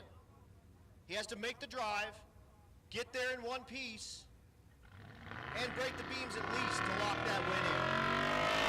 There's $1,000 just earned himself a G if he can make the drive. Cameron Thorpe in the left lane goes 11:03, 11:58 in the right lane. Running through our index classes. Again, the name of the game right now, especially this fourth race, put it on the number. Chad Beach in the left lane, license plate, Beachya. B-E-E-C-H, his name, get it? It's good. Travis Boltman in the right lane, the GMC. Boltman outside looking in, 6th place. 12:06, he's like 12:00 to put any pressure on Josh McShane, Joe Ernst, or Brent McCoy. Goes 12:10. That won't be it.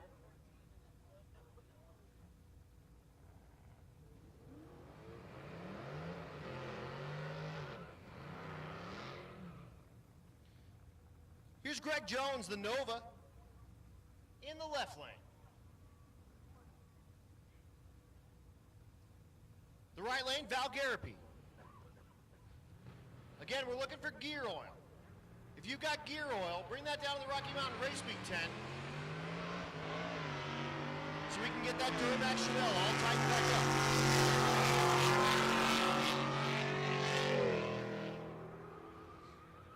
At the stripe, 1284 in the right lane, 1189 in the left.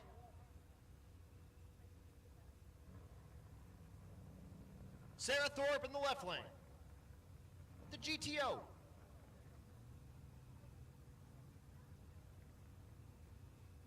Right lane is Anthony Latimer. Latimer, the Camaro SS. Thorpe, the GTO with a Pro Truck.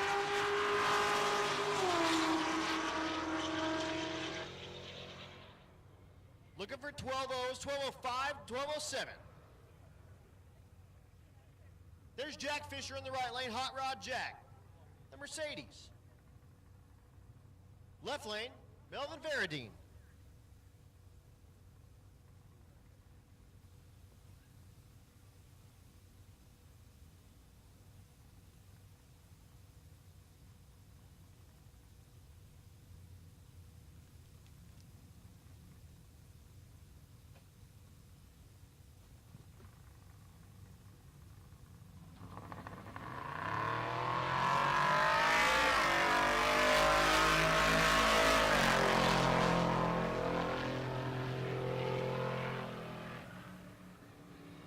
At the stripe, 1086 is too fast.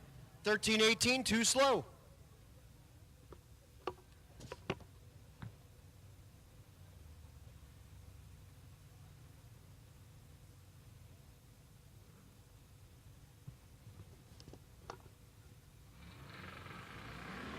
There's the Trackhawk. That's Joe Ernst, 3rd place.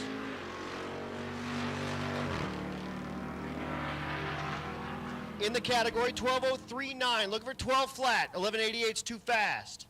12:29's too slow.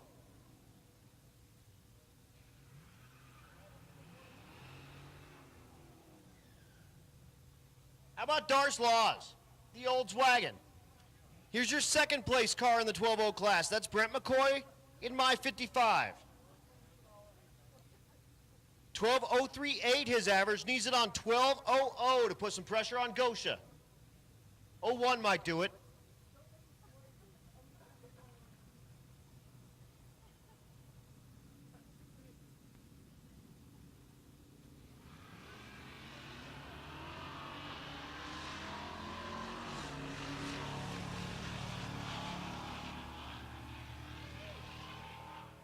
At the stripe, 12:04 in the right lane, 12:06 in the left. They'll need to tighten that up, but it's just going to get better as we keep going.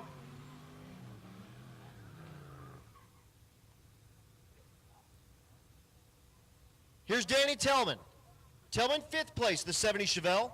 12:06 his average.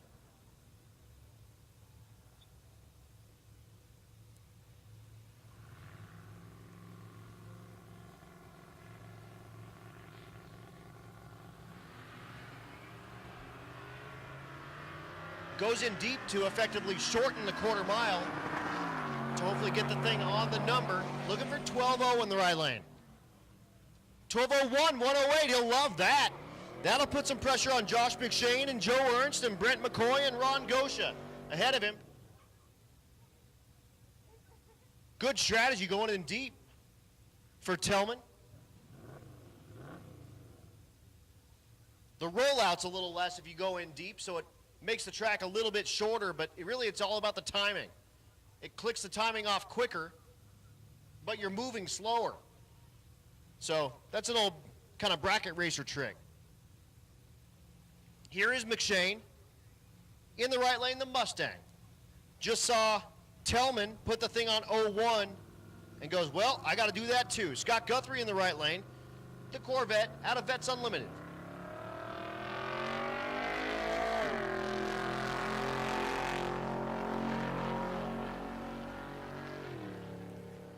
McShane looking for an 01 or better. That ain't going to do it. 11:58 is way too fast. Here's Ron Gosha, your leader. 12:034 his average. He just saw that 12:01 go up too, so he knows he's got to get the thing tight.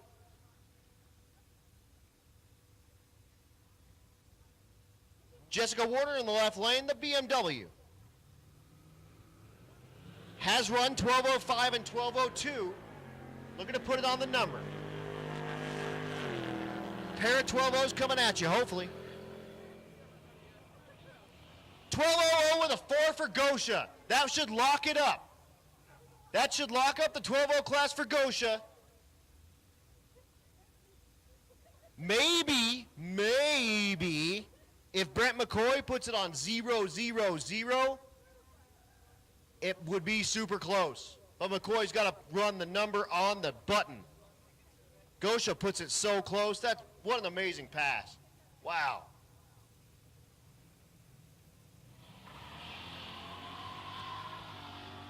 David Rexwinkle in the right lane, the square body.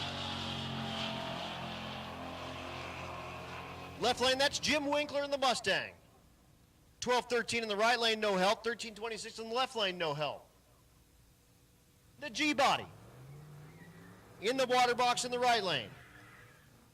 That's Ryan McFadden, outside looking in, 12:084. He needs to be kind of 12:00 to put any pressure on anybody above him.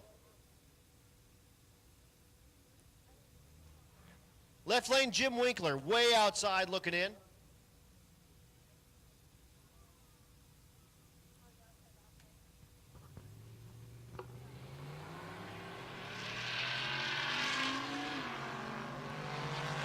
McFadden, looking for it on the number.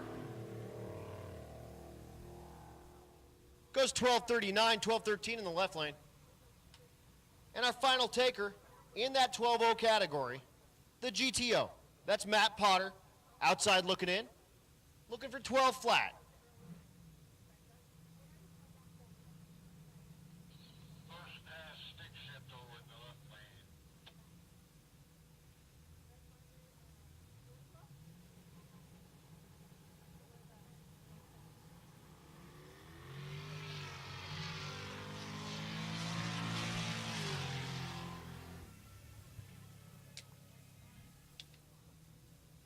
$11.96 is too fast. He'll need to come back. Here's our first look at Tom Stark. You saw Blaine run earlier. Here's Tom. Tom in the 55.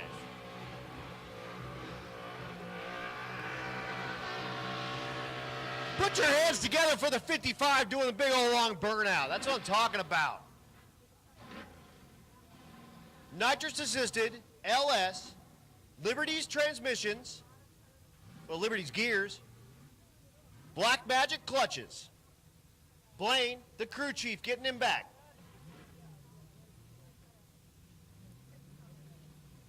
Tom currently sits number 5 in the 6-shift category.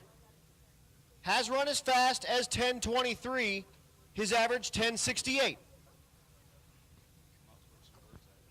He has not quite run a 9.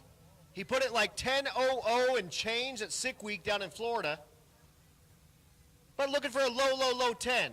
Blaine reaches in, turns on the nitrous, fist bumps Dad, and he'll go over there and put him in the beams. Blaine, the kid they call the crew chief. He's out here running Junior Street in this same car. And they're out here as a whole family. They got Mac Stark out here in the Fox Body Mustang. Mom Alita is here. And Ron Connor, who's running the lanes, that's Alita's dad.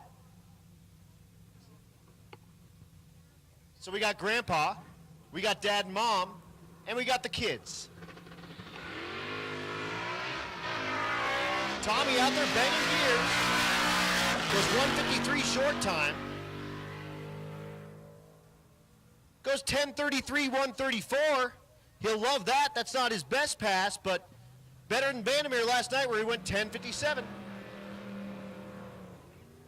So I was a little straggler stick shift cleanup, and then we'll be back to index racing.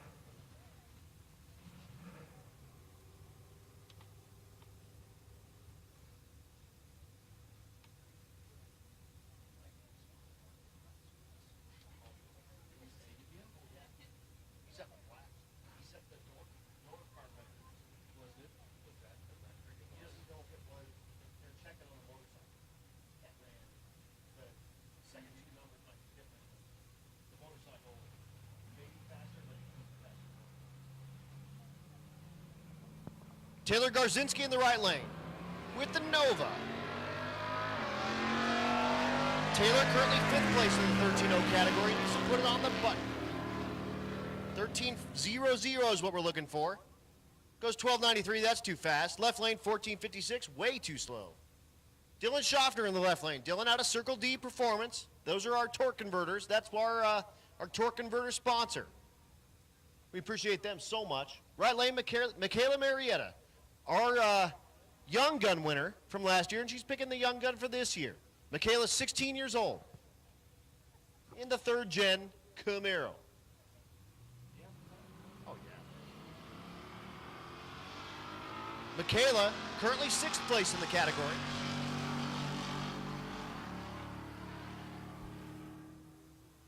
Looking for an 00. Goes 13.07.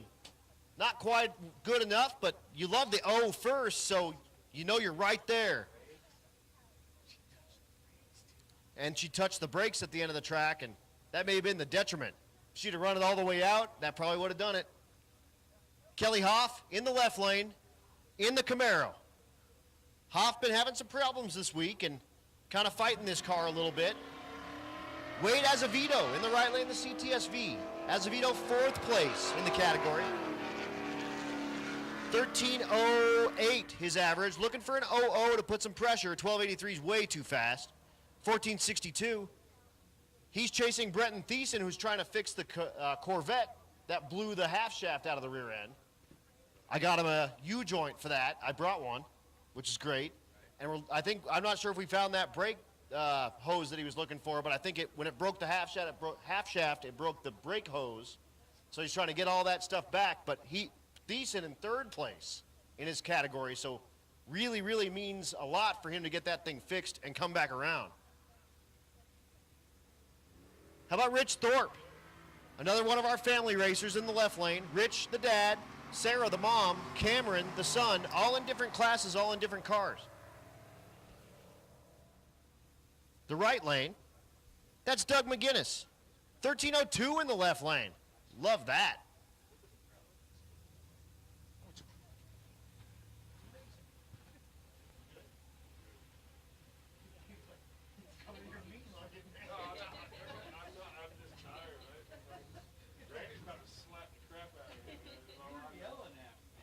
Here's our next pair. Donnie came popping into the booth like he was going to punch someone. That was good. Derek Diltz in the right lane, the Corvette. 2nd place in the 13.0 category, 13.06. Goes 13.19, 14.08 in the left lane. How about all you out here watching drag racing at PMP on a school night? We appreciate you all coming out here, man. That's super awesome. Also, go get yourself some food in the, what's the food truck called? Holy Cow. Go get yourself some food over at the Holy Cow. Make sure you're drinking water. Also, check out the Rocky Mountain Race Week tent. You can buy the same shirt that the racers get. But thank you guys so much for coming out, man. It's super cool. Stephen Thompson in the left lane, the square body. That's your leader right now in the 13.0 category. In the right lane, the 69 Camaro. His average 13.05, goes 13.40, way too slow to try to hold off Derek Diltz or Brenton Thiessen.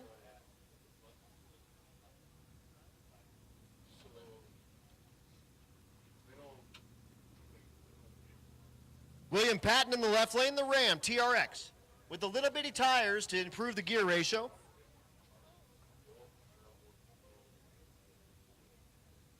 The right lane, the 3rd gen Camaro.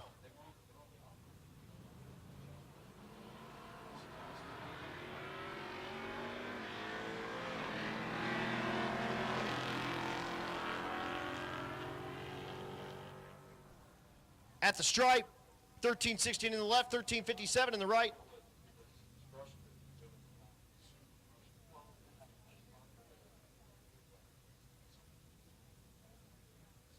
The 66 Charger in the right lane. You see the headlights on this?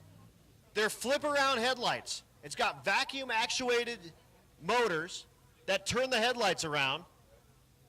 And then when he drives down the street, they turn off, and it gives you like a super, super smooth appearance on the front of these. I love these 66, 67 Chargers. They're my jam. I would own one, for sure. Dallas Anderson in the left lane, the Chevelle. That's Kurt Wiles in the right lane, the Charger.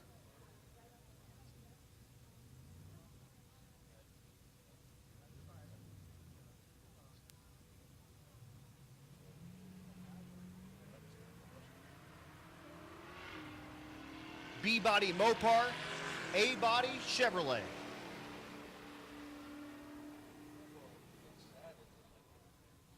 Chevrolet gets their first 1331, 1514 in the right lane for the Mopar.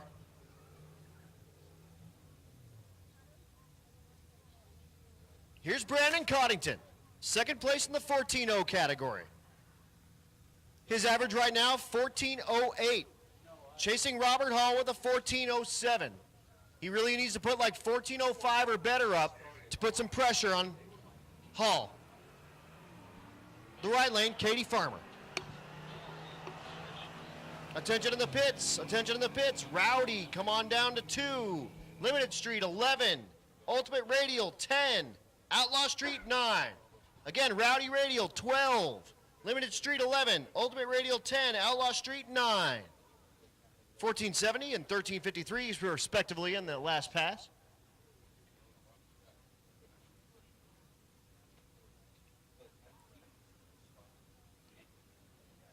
Peyton Clausen in the right lane in the water in the Mustang. Got the headlight out, so it's in full race mode. That's how you know. Dominic Gonzalez in the left lane in the Nova. Still 2 headlights, so street mode. Maybe half race mode.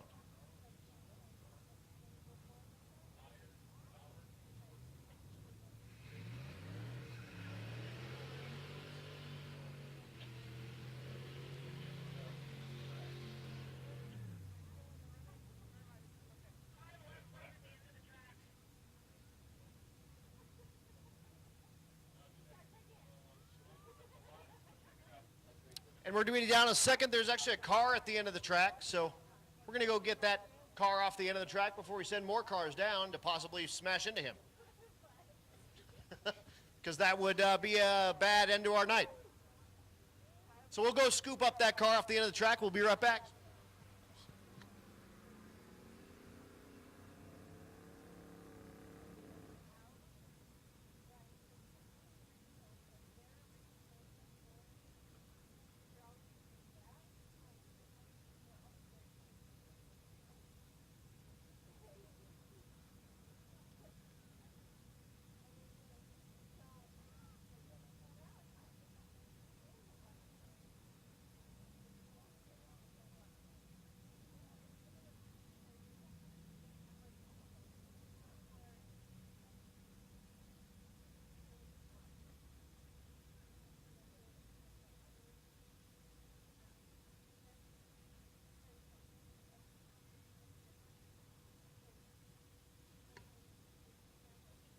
Once again, folks, look at all these spectators out here. This is amazing. Oh, you're dancing down there even. That's what I'm talking about. School night drag racing and dancing? You maybe got too many bags of nerds, man.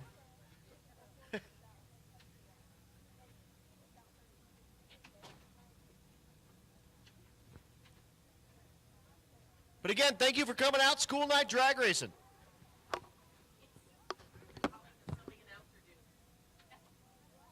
Yeah, you got it. Go ahead.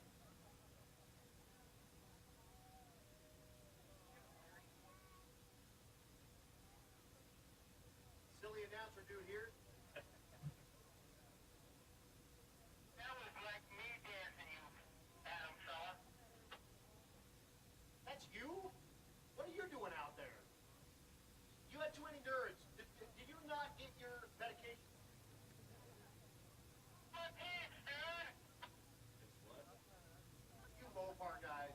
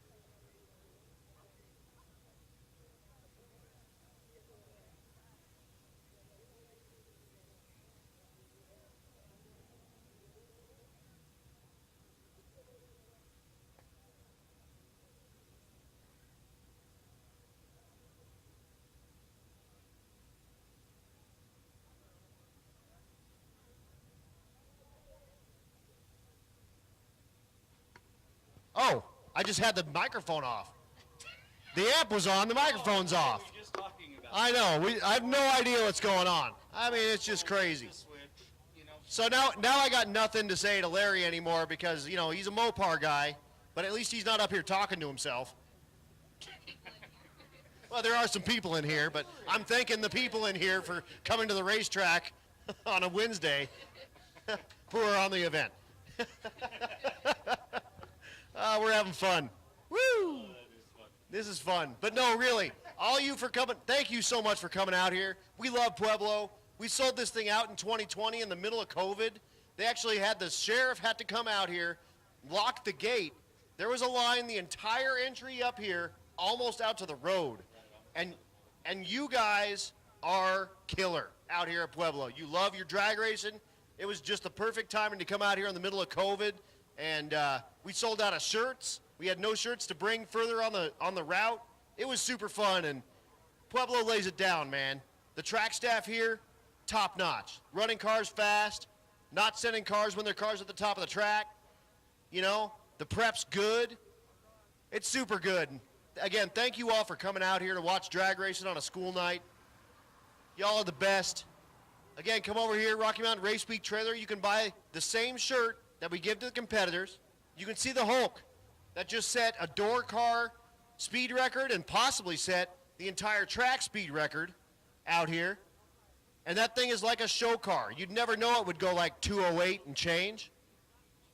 Also, every ticket's a pit pass. Cruise through the pits. Check out all these cars. There's some cool stuff. And again, keep it in the back of your mind, everything's got about 900 street miles right now. And we'll be over 300 or 1,300 by the time we're done. Some of these people are nuts that they drove their cars here. Like I drove mine from near Bandamere. I'm at 1,300 now.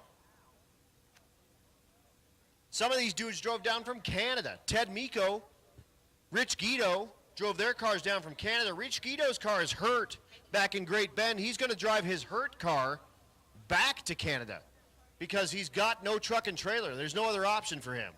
Got to drive it back. We got some folks from the Pacific Northwest out here. A couple of those guys running in the Rowdy Radial class, or 8th mile class. We got Corey Thompson out here from Oregon, running in Hot Rod. So we got people from all over the place. This is the closest endurance drag race to that kind of West Coast, so we get a lot of different folks than you would see normally on like a drag week or a Midwest Drags or a Sick Week. But it's all good. This is super fun, and we're having a blast, and we're really, really happy you're out here enjoying it with us. And again, while I got a second, big thanks to Motion Raceworks. They got their trailer out there. Central Speed and Supply, they have their trailer out there. Pueblo Motorsports have their tent set up. Rocky Mountain Race Week, of course, have their tent set up. But walk around. See that portable car hoist? That thing is crazy cool. You can tow it behind a truck. You can bring it anywhere you need it, chuck your car on the lift, fix it, and then keep on going. The rules in the event used to be you couldn't use that if you were in competition. We changed it this year because he's a legit, no kidding sponsor. You can use that anytime you need it if you're a racer. Also, if you think you have an event coming up that Bobby could help you with that, cruise over there and talk to him about it. Get a card from him. He tows that thing all over the country. In fact, on his way here, in true race week fashion, his tow rig died.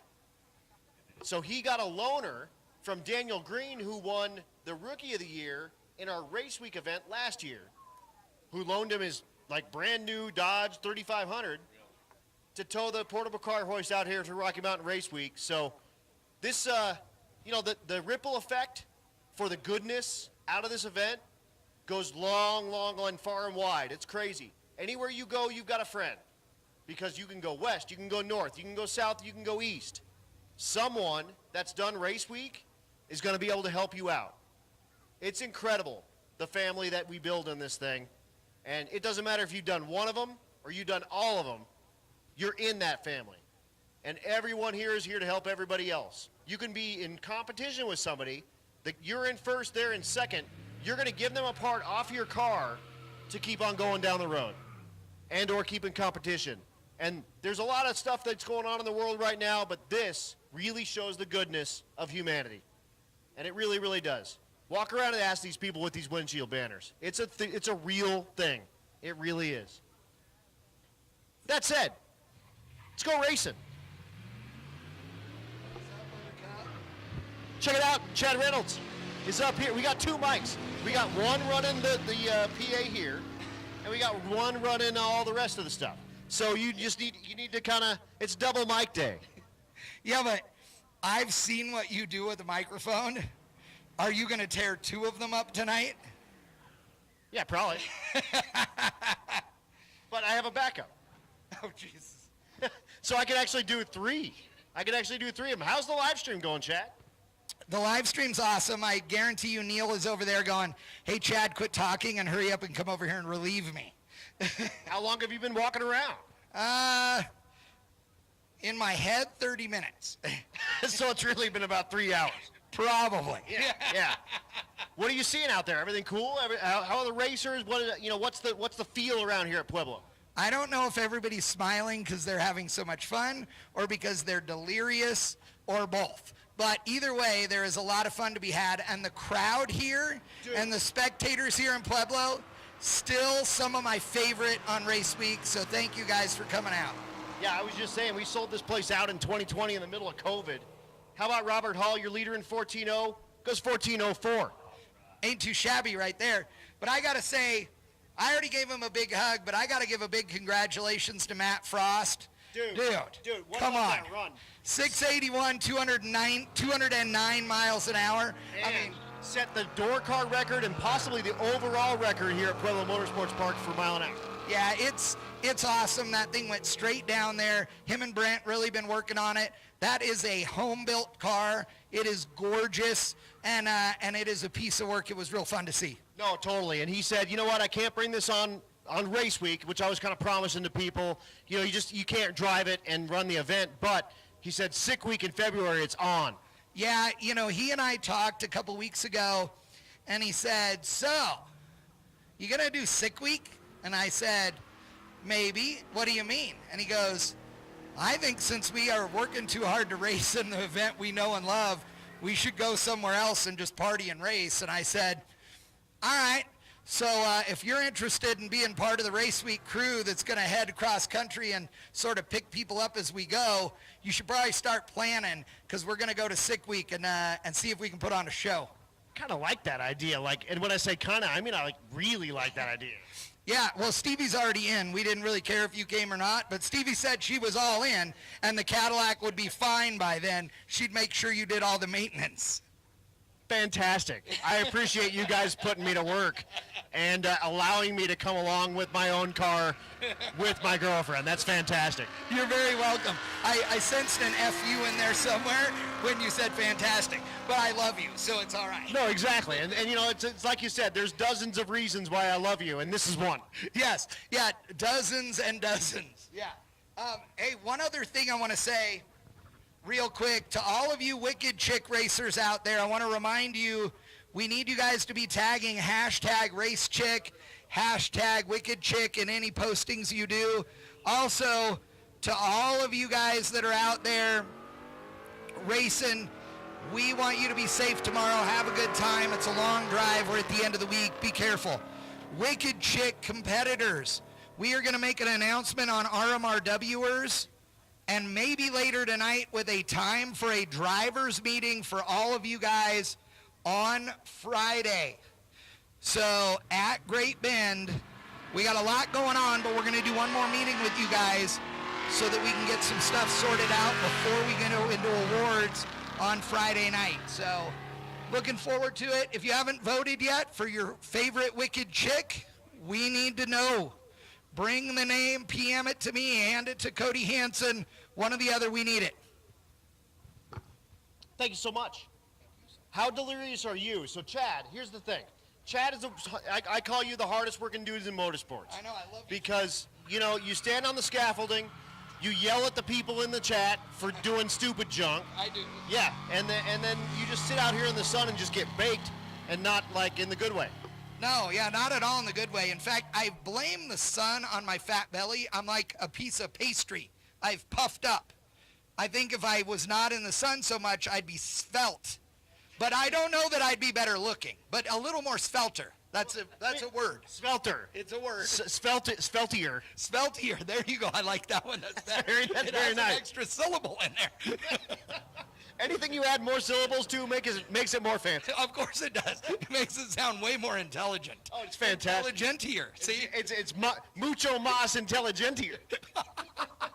See, I've been changing a bunch of my languages. I answered the phone to Chad the other day, and I said, aloha, como estas? Yes. Yeah, that was my favorite one. Aloha, como estas is now, I'm going to have shirts made. Dude, I mean, that would sell dozens of them. This video is going to get tens and tens of views. Yeah. Oh, I know what that's like. Absolutely. Earlier today, speaking of, you got to go see 1320 Video, guys, as they're wandering around. Make sure you go on 1320video.com and buy apparel. Come over here to the Rocky Mountain Race Week tent and buy stuff. But I was with Fred earlier, and he looks at my shirt, and he goes, dude, that one, we only sold that for a little while. That one's cool. I was like, oh, yeah, I love it. He's like, dude, you got good taste and stuff. I said, I know. And I think it was code for Fred thinking, you know, God, Chad, you're way cooler than people say you are on the internet. That's what I heard anyway. It's what I heard. That's what he meant. Okay, good. Thank you. Thank you for backing me up. Thank you for backing me up. Oh man, well we're having a blast up here at Pueblo Motorsports Park. We're hanging out in the tower. We got the fan on. It's not 9 zillion degrees anymore, so I might not die, which is a great thing. I was near death earlier, and I was just sitting in this chair like with the microphones on my belly, and just talking and trying my best not to completely croak. I love that. Speaking of things I love, the Stark family in the house this week. Oh wait, Stevie, hold on, Stevie. Hold on. That Cadillac there is Adam's car with Adam's girlfriend in it. And the best part is, you said, hey, what shifter is in that car? What transmission and clutch is in that car? Because she not only grabs rubber in second, but also in third while going down the track. Every single time. Every single time. She clearly outdrives you at every level. Here's something that I have only told a few people, and now I'm going to tell just, our closest friends on the live stream and everyone out here at Pueblo Motorsports Park. She has been in that car 0.6 faster than me. Ouch. Yeah. That's a lot. See, I like to blame, the fact that Daphne's car is slower with me in it, I like to pretend it's because of all the other dumb stuff I've done to the car, instead of the fact that I'm just way fatter than she was. Well, mine is purely driver mod. She kills me in that car, and I love it. She actually took that car on our shakedown runs, trying to get it ready for Rocky Mountain Race Week. I took it up to the now defunct Oahe Speedway in South Dakota, in Pierre, and we were just like, oh, let's just see what it does and what it runs, and let's have some fun and whatever. She goes out and mops up the whole class in a stick car full of automatic cars, bracket racing it the very first time she ever drove it. Yeah, winning it all. It's incredible, and it went 7 rounds. Show off. Yeah, she's amazing. And that's when I was like, I hit the absolute jackpot here. Oh, yeah. Oh, hey, Silverado. Silverado, drink. Silverado. Do it again, drink. Silverado. Silverado. All right, we're catching up for some lost time. I have a feeling that you and I could get everybody in the chat drunk in 30 seconds if we worked hard enough at it. Well, yeah. I mean, it'll just take a second. Apparently it's this on that crime. So Nova on Nova crime. Pick up crime. That's 2. Unlimited. Come on down to 8.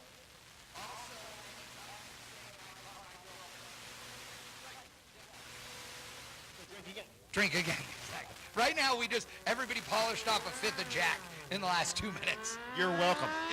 Yeah, right. Yeah, stop complaining, people. A lot of people say thank you for stuff like that. Yeah, we're here for you.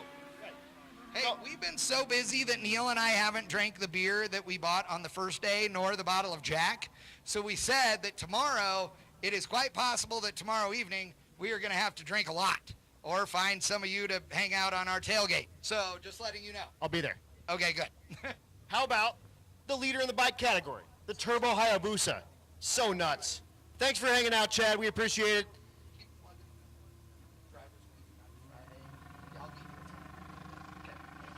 This is Chris Baker.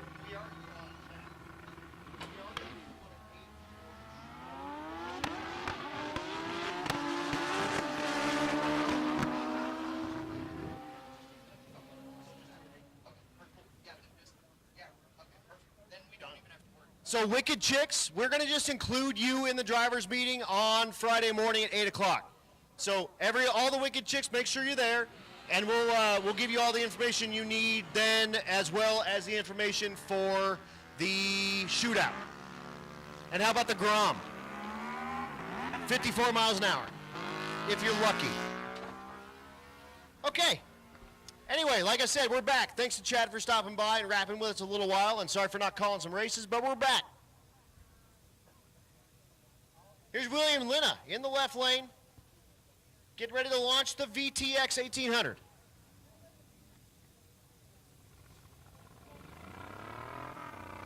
Once again, attention to the pits. Unlimited, come on down to 8. Unlimited, come on down to 8.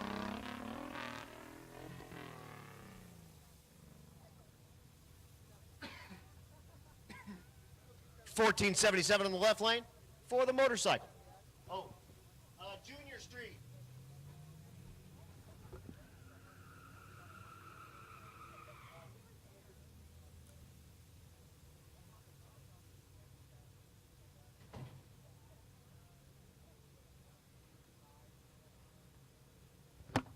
Okay, we're bringing you Junior Street. We're going to be down just a second while we switch the clocks over to 8th mile. Again, this class, based on the NHRA class of the same name. 13 to 16-year-old drivers with their guardian in the passenger seat. You can't run faster than 9 flat in the 8th mile. The right lane is Austin Alsop, the Mustang. The left lane, Laney Mackey in the Charger.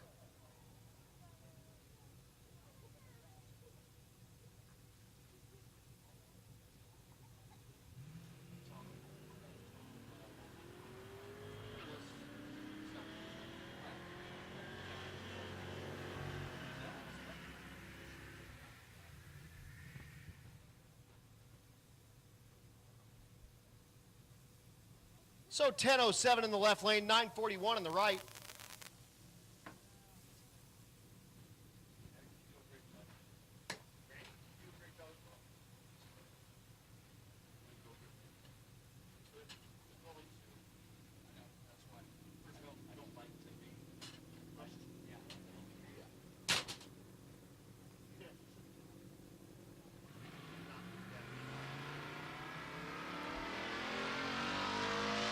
Here's Gracie Gwynn in the left lane. Gwynn in the 8th mile goes 9:43, 77 miles an hour. And that was all of our takers for Junior Street. Now we're going to do some track prep.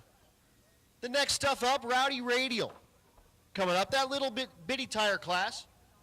Getting their 3rd or 4th pass of the night. I'm not even sure where we're at. We're rocking. 8:32 in the evening. I'm Evan Perkins with Holley, and we're at West Tech Performance, where we just made 902 horsepower on this Holley Super Sniper equipped Pro Charge small block Chevy.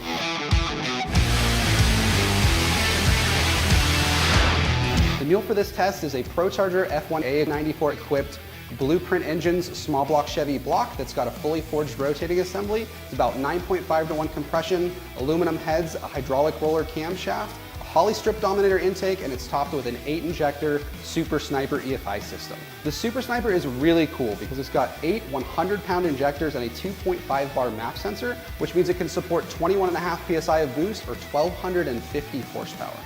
Like the base Sniper, the Holley Super Sniper is completely self-learning capable, which means it can tune the engine while you drive. However, if you're running really big boost or making a lot of power, the best practice is to always have a good calibrator tune the engine on the chassis dyno or the engine dyno using a laptop. For this test, we used 3 different pulleys: a large pulley, a medium pulley, and a small pulley. The large pulley spun the supercharger a little bit slower, and it gave us some time to make sure that the tune was finessed and that everything was working well. Then we dropped down to a medium pulley, and then finally to a small pulley, which upped the blower speed to the fastest that we were able to achieve today. The first pulley made 777 horsepower, the second made 840, and once we had the small pulley on the engine, we made 902 horsepower.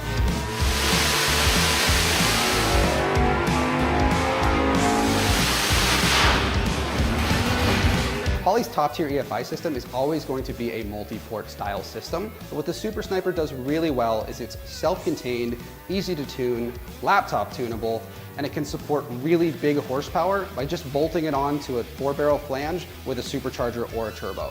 Learn more about the Super Sniper at holley.com.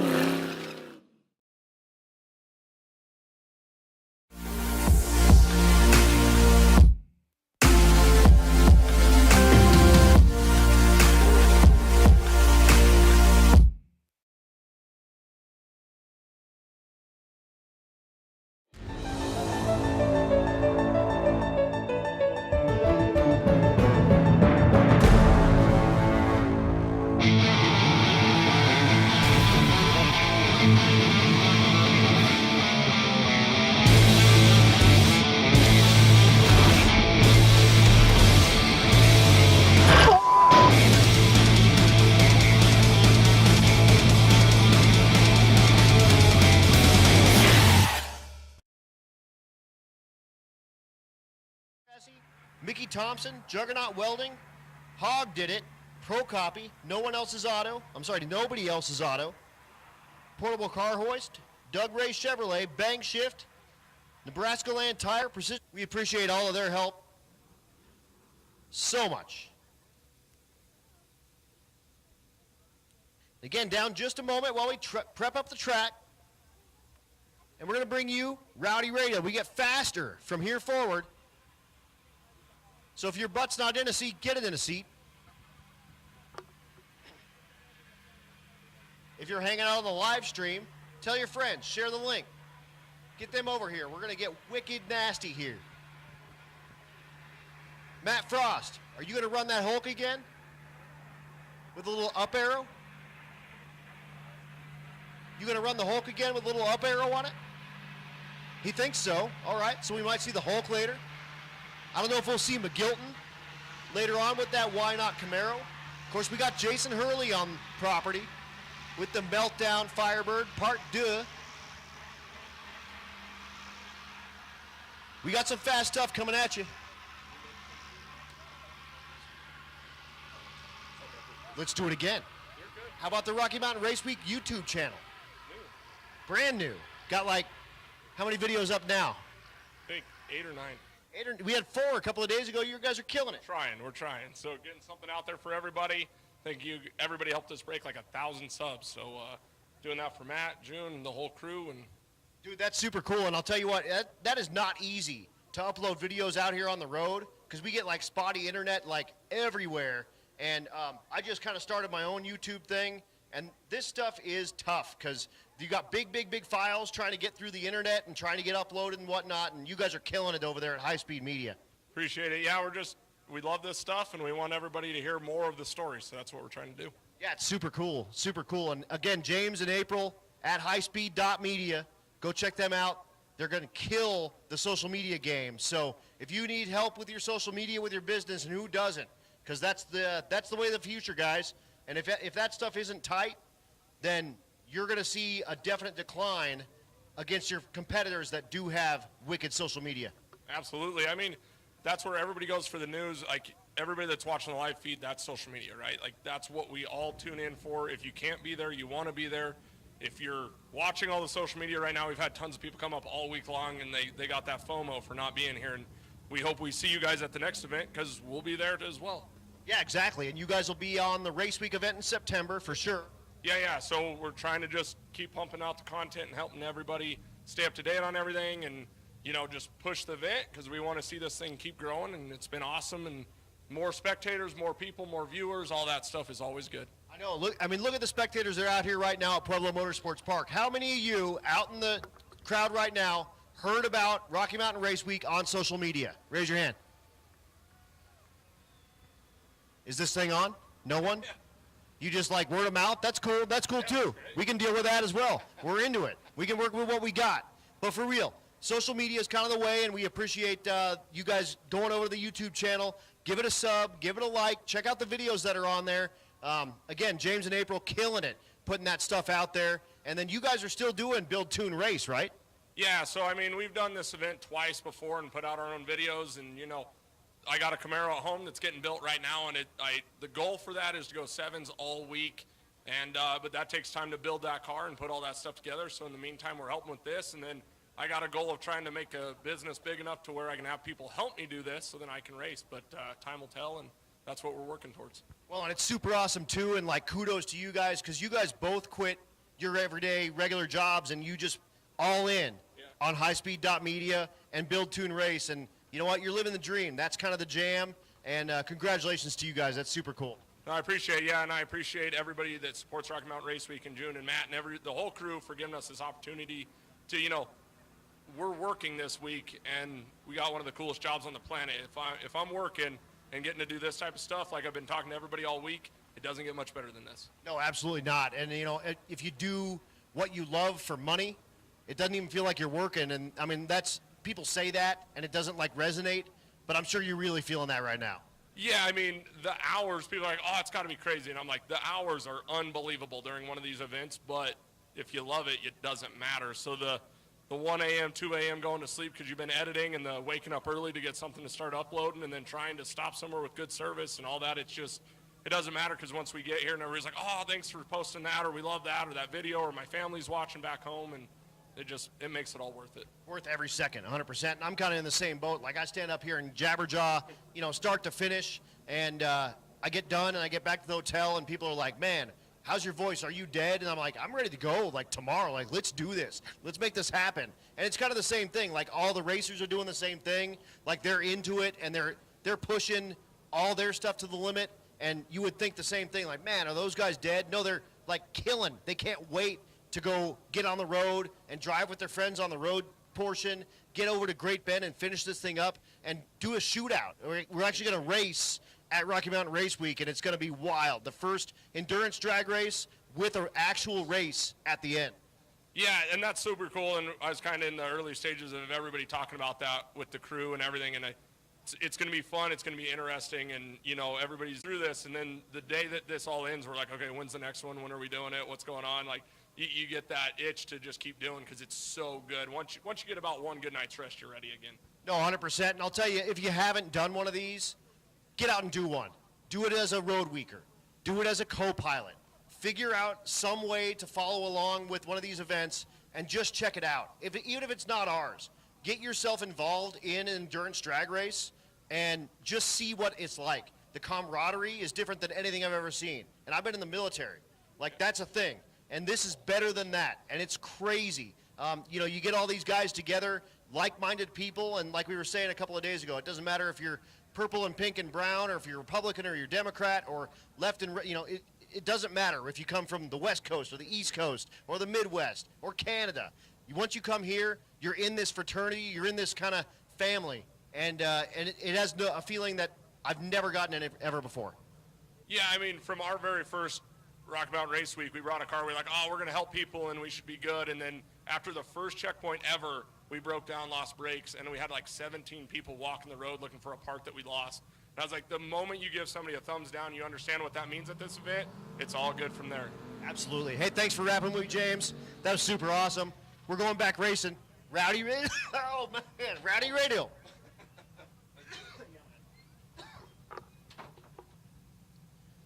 All right. Left lane. Rowdy Radial. That's Donovan Linwood. Linwood the Mustang. Second place in the category, 535 coming into tonight. Right lane, that's Donovan Leader. Leader outside looking in. 584, looking for 520s. At the stripe, 535 in the left lane, 565 in the right.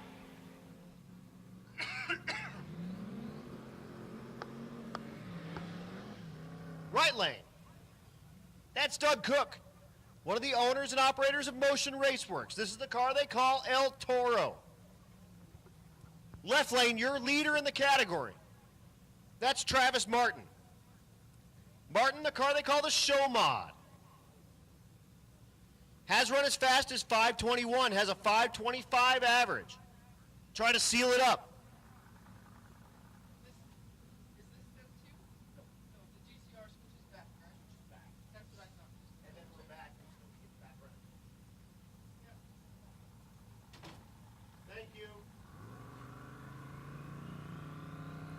Martin, Cook.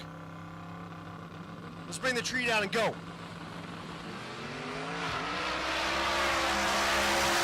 put a bunch of up-arrow in it.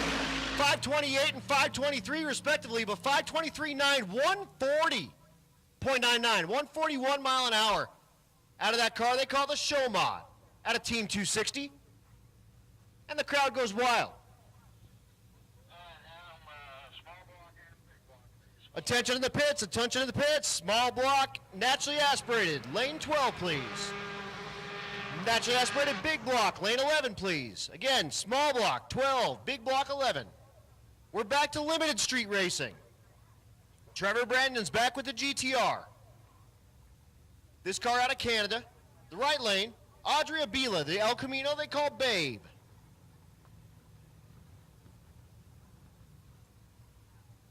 Brandon third place, 863 his average. Really needs an 8.5 something, 8.5123 to really put some pressure on Tom Franks and Jerome Courtney.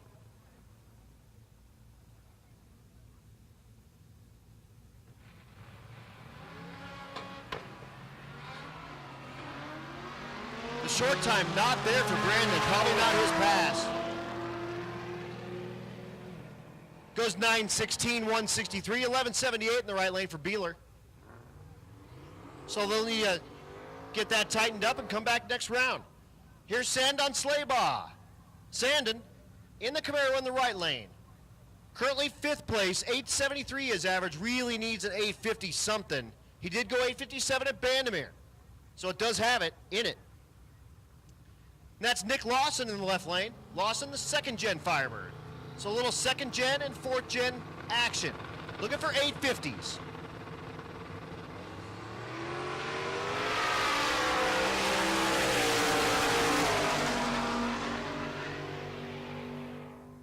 859 and 854, they'll like those. Not exactly 850s, but really, really whittling it down and getting close. Look at the mile an hour in the left lane. 165. Moving.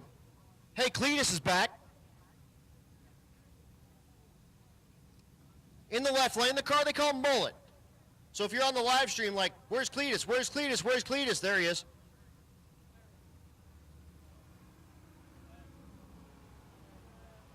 Garrett is what we call him. The leader currently in Ultimate Radial. Has run as fast as 722. His average right now, 737.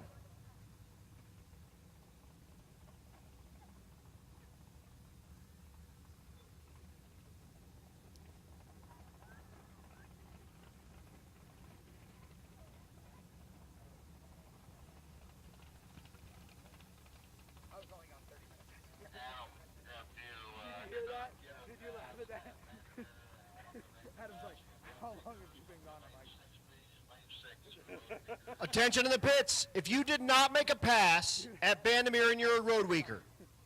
So again, road weakers. If you have not made a pass at Bandimere and you want to make a pass, come on down to 6 and let's get you your first pass. The rest of the road weakers, we're going to do what we can to get you a pass later on tonight.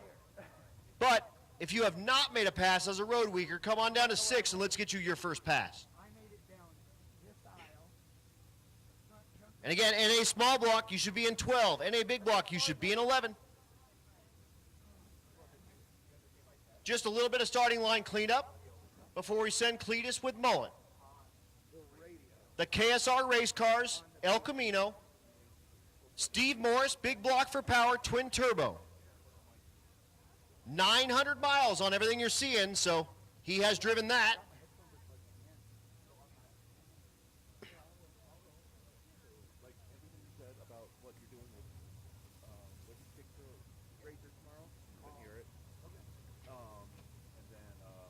Down the road, 900 miles. We'll have 1,300 on it before they're done. And fresh off a, well, fresh as you can be, off of Midwest Drag's overall win.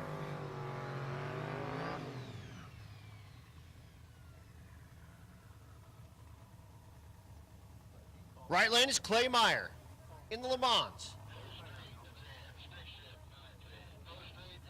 Attention in the pits. Pro Street, come on down to 10. Stick shift, come on down to 9. Pro Street 10, stick shift 9.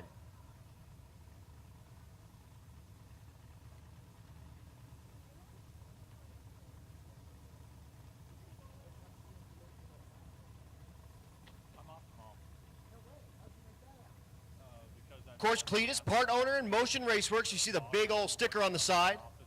Motion Raceworks also bought TBM, the brake man, brakes, and Rife sensors. So you see all of those on this car.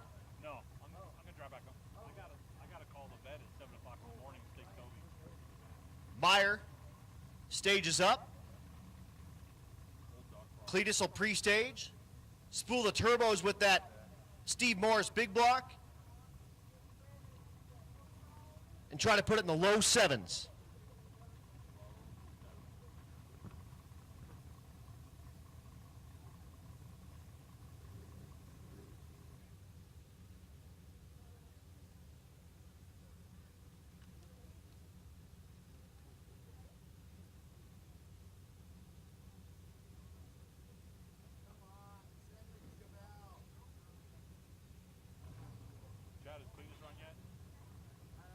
Meyer backs out and will stage. Cletus stages. Meyer's in. Cletus spools the turbos and bumps it in. We're off.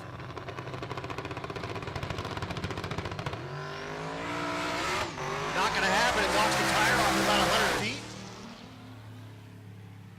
Pedal job goes the rest of the way down, 851, 119. So we'll see him come back around to our next session. Matt Moore in the right lane. Adam Moore race chassis, the shop car.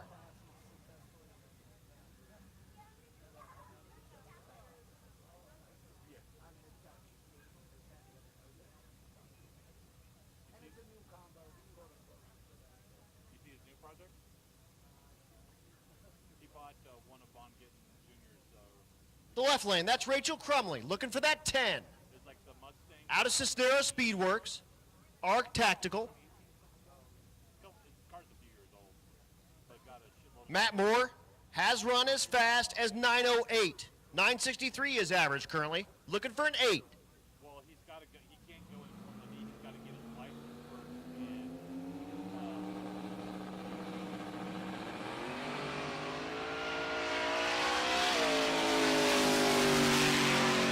And Crumley looking for a 10 with the CTSV.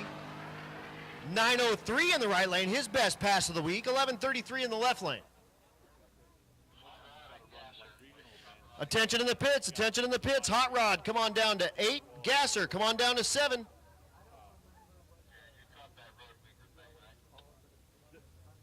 yeah, I forgot what it's called too. Yes. No, it's like, well, yeah, the Pro-Am and that one. All right, next pair. That you got to run like a year. Sean Pregene The top 3 to get your Formula D license. in the right lane. Jacob Rayburn in the left lane. Mustang versus F-150.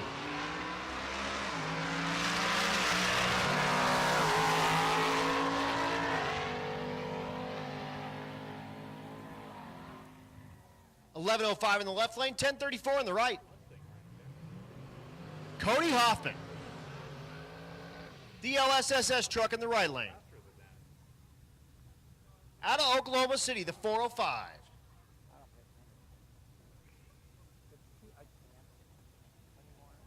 Yeah, because Adam LZ. Truck has run an 806 yesterday and went an 80 like 3 earlier. And Trevor Wilson in the left lane, the Dakota. Put Adam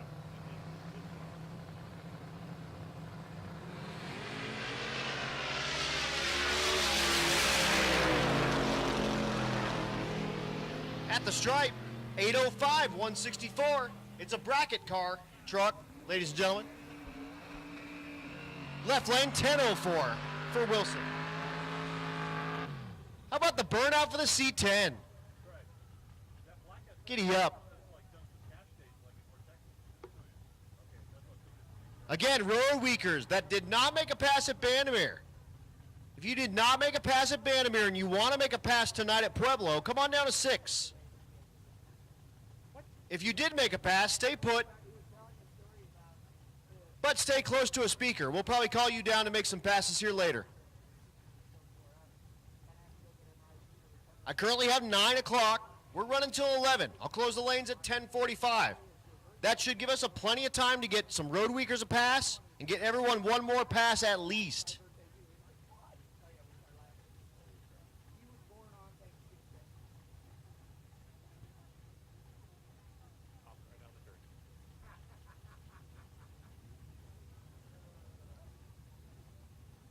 Beautiful truck in the right lane. all the red and white C10.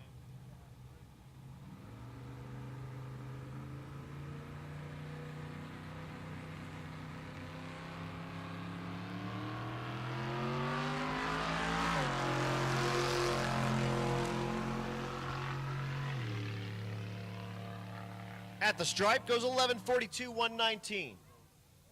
Here comes Mr. Hurley. The Meltdown Firebird Part 2. Jason at Bandamere last night did run 729, his 742 average at the moment. This, his brand new car, the 3rd gen Firebird, twin turbo, big block for power.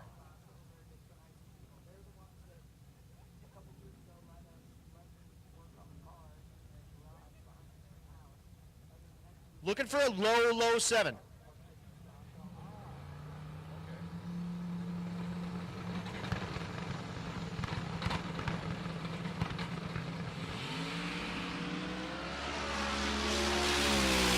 That car's straight as an arrow. At the stripe, 717, 193 is best pass of the week.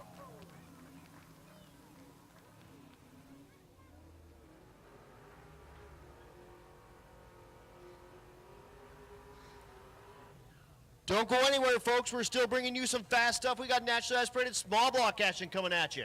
No power adder, 434 cubic inches or smaller. And the 27 gram in the left lane, that's Jacob Klein. Gen 3 Hemi for power. Kind of mid-11s type of performance. Your third place car, if Matt Coating is in fact broke, Keith Horton in the right lane in the Nova. Horton, high 10-second performance.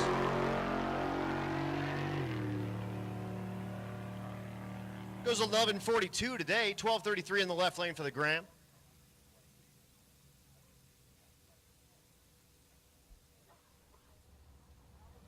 Next pair in the water. Still naturally aspirated small block. This is John Gilman in the right lane, the Nova.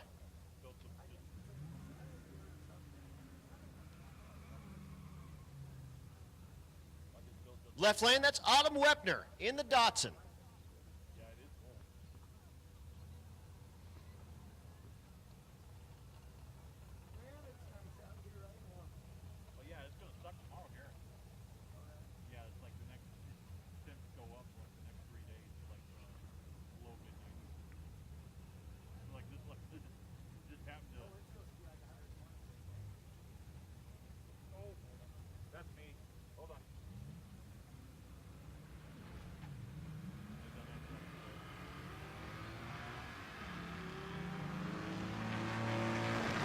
The Datsun in the right lane, a stick shift car.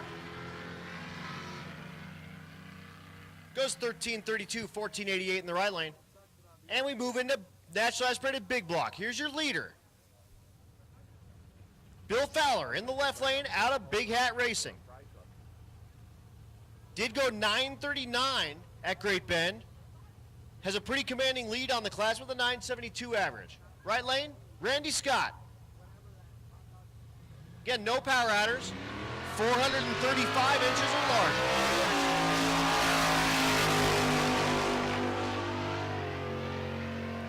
Fowler goes 983, 141.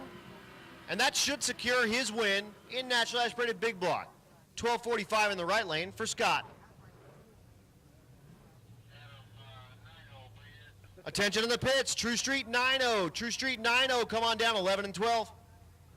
Here's Charlie Ogle, the Plymouth Savoy, second place in the class at the moment. 1064, his average.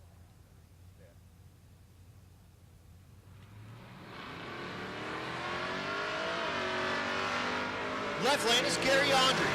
Andres in the Nova. 1211, his average. 1070 at 130 in the right lane. 1224, 111 in the left. There's Big Block Bob. Bob Ruppel. Third place at the moment. 1070 his average. Kind of nipping on the heels of Charlie Ogle with that 1064. Has gone as fast as 1039. The man they call Big Block Bob.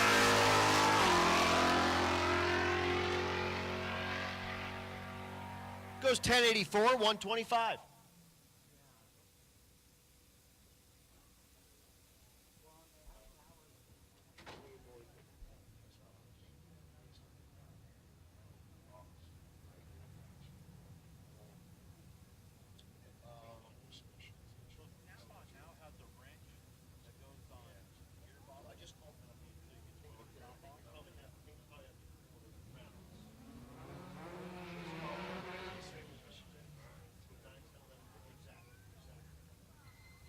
All right.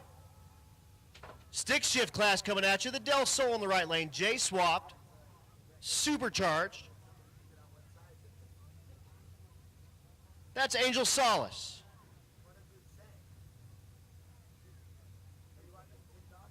No, it's on Instagram. The left lane, Eric Carroll, the IS 300.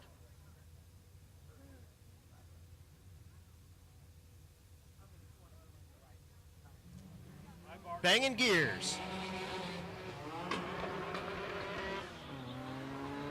Attention to the pits, 10-0, 10-0, come on down, 9 and 10, 10-0, come on down, 9 and 10.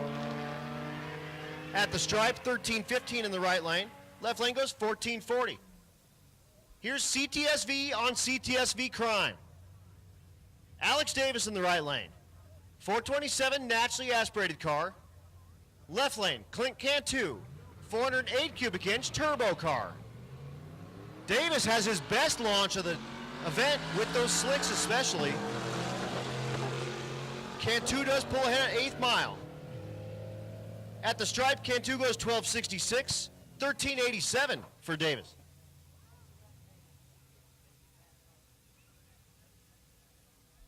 Phil Balsamita in the left lane, the ZR1 Corvette.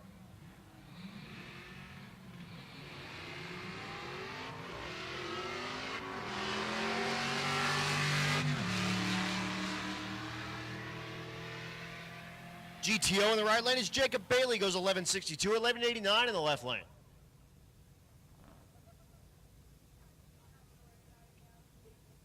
Dan Willoughby in the right lane. In the water, your current 3rd place car, the 92 Civic. Low 10-second performance, looking for a 9 on this pass.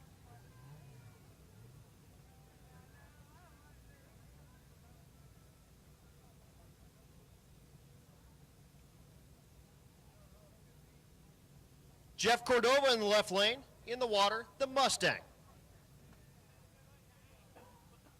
Mid-11s last night at Bandamere.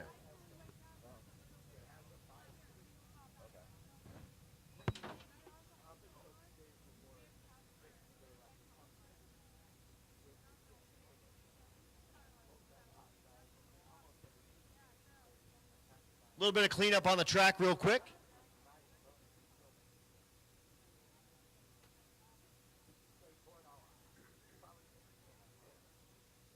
And we'll bring you that pair as soon as possible.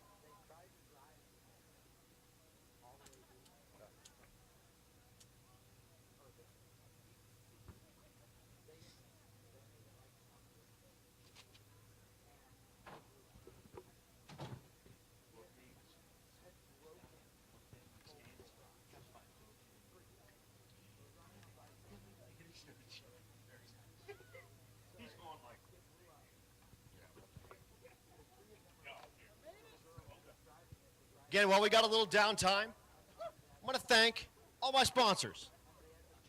Again, because you know what? We can't do it without them. Get Dat Performance. Chillin' with Chet, Big Hat Racing. Great Ben Ready Mix. Chuck's Towing, FM Fab, Nitrous Outlet, Central Speed and Supply, Motion Raceworks, Diamond Collision, 1320 Video, More Race Chassis, BMF Automation, Mickey Thompson, Molly Motorsports, Juggernaut Welding, War Performance, Hog Did It, Hot Rod Jack, Pro Copy, Leading Edge Technology, Nobody Else's Auto, 4Ride Performance, Portable Car Hoist, Circle D Torque Converters, Doug Ray Chevrolet, Bank Ship, Jake's Performance, Force Performance, Nebraska Land Tire, Outlaw Race Engines, Precision Design, Cordis Performance, and Champion Auto Lift. Can't do it without any of them. We appreciate y'all so much. And again, if you're out there on the live stream, you're out here in the stands, if I just read someone you think you might be able to use parts from, go check them out. Because again, we can't do it without them, and we appreciate all their help so much. Thank you. Good job. Attention in the pits, True Street 9, 11 and 12, True Street 10, 9 and 10. So I'm telling you, Adam, there's one heck of a crowd out there. I was telling them up there, when Dave came down on the rotator, because I really like to embarrass him, by the way, they were chanting, "Go, Dave, go." That's some North Enders down there. They're wild down at the north end of this track. That's what I'm talking about. They're out of control. All y'all out here, school night drag racing for some street cars, we appreciate it so much. The Pueblo Motorsports Park community out here and all the staff out here helping us out, and all you spectators, man, give yourselves a round of applause. We appreciate it. Come on. Give yourself a round of applause. We'll be able to hear you up here. They're not doing it. I think I can hear them, can't you? I can hear them. Oh, okay, we can hear them. How about racing? Racing. Here we go. Let's back make to it. happen. Stick shift. Dan Willoughby. Your 4th place car. The Civic. Looking for 9s. In the right lane. Attention to the pits. Attention to the pits. 11 O's. Come on down. 7 and 8.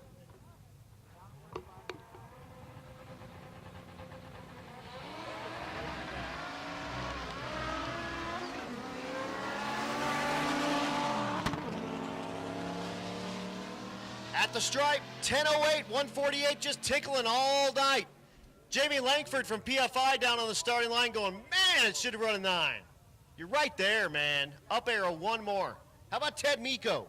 The 67 Fairlane drove it from Canada. Your second place car at the moment. Real life street car. 10:14 is average at the moment. Has run as fast as 10:02.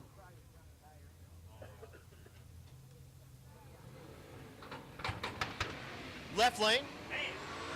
I know, that thing's sweet, isn't it? Left lane, the Mustang. That's Kyle Pate. I'm sorry, Camaro. Kyle Pate. All eyes on the 9:59, 148. His best pass of the week by a ton.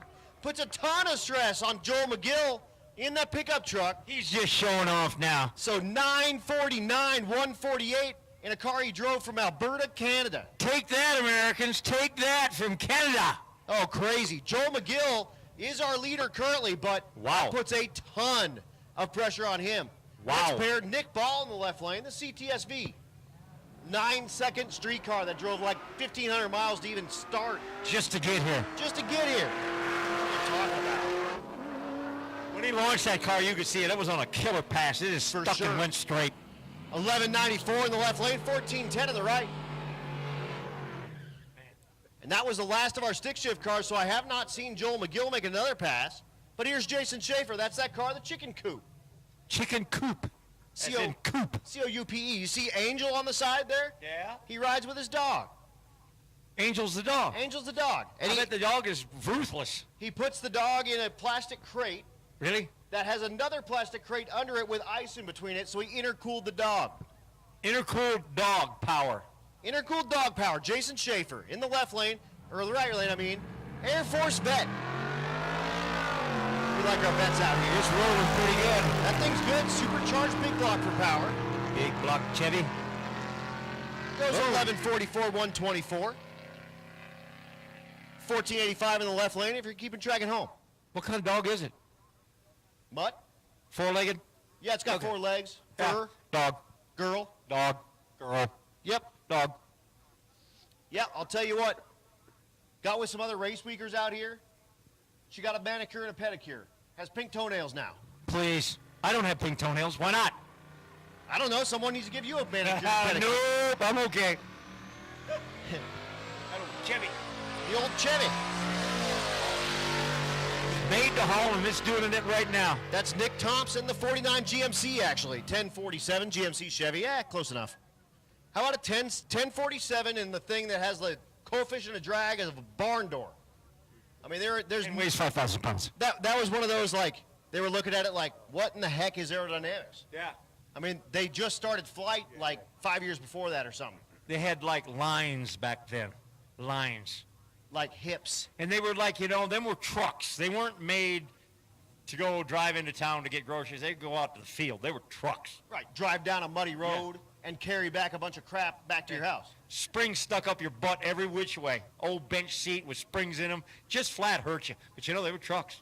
Right. Right. A lot of those didn't even have like synchronized transmissions or nothing. You know what? Them old farmers back in the Midwest, they never threw a car away. That become the truck. Right. Right. Everything could be a truck. Everything could be a truck. You never threw a car away. You just threw everything in the car, took it to the field, say, hey, I'm going to wear it out here. And when it quit, park. Is that how you do it in Elizabeth? Yeah, we just park them out back, pretty much. Yep. Yeah. Yep. They become Flower bed. planters. Planters, yeah, Yep, yep. yeah. Turn them upside down, put some Christmas lights on them. You know what I'm talking about. Oh yeah, no. Yeah, that's how we do it in Elizabeth. Just gussy the place right up. That's Albert County now I'm talking about there. Good times right there. Good times. Albert County. It's just up north 100 miles. People come on up and visit. Or don't. You know, either way. You might not want to on a Saturday night. That happens. No big deal. But we're back. Doing some drag racing. Street cars. Rocky Mountain Race Week. Race day number 4. Day number 5. We drive tomorrow, day 6. Finishing up day 7 at SRCA in Great Bend, Kansas. The drive days on these things, you think like, man, that kind of makes it easier, right? Well, we did 500 miles in a day. And I'll tell you what, driving 500 miles in your like kind of fancy, nice car with AC and stuff, that's even hard.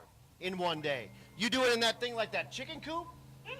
Come on, man. You got some stuff. I tell you what, anytime when you drive from where I live at to Kearney, that's almost a day's drive. No, it is. And we've spent 13 hours on the road. It was incredible. That is one long haul. How about Ryan Hill, the GMC Typhoon in the left lane? Smoke. Oh, a little smoke. Not too bad. That's all right. They're looking. 1062, way off the average. That makes sense. Thing's probably eating itself up maybe, or hurt, or he just let off. Who knows? But we'll go get a look. I know that eating itself up. I just put a new motor in my truck that ate itself up. That'll happen.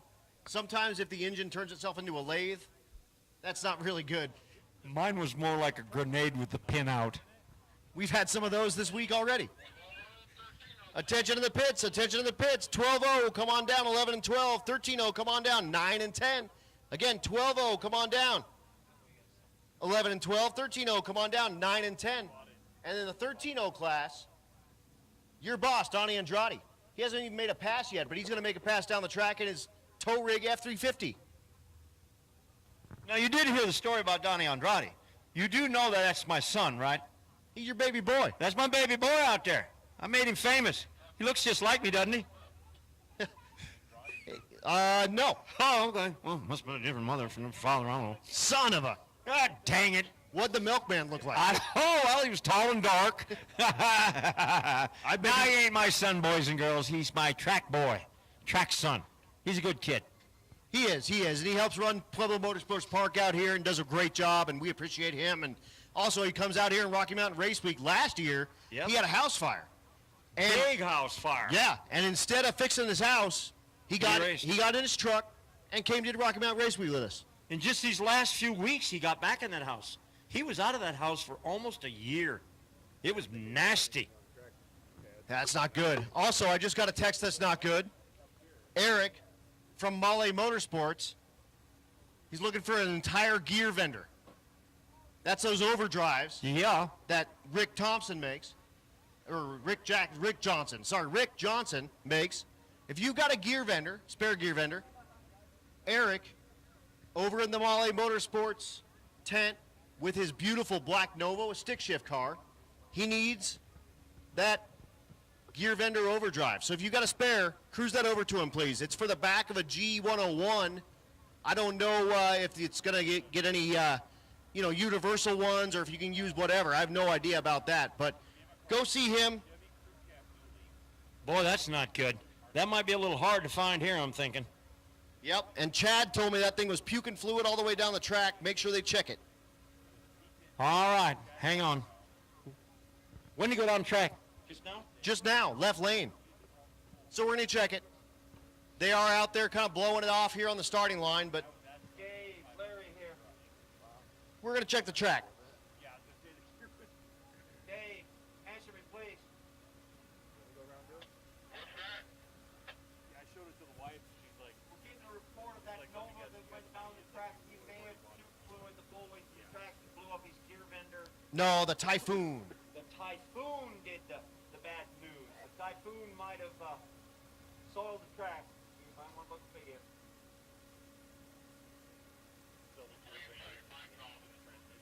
Sorry about that. That's my fault. I had the mic on.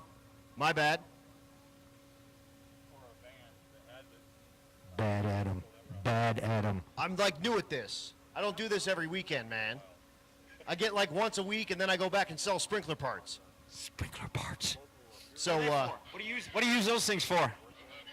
moving water. Oh, we don't do that in Elbert County. All right. So we are going to check the track. Just make sure that thing is tight. And if it's not, we're going to clean it up. So we'll be down just a moment, and this is a perfect time for me to hand the mics over to you real quick, Mr. Myers. You got to go somewhere? I got to go see a man about a horse. All right, I'll take over. Adam's doing a stellar job up here, so I'll fill in for a little bit while he go waters himself, so to speak. But like I said, it's a great night here at Pueblo Motorsports Park. We're out there checking the track. We got a report there might be fluid down track.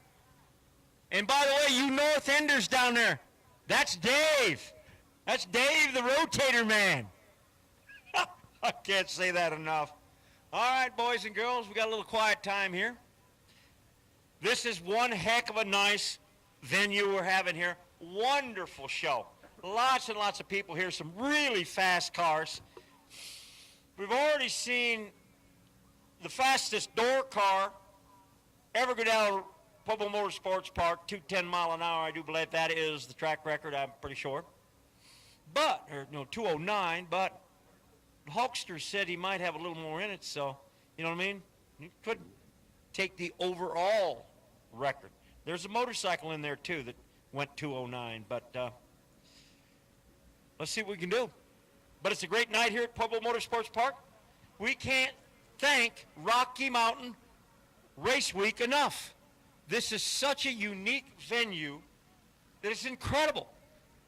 These drivers, once they get to Great Bend, just with their car, some of them even drove there, then they got to race the car 1,400 miles. 1,400. That's, most people don't drive 1,400 miles in, say, a month, let alone 5 days in the heat in a hot rod. Come on.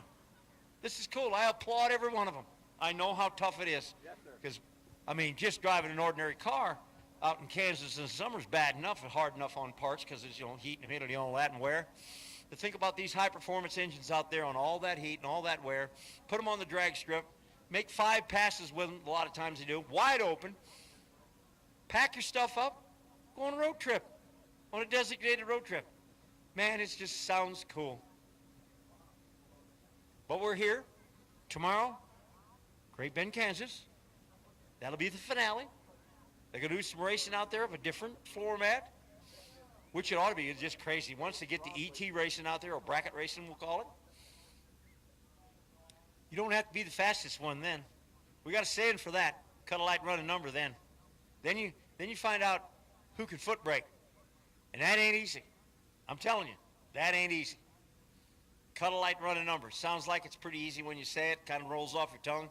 You get in an automobile and try that, or a dragster, anything. You just try that. Cut a light, run a number. It's difficult. But they'll be in Great Bend tomorrow. Waco, Kansas.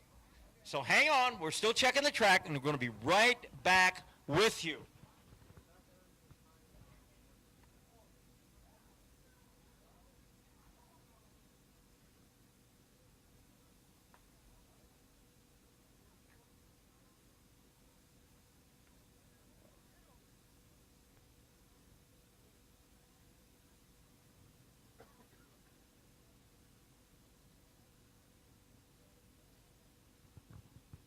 I want to thank the media people that are putting this out on the interwebs right now. Bang Shift and 1320.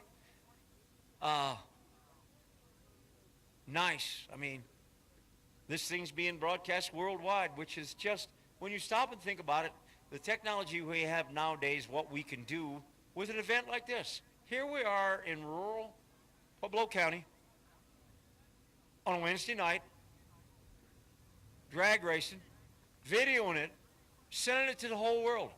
There's probably 4,000 or 5,000 people out there right now on YouTube watching this, hearing me babbling, which is probably not a good thing, but I want to thank all you people out there on the web.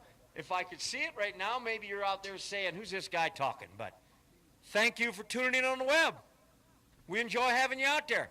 And if you're ever in Pueblo, Colorado, stop by at Pueblo Motorsports Park. Say hi to us. We'd appreciate it. Come on out. We love to have a good time here. All right, the crew's back. I don't know what's going on here. It looks like we're getting ready to go back racing.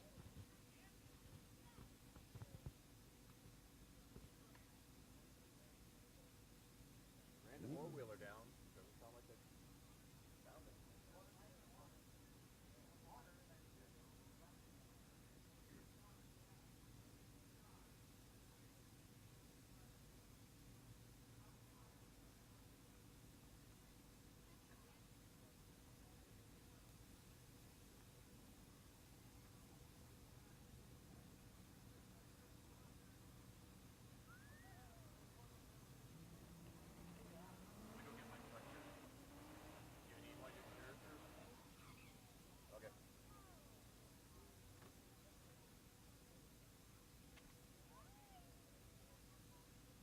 you kidding me?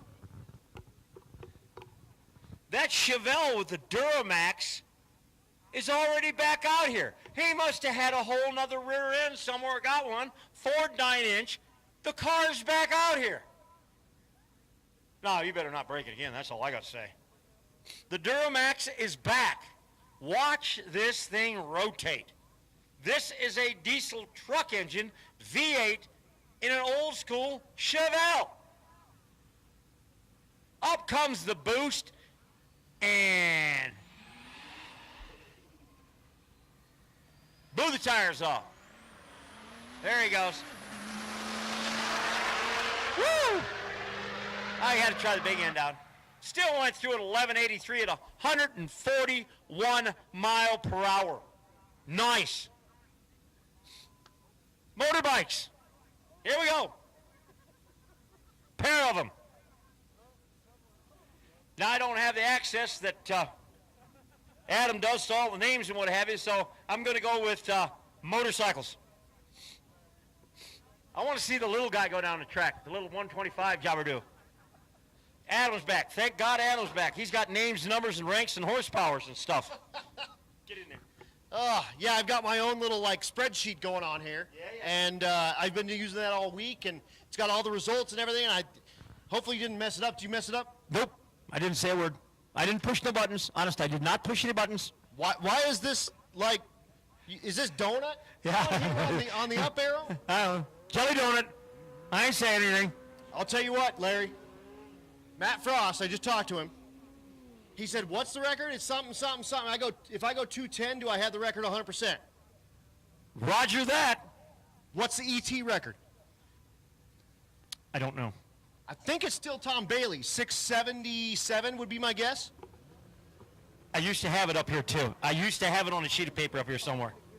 He told me I don't know. He's going for the mile an hour later on the night. Let him rip. Come on, he's got to be able to do it now. This air's got better if they put a little prep on the track at that point. 210 is negotiable. No, 100%. And he said, easy. you know what? Yeah. If I go for the mile an hour, I want to go for the ET if I can, because, you know, we're going to find that out. But he said if it's somewhere in the 670s, he thinks he's got something for you. Larry's looking right now. Meanwhile, going motorcycle racing.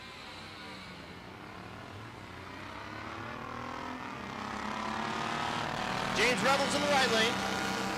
William Lina in the left lane. Oh, we're going to check the DA real quick.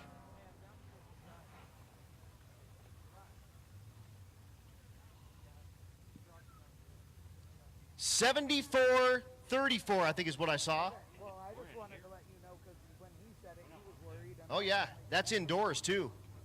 Okay. All right. Next pair. Talk to you.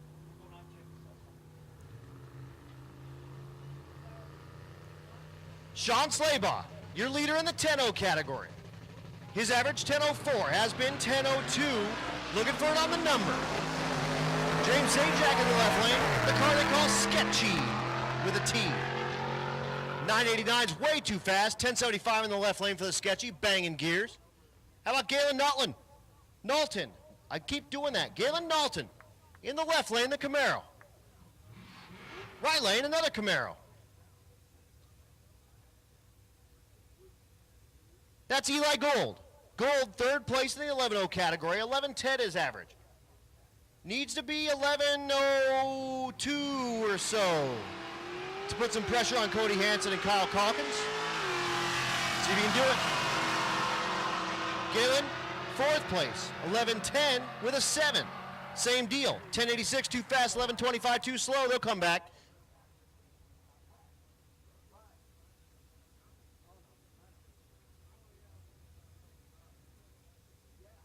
Lee Watkins in the right lane, the G8. The left lane's the Mustang. That's Kevin Mays.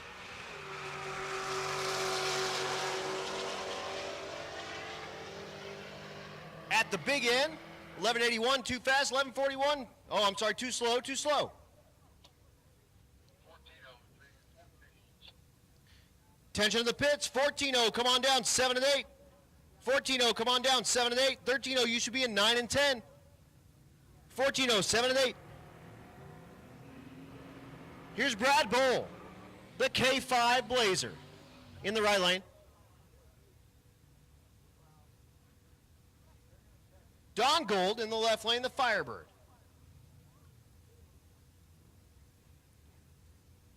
Brad Bowl, currently 6th place with the Blazer. Did put up 11:03 at Bannermere.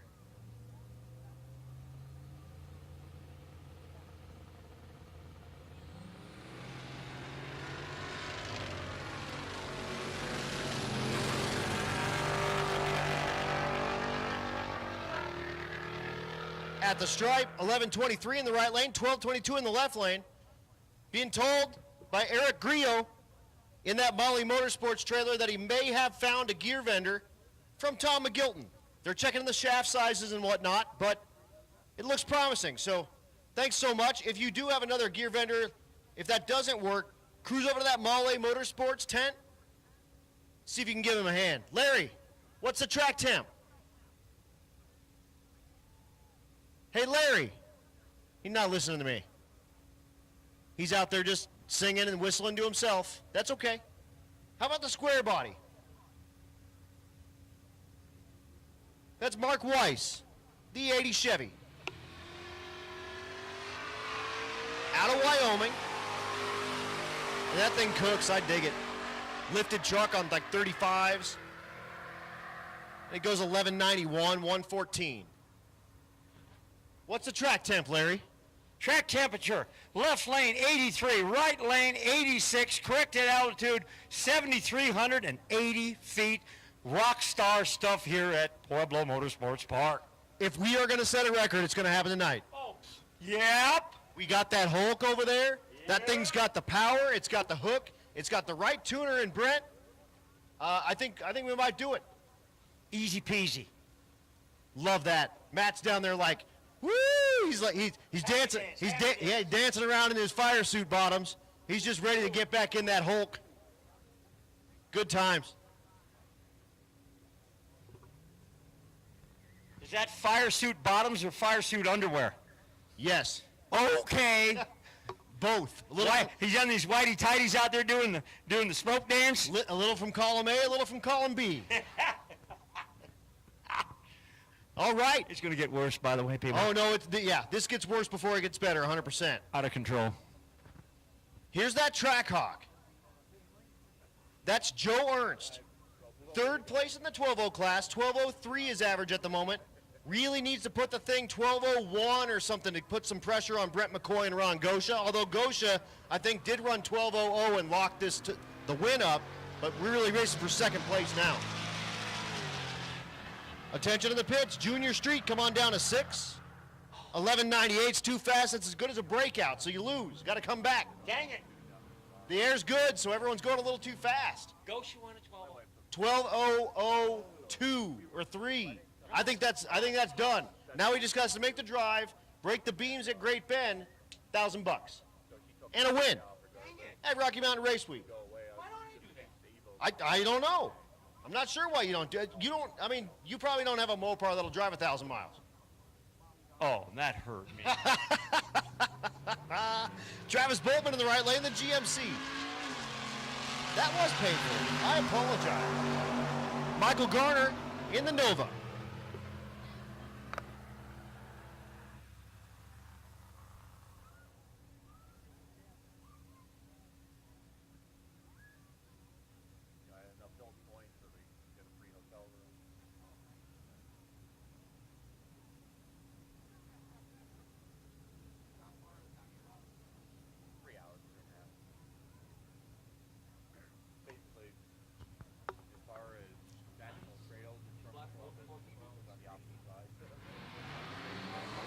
Danny Tillman in the right lane, the Chevelle. Val Garapi in the left lane, the Camaro. 12.06 in the right lane, 12.91 in the left.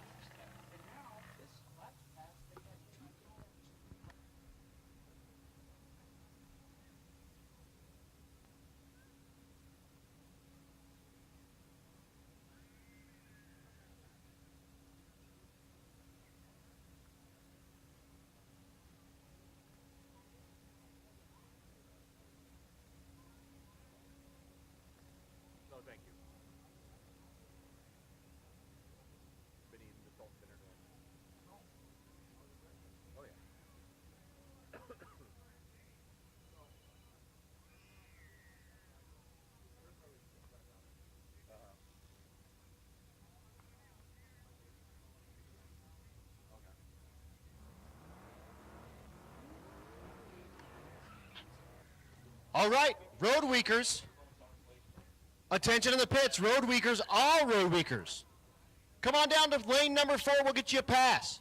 All road weakers, come on down to lane 4, we'll get you a pass. So how about if you went to Power Tour and it stopped at Pueblo Motorsports Park and you just have your street car and we just let you make a pass down the quarter mile? How cool is that? I mean, Is it like a PT Cruiser? Kind of, can I take my PT Cruiser down the track? Yeah, do it. You got to sign up for Road Week. Dang it. There's always a caveat. Always something. $49.95, yeah, for 6 months.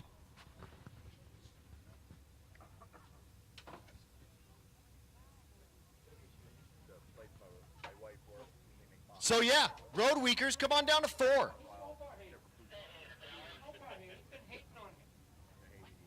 I don't like the guy.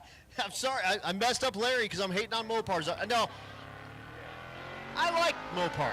I really do. You know why it is? Because I have friends that are Mopar guys, and if you can't rib your friends, who can you rib? Somebody's got a box. So 1329 in the left lane, and 1196 in the right. You know they invented hydraulic brakes. I do, and they were the first to have 1 horsepower per cubic inch in the 350-inch B big block. And electronic meters. Right. I believe an alternator also. I hate, Henry Ford couldn't say that. they do good stuff. Did. Did. Yeah, how about Brent McCoy? Currently second place. Gosha has the 12-0 class locked up, but Brent McCoy trying to hold on to second place. Looking for 12:03 or better.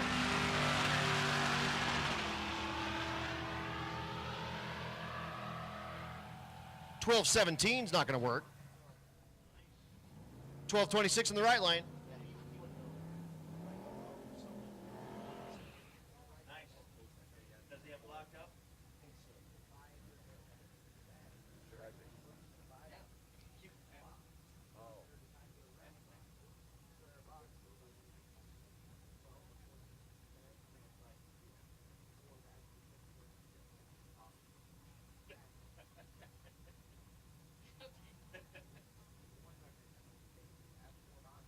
All right, our 10-0 class. This is our second place car. Braden Pockwenny.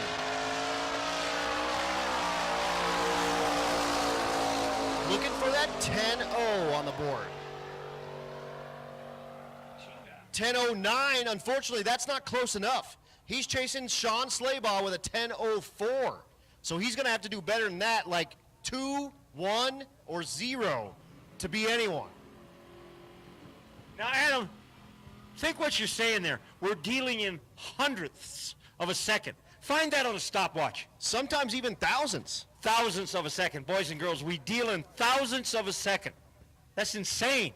And here's what we're talking about. We go to 4 different tracks. We've been to 4 different tracks at the moment. And all different elevations. We're talking Bandamere, 5,800 feet.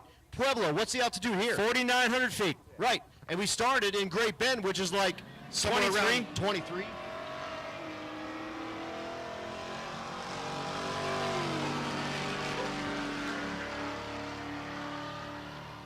Attention in the pits. Rowdy Radial. Rowdy Radial, come on down to 12. Rowdy Radial, come on down. How about this? 13:01 in the right lane. Love that. Unfortunately, I'm calling Rowdy Radial. I don't know who it was. Here's Sean Alsop. Alsop riding with his son in the Mustang.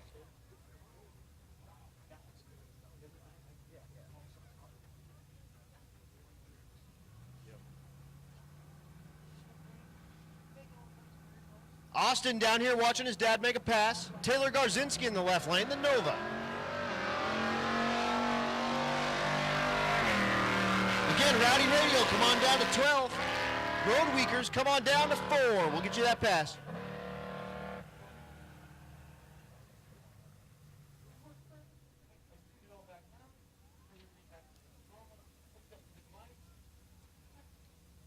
William Patton is back, the TRX.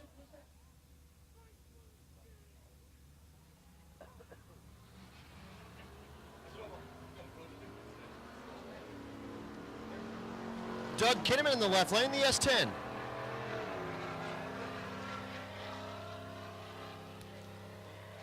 $13.16 in the right lane, $14.35 in the left.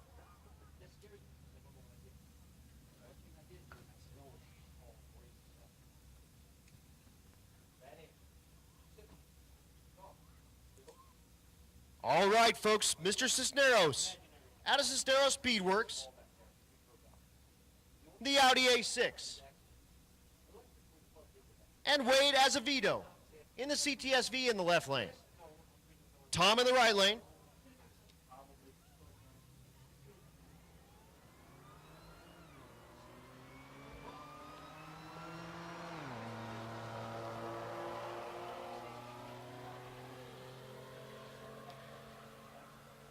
$13.16 in the left lane, $13.20 in the right. They'll need to come back, tighten that up. Here he is, Donnie Andrade. Do you want to call Donnie's race? Sure, I want to talk about baby boy. Donnie Andrade and the big old Ford out there. That's one of those, what do they call those things? Power stroked or understroked or something Ford. Faster than your PT Cruiser. Oh, I don't know. You start beating on my P3 Cruiser now. We'll have a match race out here shortly. There he goes. Look at that thing haul. He's rolling coal. Old Donnie's hauling. What do you think? Oh, it's great. How fast? How fast? Come on. Let's see. Woo, 13:59. Get out of here. 108 mile an hour. It's faster than my PT Cruiser. He was in the left lane. Ah, dang it. Well, it's 13:73 at 98 mile an hour. Right. Come on. Still faster than my PT, though. Right. Of course, a wheelbarrow is. Faster than my Cadillac. Oh, you drive a Cadillac? Ooh, uptown. It's got AC. Oh, it's nice. Oh, I got heated seats in my PT. Me too.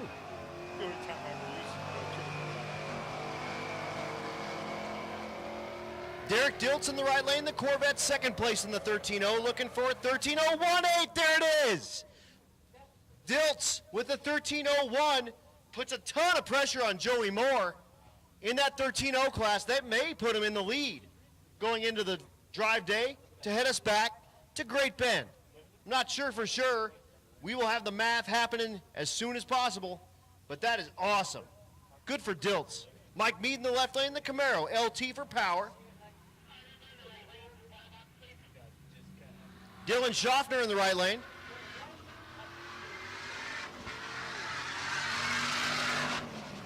Out of Circle D Performance. 1189 in the left lane, 1384 in the right.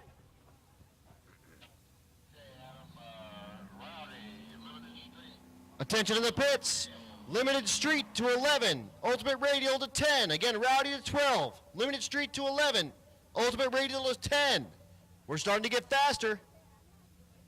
Not sure who this is.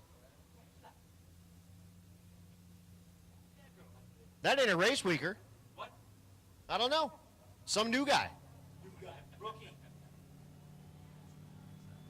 Better not mess that track up. Come on. Go. Box fight.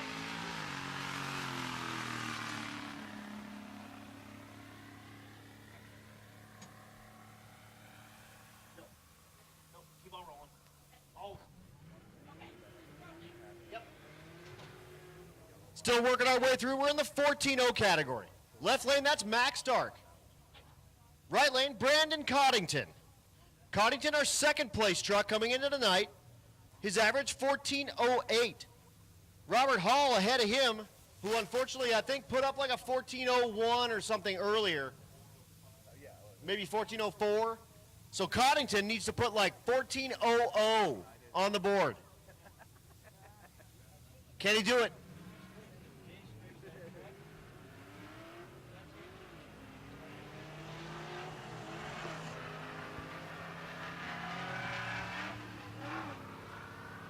Coddington at the stripe. 14.58, that'll be no help. Zero help. Right behind him, here is Robert Hall, your leader and likely your winner. In the right lane. The left lane, Katie Farmer. Farmer out of Hogg did it. That's one of our sponsors. Bracket Addict. Bracket Addicts in the right lane, out of Pueblo West. Let's see some zeros here. Come on. Let's see some zeros. Your leader currently 1407, his average after 4 tracks. Wow. 3 tracks. We're at the 4th. Goes 1405. There you go. He went 03 earlier, I believe, so. That didn't hurt nothing. No, not at all. You got to love going 3 and 5, and your average after 3 days with all these different altitude changes is 7. Yeah.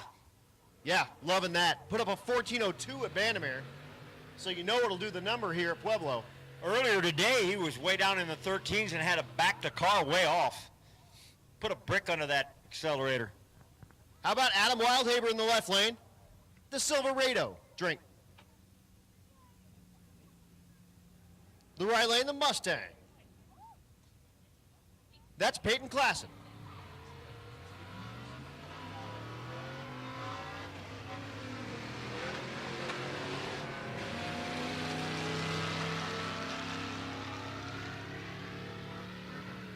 At the stripe, 1528, 1533, no help for either driver.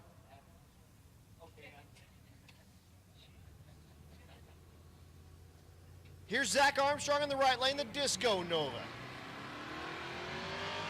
1415 his average, has run 1402. Looking for that 1400 to move him up. Out of like the 6th place position he's in now. 13 won't help. 02 in the left lane. That's Brian Dater in the GMC truck, so he goes 02, which is what he turned in Great Bend.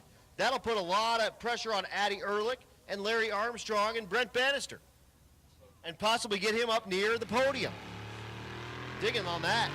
Good pass. That's that truck they call Gentleman Jim. Right lane, Bradley Armstrong, the S10. Left lane, that's Nate Morton. 1428 in the right, 1458 in the left. Here is Addy Ehrlich in the left lane. Your 5th place 14-0 car.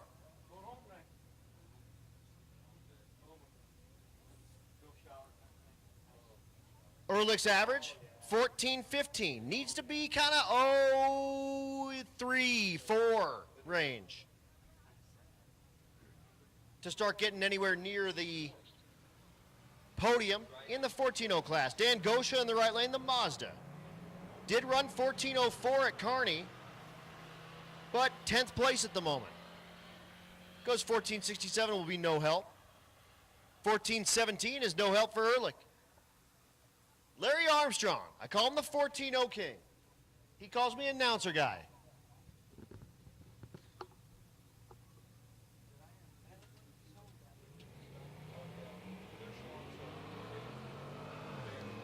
Here's Brent Bannister in the left lane, the Camaro. Your 3rd place car. Chasing Coddington and Hall. 14-12 is average, looking for an O. Not going to do it, 14-14. How about the Mini? With the Union Jack on the roof. That's Kara Glover. Kara Glover outside looking in, 25th in the class. Needs 14-0-0-0-0-0-0. Oh. Anthony Watson in the left lane, the Camaro. Also outside looking in, 15th place.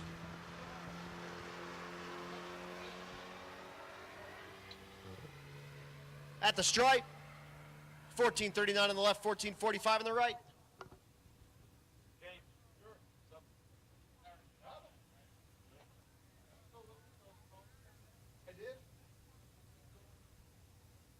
Oh, hey, look, road weakers, folks. Road weakers. These are some of our road weakers. They're just going to play. That's a they're pretty just quick playing. road weaker. Yeah, oh yeah. Oh Look yeah. at him go. So they're cruising the whole route. They get all the sticker packs. You can see all the stickers on the cars. Yeah, yeah. Oh yeah. And they're just cruising around having a good time. And when we get a chance and we have a class and a car doing some cool stuff like, you know, Pueblo's doing and running cars fast, then we run road weakers. How about a 1384? That's pretty good just road week. Cruising road weaker car. We had one run 1170 last night at Bandamere. That's quick. Super For a street quick. quick. For a street car, that's quick. And he brought his, he said he brought his dancing shoes. Dancing shoes. That's right. He brought his dancing shoes, welded them on the back, and let her rip. That's right. So Road Weekers throwing them a little love, giving them some passes down here at Pueblo Motorsports Park. 11:57, that was not a Road Weeker. Not sure what he was doing, but maybe just got a cup. That was Curtis Myers, actually. 3 generations of Myers out here. He's got his dad road weekend. He's running the 11-0 class with his G8, and he's got his son riding with him in the passenger seat, Ari. How's he spell his name? M-Y-E-R-S. That's wrong. That's Bob Myers' son. Bob Myers' son. That's Bob right. spells his name wrong. It's supposed to be M-E-Y-E-R-S. I'll let him know. Yeah, Bob and me's been going years on that one. You know Buffalo Bob. I know Buffalo Bob. Yeah, he spells his name funny. That's his son, Curtis. Yeah, he has a truck too. Yep. Diesel truck. Oh, yeah. Brings that out here. That'd be Curtis. And this is one of our other road weekers, I believe. Oh, no, it's not. That's got a number. That's Lee Watkins. No, it's not. Either. I pressed a 2, not a 268. There we go, Jim Bradshaw. Goes 15:43.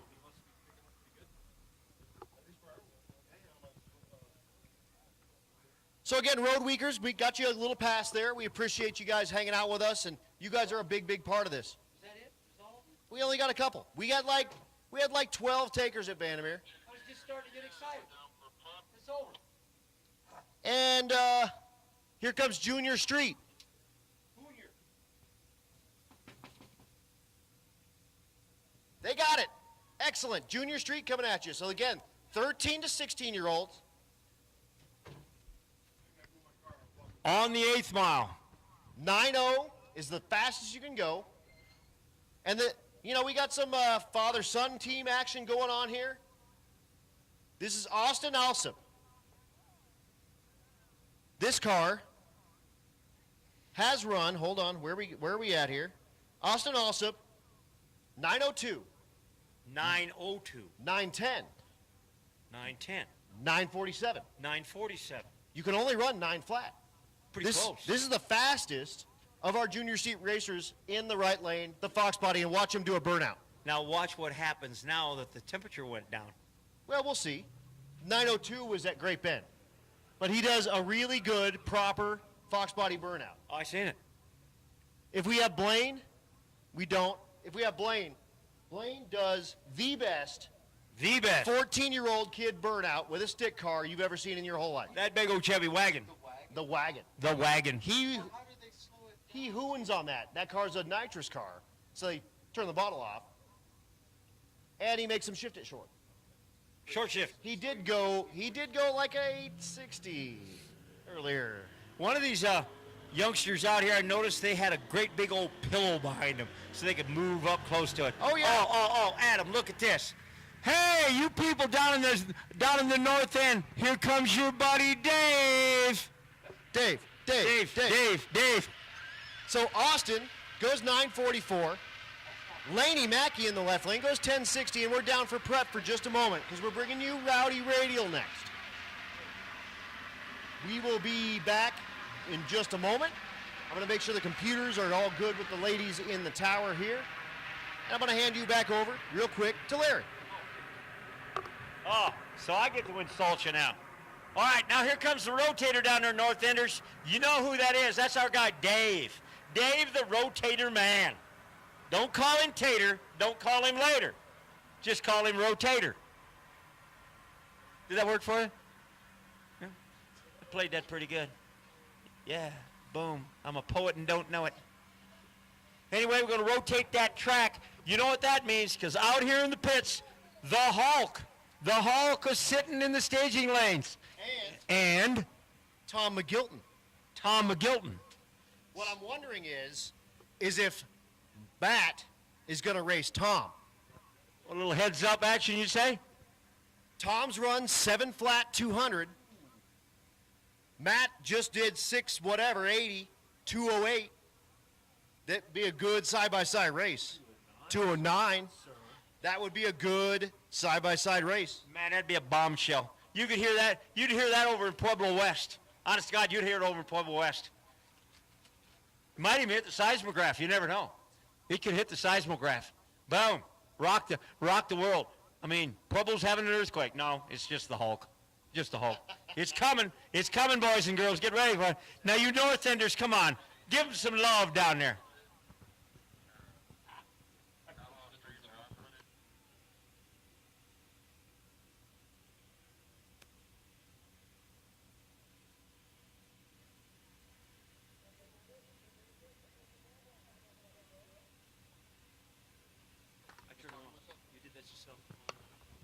Attention to the pits, attention to the pits. NA small block, come on down to 12.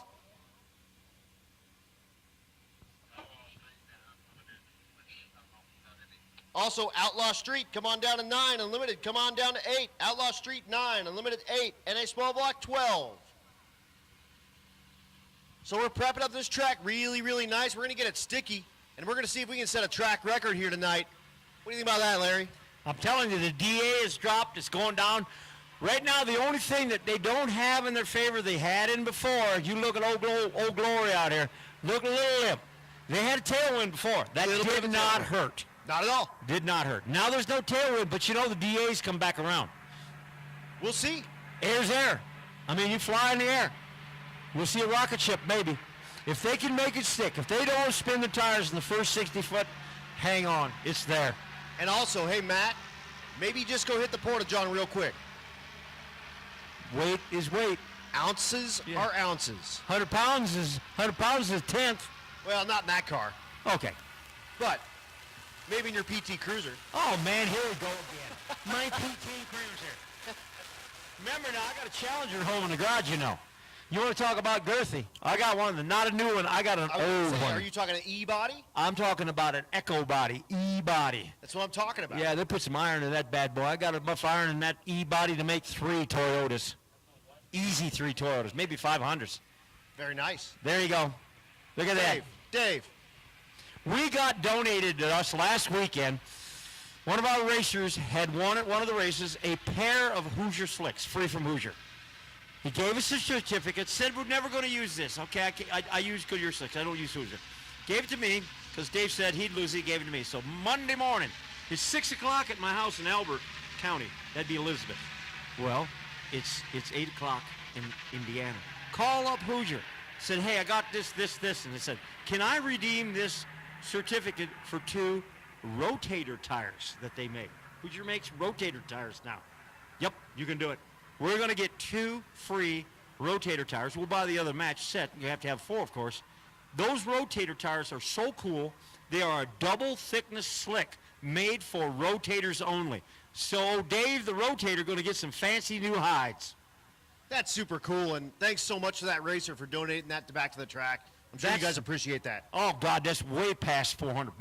I mean, that's a lot more than $400. It's probably $400 a piece. And we've seen these in Topeka, these tires, special build. It even says rotator on them. You don't really want to put them on your car because they're a little heavy. But they worked extremely well in Topeka. They were getting a lot of wear out of them, like half a year wear out of them. Uh-oh. We're getting a phone call.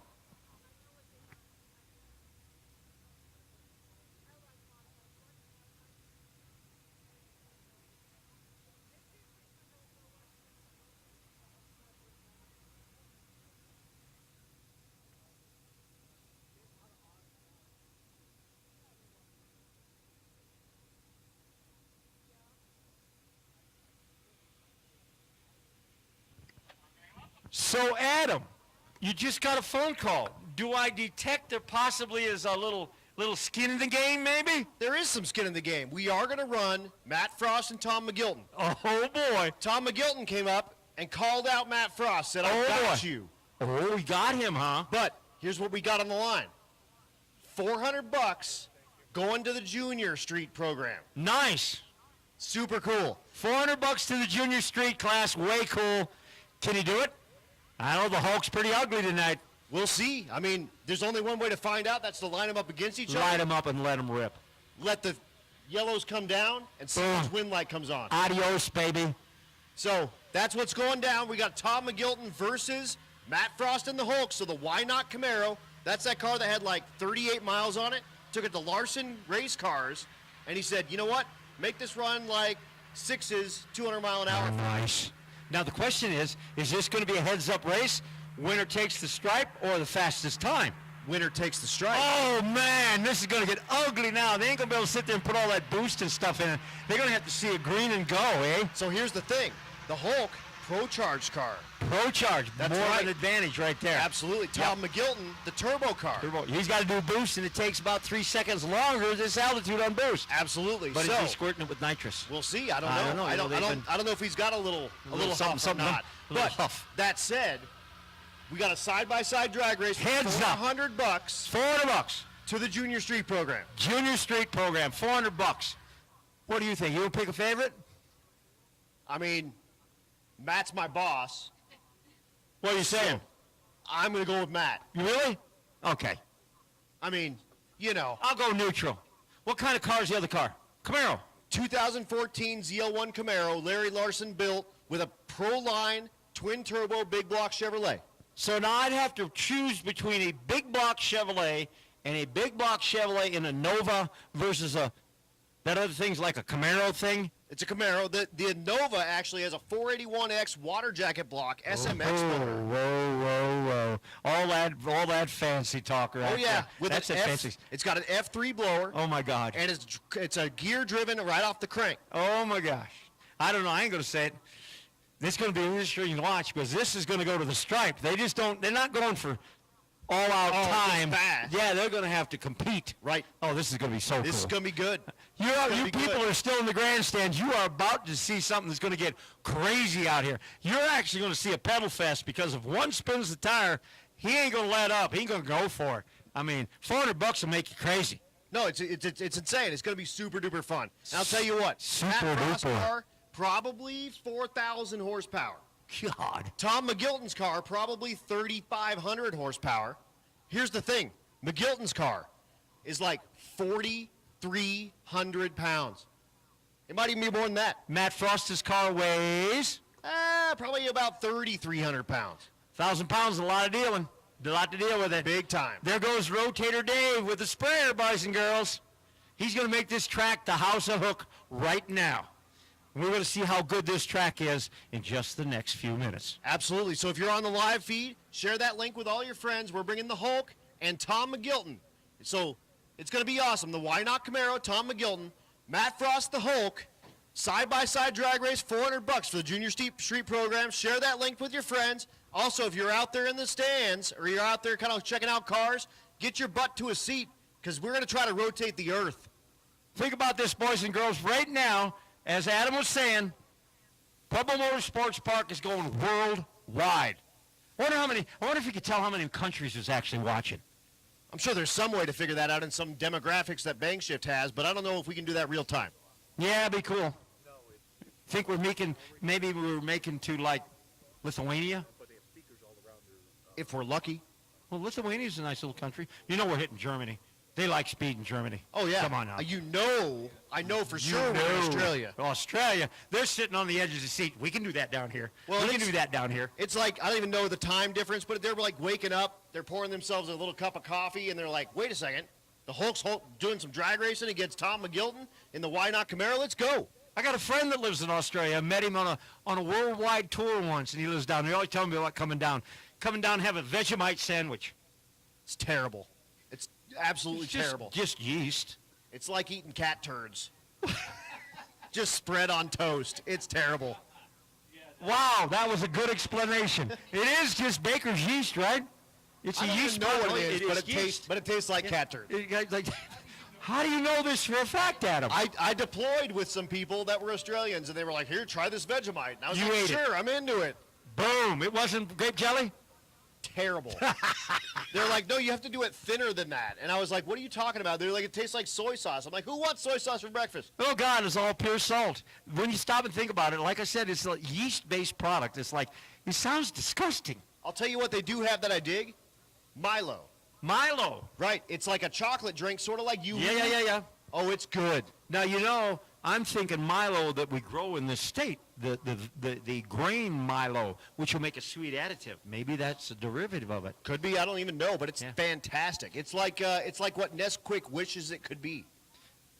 I've been drinking Nesquik since I was about 5 years old, maybe. Well, you need to try Milo. Milo. I'll have to see does Walmart have Milo?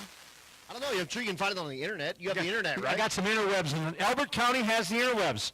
Recently? By the way, I'm going to give a little plug out to them. We are going to get in Elbert County. Think about this, boys and girls. We're going to become modern in Elbert County. Fiber to the desktop is coming to my house.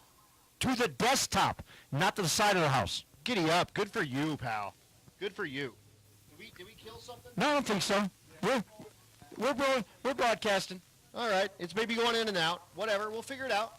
Internet. Fiber to the desktop. You have a desktop?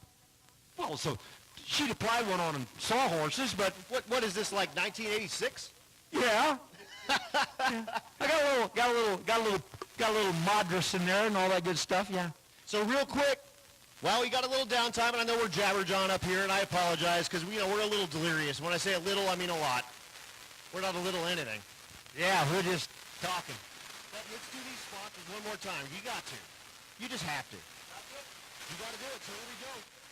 Champion Auto Lift, Cornish Performance, Precision Design, Outlaw Racing, Nebraska Land Tire, Force Performance, Jake's Performance, Bang Shift, Doug Ray Chevrolet, Circle Deep, Torque Converters, Four-Ride Performance, Portable Car Hoist, Nobody Else's Auto, Leading Edge Technology, Hot Rod Jack, Pro Copy, Hog Did It, War Performance, Motley Motorsports, Juggernaut Welding, Mickey Thompson Race Tires, BMF Automation, Moore Race Chassis, Diamond Collision, Motion Raceworks, Nitrous Outlet, Central Speed and Supply, Chillin' with Chet, Big Hat Racing, Great Bend Ready Mix, FM Fab, Get That Motorsports, and of course, 1320 Video.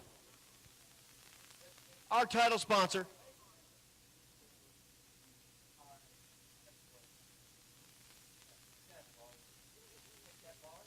I'm hearing that the track is looking good. The air is beautiful. We're going to do some earth-shattering drag racing before you know it. Rocky Mountain Race Week, day number 1, 2, 3, 4, 5. Race day number 4. We drive tomorrow. We finish up at Great Bend, and we do bracket racing in the morning. We do heads-up racing in the afternoon. And we're about to have a blast here. Finish up our day at Pueblo Motorsports Park. It's 10:05. We're going till 11 o'clock. We have open staging lanes till 10:45. So, if you want to make passes and you're still on the property, we're going to run these cars out that we have in the lanes, and we're going to make our best effort to get one more round in. One more round, boys and girls. So, especially you index people, it is tight, and we know that it's tight. We are going to do our best to get you one more pass down this racetrack to tighten up those indexes, to get those frozen. Now we freeze those when we make our drive, we get out to Great Bend. As soon as you break the beams, you locked it in. Done. Wherever you're at. Done. But you have to make the drive, and you have to break the beams. Got to show up to win. Everything about half of what goes wrong here in this race, and more than that, probably 2/3 is on the street. And we got Nice. a long drive tomorrow, so nothing's set until we get back to Great Bend. It's a long way to Great Bend. It is. I think I hear the Hulk cleaning its throat out there. It is. They're rotating. Tom McGilton. Oh, boy. In the Why Not Camaro in the left. Why lane. not? Why not? Why not go out and beat the Hulk? You don't want to know why it's named that? Why is it why not? Because when it had 40 miles on it, and that's about a six-figure, $100,000 car when you buy it new, when he took it to the race car shop and said, hey, cut this thing up, and he said, why, are you crazy? And he said, why not? Why not? And the Hulk. That's what it cost. There's a John Force burnout there. A John Burst? Yeah, one of those things. Now we got a modern Camaro, Gen whatever the heck it is, a 22 or whatever they call it. Gen. 5th gen. 5th gen. There ain't gonna be a 6th. There is a 6th. Oh, there is? It already exists. But now they've canceled the Camaro from on. Look at that! Oh, don't show me up. Oh yeah. Oh yeah.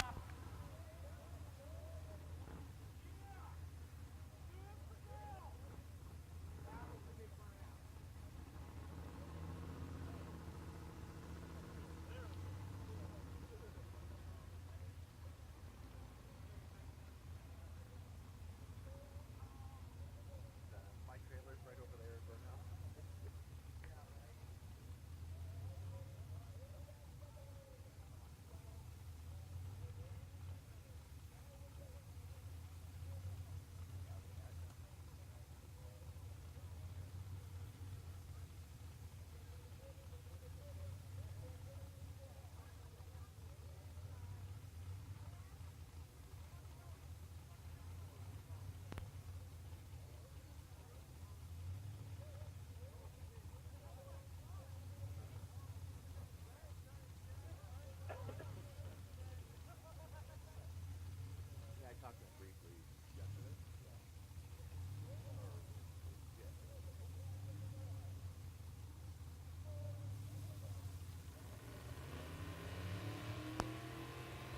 quarter-mile drag racing. Here we go. Wow. Oh, he's right there. Oh. Dang, popped it a little. Hopefully that's not bad. But 724, 158, and where's the wind light?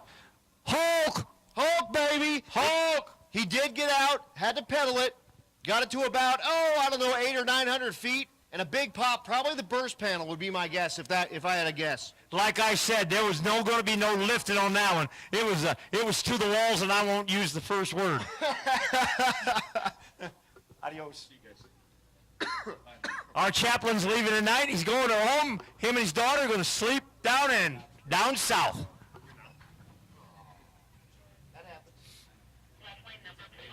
All right, we got to go down and check. They had a little burp down out of the old Hulkster, so we got to do a little check. But how about that? Thanks so much man, for that was throwing cool. down $400. Went to a very good cause. It really did. And Tom McGilton's going to throw that $400 into that Junior Street program. Nice. And there's some 13 to 16-year-old kid that's going to get an extra $400, and we got like 1,000. Nice. Uh-oh. And we're down for just a moment. We'll go see what's going on. We'll be right back.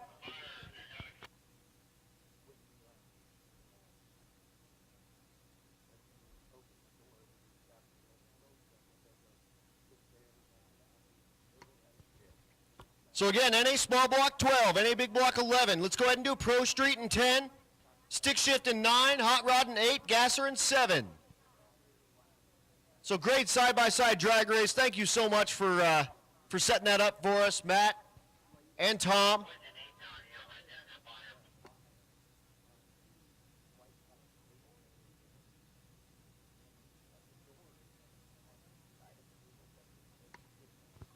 Those cars, both street cars. Tom McGilton out of competition, unfortunately. Broke the car day one.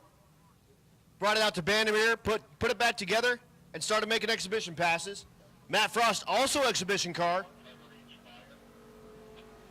Have not made all the street drives or anything like that, but has made a pass at Bandamere, made a pass at Great Bend, and made a pass now at Pueblo Motorsports Park.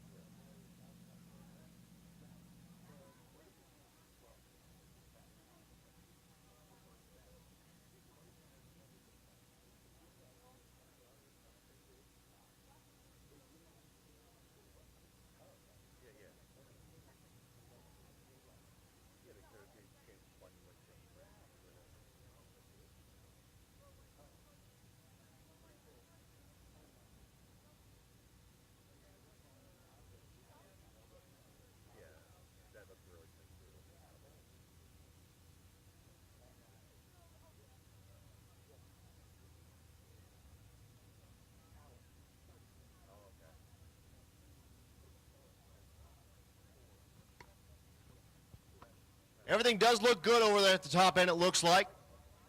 Looks like we just need to get the Hulk off the end of the track. He probably missed that first turn off, which is good, because he was going like 170 or whatever. But if it blew a burst panel, the thing won't run. And that's probably what happened. So we're going to have to get him towed back. So we'll be down just a moment while we get the Hulk off. Yeah, you can see the flashing lights down there. He's down there with them. So again, that thing just won't run with the burst panel. It's like a big open hole in the intake manifold. And I think that's what happened. Look, given the look of the thing, that looked like a burst panel to me. But that said, Just be a couple of minutes. We'll be down. Get that Hulk towed back here, and hopefully the damage isn't too bad. Again, just a burst panel, that's like a $30 part, $40 part. Put it back in, and you're right back to 4,000 horsepower, no problem. So, just getting that car off the end of the track, and we will go back. Oh, I just heard we're good to go. Track is clear, so we're going to go racing here very soon. Again, NA Small Block 12, NA Big Block 11, Pro Street 10, Stick Shift 9, Hot Rod 8, 7 Gasser. Sitting in the water right now are limited street competitors. That's Trevor Brandon. The GTR, third place car. In the right lane, that's Sandon Slaybaugh. The Camaro, your fifth place car. This the 850 index class. Looking for 850s on the board for the next handful of pairs. They're all chasing Jerome Courtney with that strictly business truck. His average 852.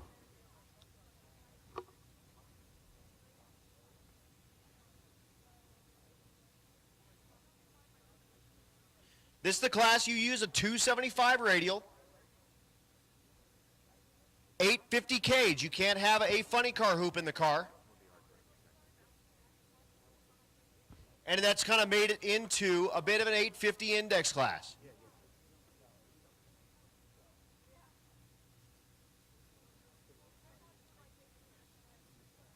Again, this is our last night to tighten these averages up.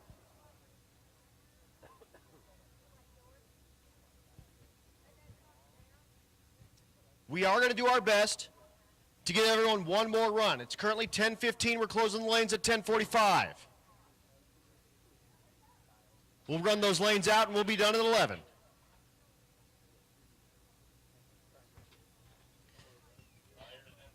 So again, folks, everything looks good on the track. Fire's in place. Track staff is getting back to their spots, and we are going to go drag racing limited street style.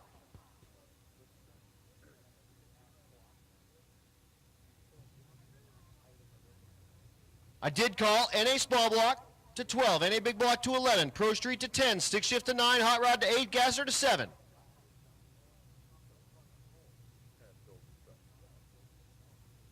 Which means we're about to get back into True Street.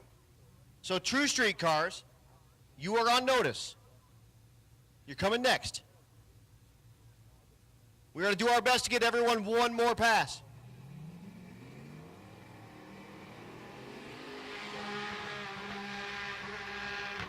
So twin turbo V6 in the left lane. Single turbo V8 in the right lane. All-wheel drive in the left lane. Rear-wheel drive in the right lane. But two bad hot rods going head-to-head. Looking for 850 to put some pressure on Jerome Courtney and Tom Franks.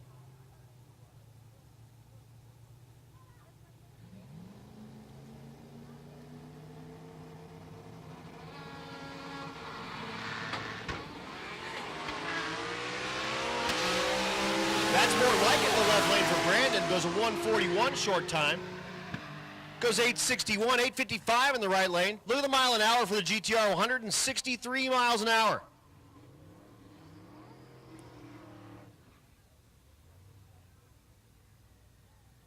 Here's Nick Lawson.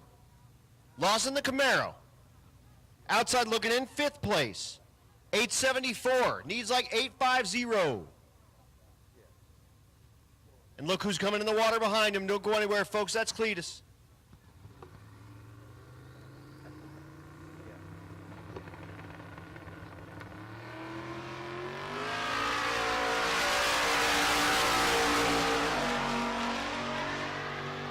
Kind goes 863, 164. Look at that mile an hour in that car. That thing is scooting on the top end. And moving right along Ultimate Radial category. This is Cletus, your leader in the category. Average coming into today, 737. Has run as fast as 722 this week. But you know that car went sixes on Midwest drags. The right lane, Sean Pregene, the Mustang. This is one of those where there's all these people taking pictures and videos, and I call Pregene, in this case, the backup dancer. Everyone's going to be taking video and pictures, and your car will be out of focus in the back of it. That's okay. You're still in the picture.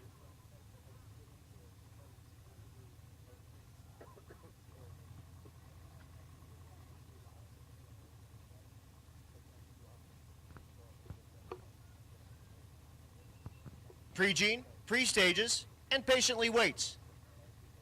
Cletus is in. Pregene is in. Here we go.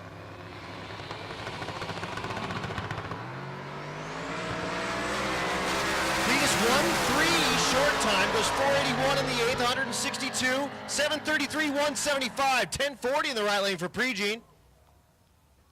If you're scoring at home.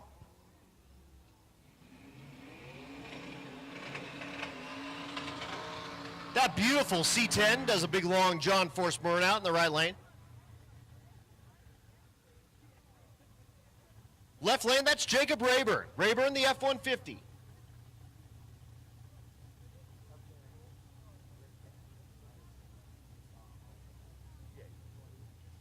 Running through our ultimate radial category. This category, any cert, no problem. 315 radial max.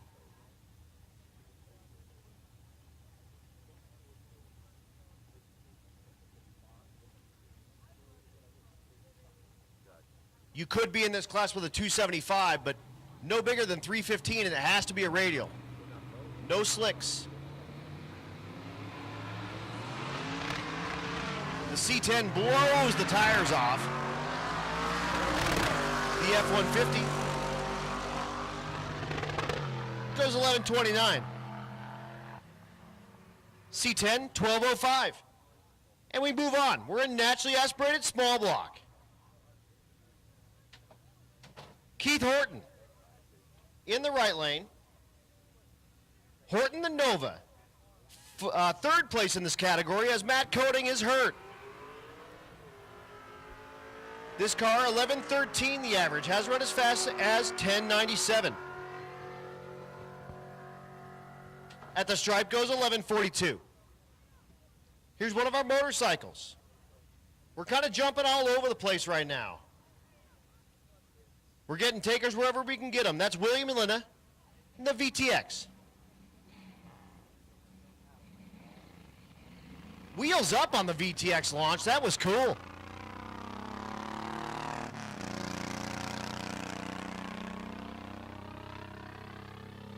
How about a 24 red on a 400 Pro Tree? Goes 1465 at 92.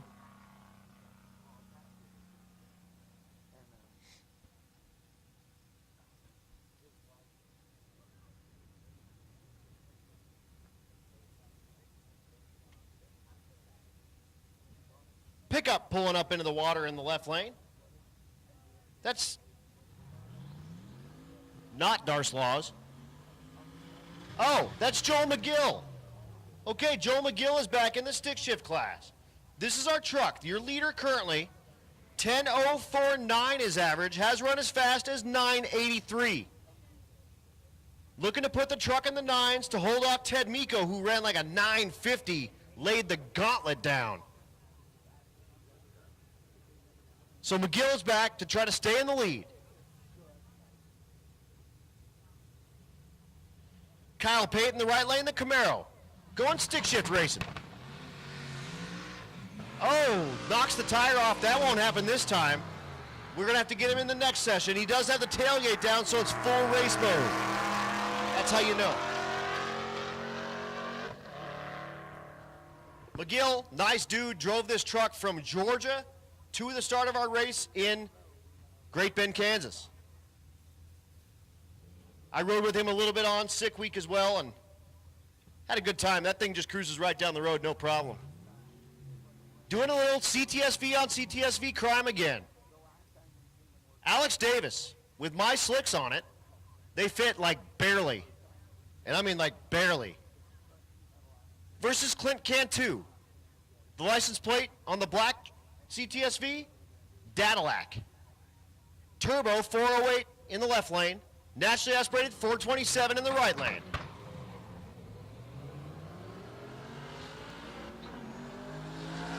Davis gets his best launch of the week so far. Way ahead of Cantu's. Can he hold him off? Goes 13 flat, 1256 in the left lane, 13 flat, his best run of the week.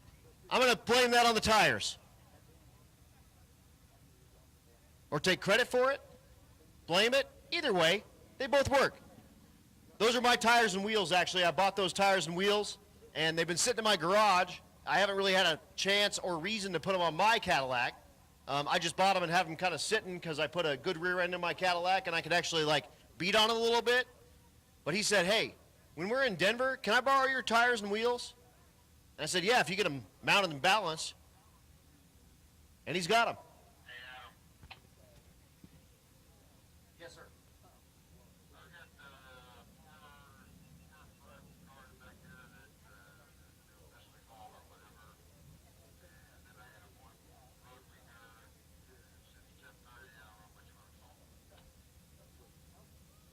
I think let's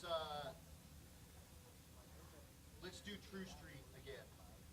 And let's just run them all through.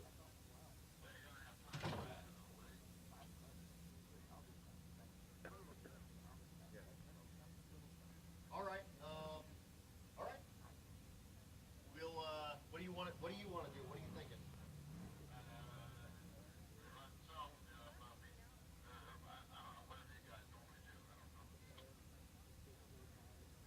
We'll check it out.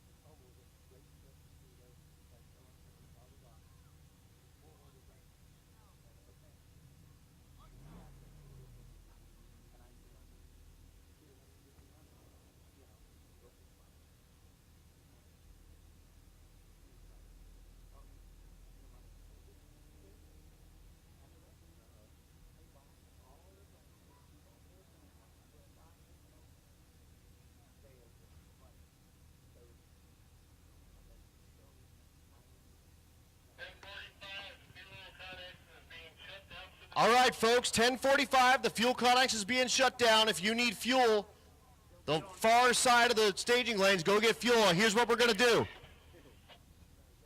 We are going to give everyone one more shot here. So if you're on the premises and you want one more shot, we need to get you in the lanes like right now. Like giddy up and get out here and get a run. However, we're not all run.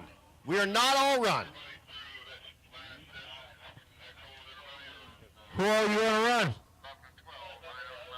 So let's go ahead and do True Street. True Street 9-0, come to 11 and 12 if you want one last pass. True Street 9-0, come on down, 11 and 12 if you want one last pass.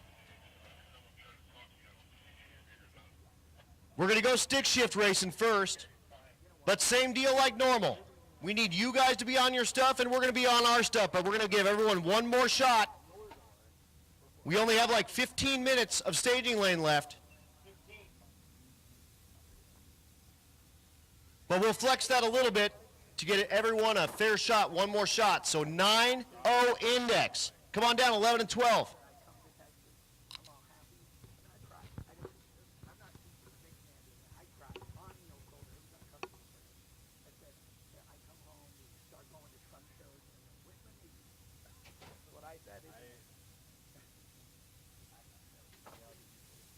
Again, we are not all run. Wait for me to call you. I want to make sure it's fair. What I don't want to do is have someone out there doing like 17 roundy rounds. So hang out, but 9-0, come on down, 11 and 12. Sister-in-law's been in town like the past week and a half, 2 weeks, so it's like. Okay, let's do 10-0. 10-0, come on down, 9 and 10, 11. Come on down, 7 and 8. 9-0, 11 and 12. 10-0, 9 and 10, 11-0, 7 and 8. Here's the Del Sol. J-Swap with a supercharger. That's Angel Salas.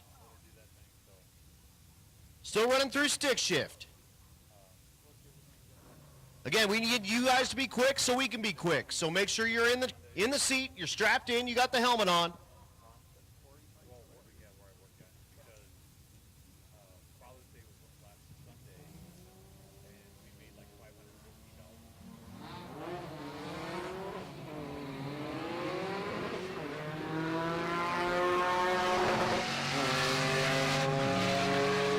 J-Swap Del Sol goes 11:46. GTO on the right lane, 11:02.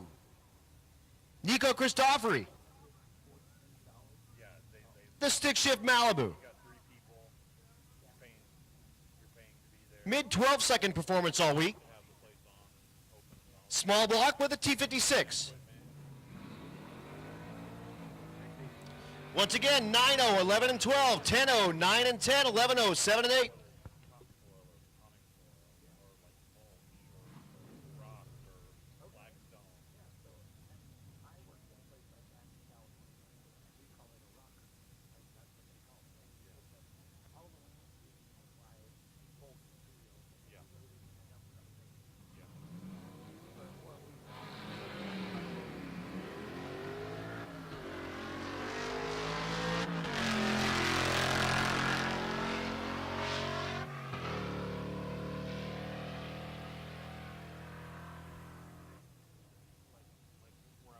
Goes 12:32. I think that's his best pass of the week.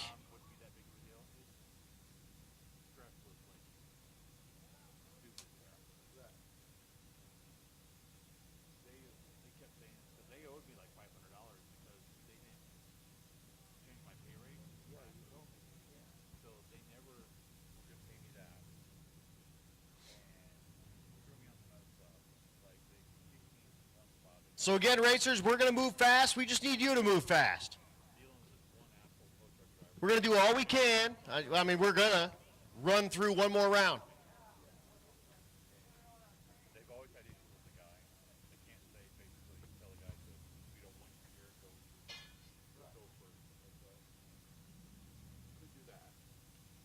But in order to do that right, we need you moving fast. We're going to move fast. Let's make it happen.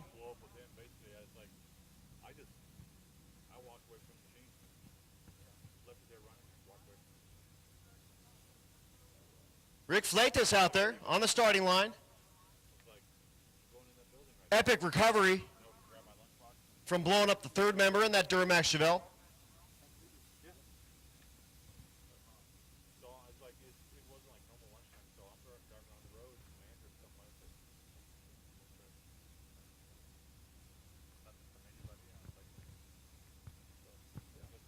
And we're sending cars.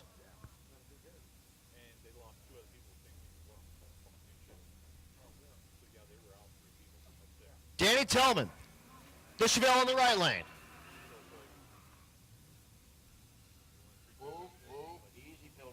Josh McShane, the Mustang. Oh, no, that's not. I'm sorry. That's Brenton Thiessen. Thiessen, the car that blew the stub shaft up, and I gave him one of my U-joints. He found that brake line, and he's back. Third place in the 13-0 coming into today. Looking to put it on the number after thrashing on the thing. Thrashing sounds fun until you're doing it. Right lane 1198, left lane 1343.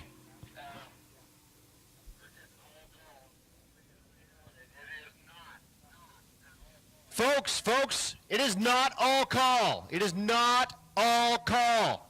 If you're in the staging lanes and I have not called your class, you are wrong. It is not all call. If you're in the staging lanes and I have not called your class, you are wrong. Here's Brett McCoy, the Crew Cab 55 in the left lane.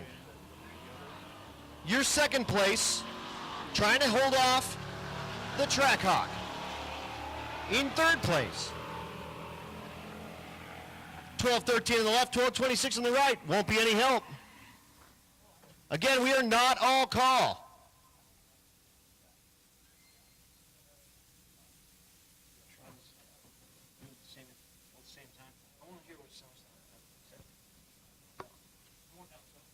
So a couple of road weakers making a pass.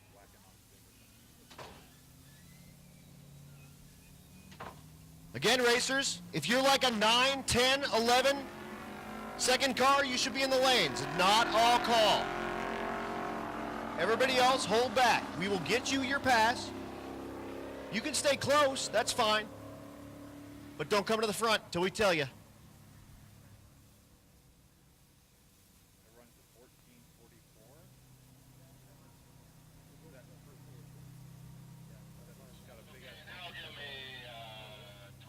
Attention to the pits, 12-0, come on down, 11 and 12. 12-0, come on down, 11 and 12. 13, come on down, 9 and 10.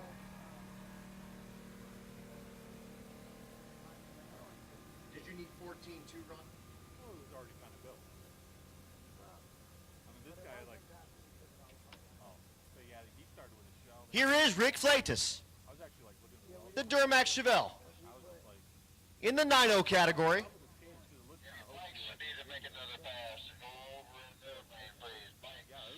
Bikes, go ahead and go on down to 5. Motorcycles, come on down to 5. Junior Street, come on down to 6. 14-0, come on down, 7 and 8.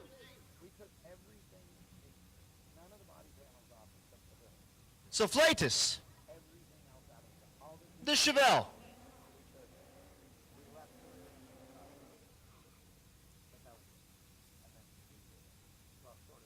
Again, 11-0, you should be in 7 and 8. 12-0, 11 and 12. 13-0, 9 and 10.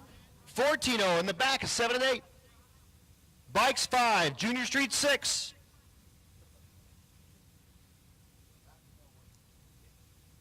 Everyone getting one last pass.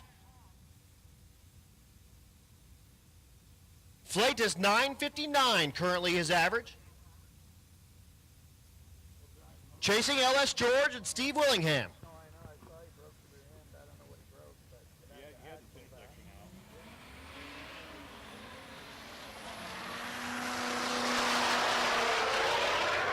At the stripe, 961, 147.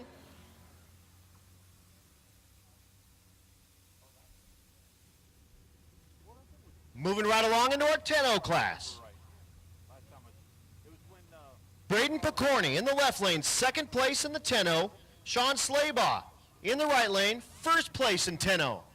First versus second in the same class, duking it out. Averages up coming into today. Left lane 10:05 for Picorni. Right lane 10:04 for Slaybaugh.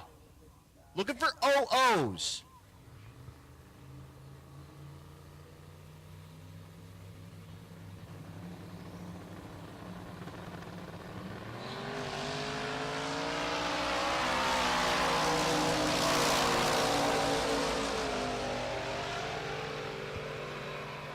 At the stripe, 10:07, 989 in the left lane is too fast. 10:07 might wrap that up for Slaybaugh for his last pass. main reason I gotta get back to him is I gotta wait until 8:47 to make that phone call. Eli Gold, the Camaro, third place in the 11-0 category, 11:10 his average. Chasing Cody Hansen and Kyle Calkins. I believe Calkins did wrap this up, so we're going for second place. He needs like probably 02-ish.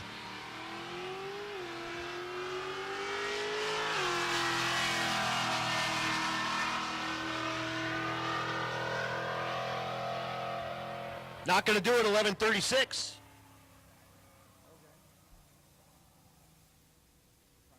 Again, bikes, you come on down to 5, Junior Street to 6.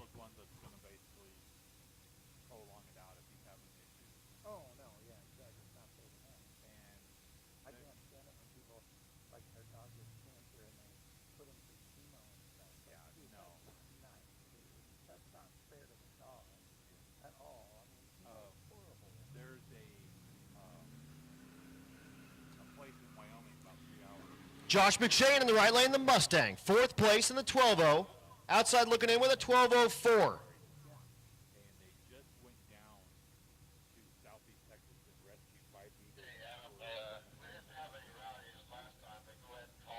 Attention to the pits, Rowdy Radial. Rowdy Radial, come on down to 12 Limited Street. Come on down to 11. Again, we're moving fast. We need you to move fast. You're going to get this round in for sure. Dylan Peterson in the left lane, the Monte Carlo. Right lane, McShane. 12:29 in the left lane. McShane 12:05. He'll love that. Unfortunately, the 12:04 average, not going to help him a ton. He's going to need to be like on 02-ish kind of area. Danny Tellman in the right lane, the Chevelle. Left lane, that beautiful Nova.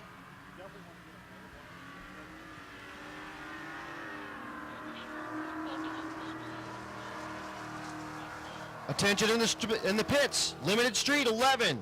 Ultimate Radial, 10. Outlaw Street, 9.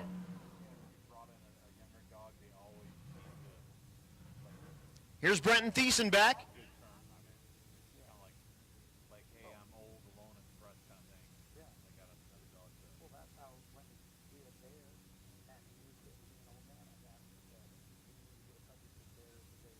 The Corvette. Left lane, Taylor Garzinski. Both 13-0 categories, looking for it on the number.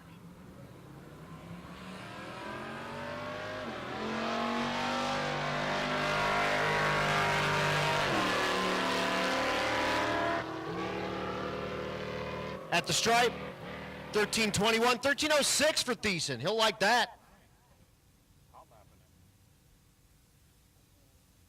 Wayne Azevedo in the water. In the left lane, the CTSV.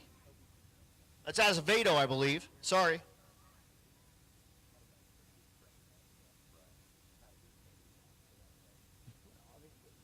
Currently 4th place in the 13-0.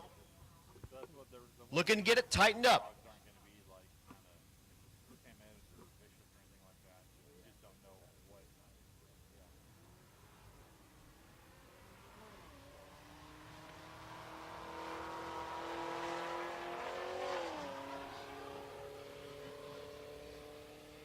13-12, not going to be any help.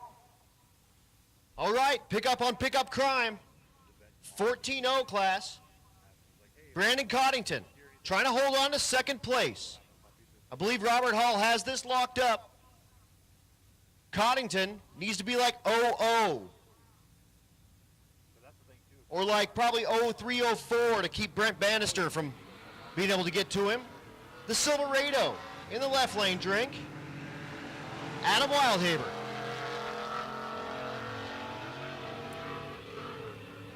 At the stripe, 14:26, 14:71, no help for either.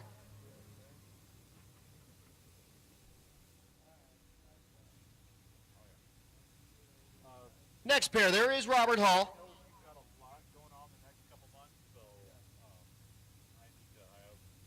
Right lane, the S10. Hall out of Pueblo West. Bradley Armstrong in the S10 in the right lane.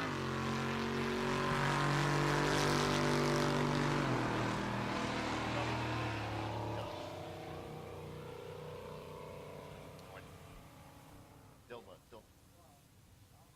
14-12 in the left lane. 13-96 on the right.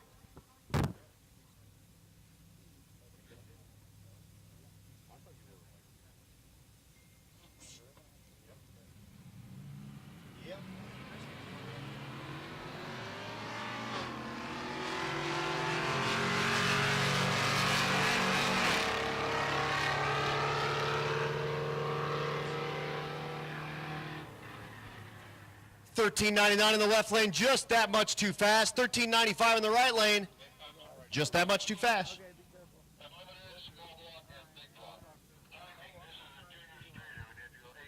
Attention in the pits, unlimited to 8. NA small block to 12, NA big block to 11. So we got one taker for Junior Street.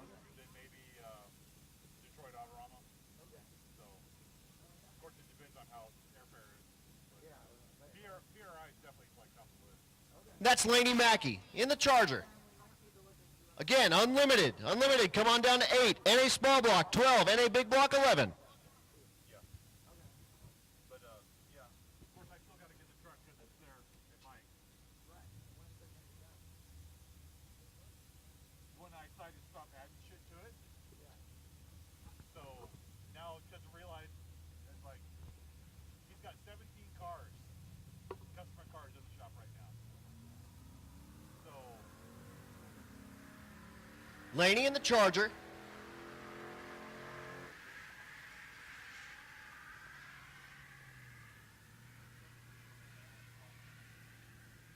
Goes 1050 at 70 miles an hour. Continuing on.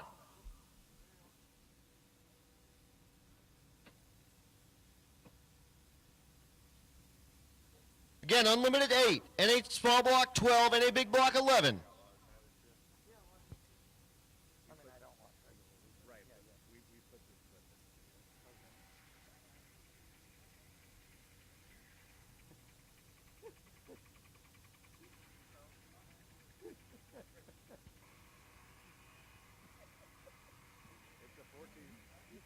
Yeah, it's a 30-second, 14-second round, right? that's like the most dramatic, like, oh my god, this is crazy.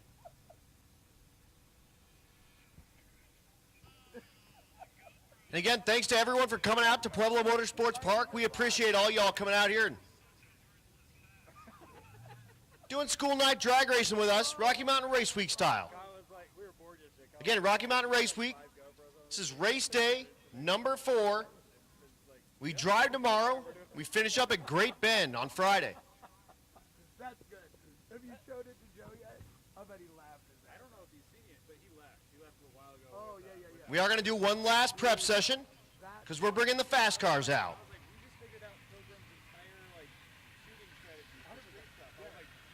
Looking back there, I see the Meltdown Firebird Part 2.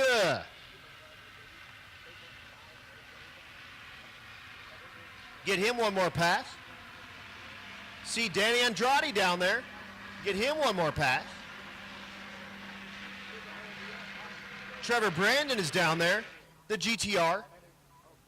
Get him one more pass. Again, we're just tightening up this track real quick because we are bringing faster cars and, you know, it's a safety issue. We're going to make sure everyone's safe.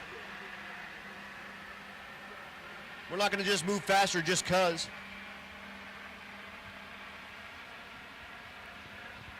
But we will be done by 11, it looks like. Only getting a handful of takers here in this last session. One last time, let's go ahead and give a shout out to all of our sponsors. Get Dat Motorsports, Chillin' with Chet, Big Hat Racing, Chuck's Towing, Nitrous Outlet, Motion Raceworks, 1320 Video, BMF Automation, Mahle Motorsports, Ward Performance, Hot Rod Jack, Leading Edge Technology, Four Eyed Performance, Circle D, Jake's Performance, Force Performance, Outlaw Race Engines, Cortez Performance, Great Bend Ready Mix, FM Fab, Central Speed and Supply, Diamond Collision, Moore Race Chassis, Mickey Thompson Tires, Juggernaut Welding, Hog Did It, Pro Copy, Nobody Else's Auto, Portable Car Hoist, Doug Ray Chevrolet, Bang Shift, Nebraska Land Tire, Precision Design, and Champion Auto Lift.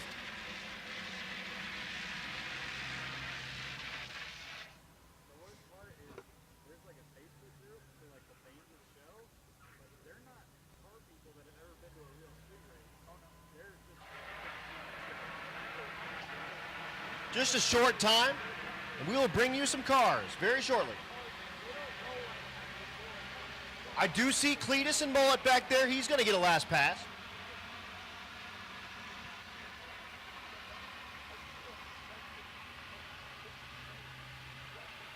So don't go anywhere on that live stream. If you're asking where's Cletus, he's in the lanes.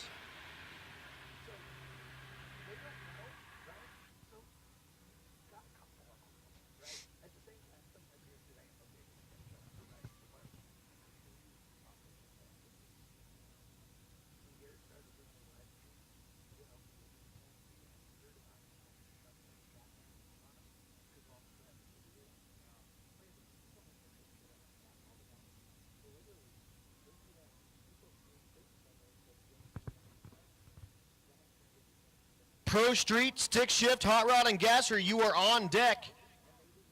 If you want to make a pass, be sure you're close to your car. And or you can go ahead and pull it in the back of the staging lanes when I call you up. Make sure you come to the front. We do need to move quickly. We got to be out of here by 11, plus or minus. Thanks to all the track staff out here at Pueblo Motorsports Park, giving us a beautiful track to race on, and you guys are rocking. We appreciate it. Staying out here late, you're on a school night too, and we know that. We appreciate you out here hanging out with us and partying, Rocky Mountain Race Week style. Street cars are fun, right? 900 miles so far. I heard the route is about 350. So we'll be like 1250, 1300 before we're done. Some of us drove the stuff here. I drove from near Bandamere, so I'm like 1300 now. How about those guys from Canada? They're like 2500.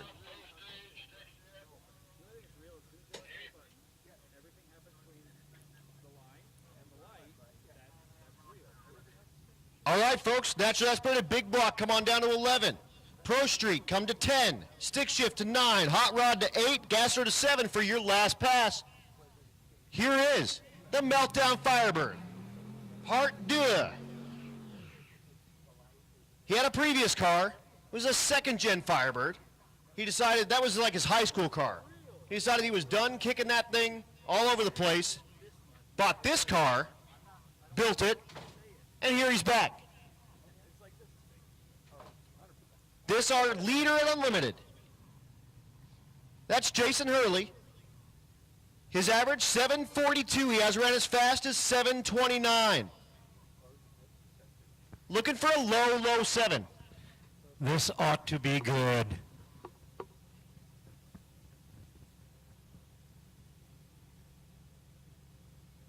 Brand new car, right? Brand new car, just built it. Nice.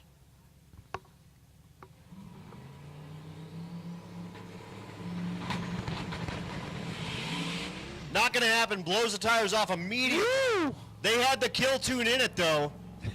You sounded like it. You can tell he really wanted that 6. Yikes. So, not going to happen here for Jason Hurley and the Meltdown Firebird Part 2. Not today. And he meanders on down the track and runs 20:38 if you're scoring at home. There he is, folks. Garrett Mitchell.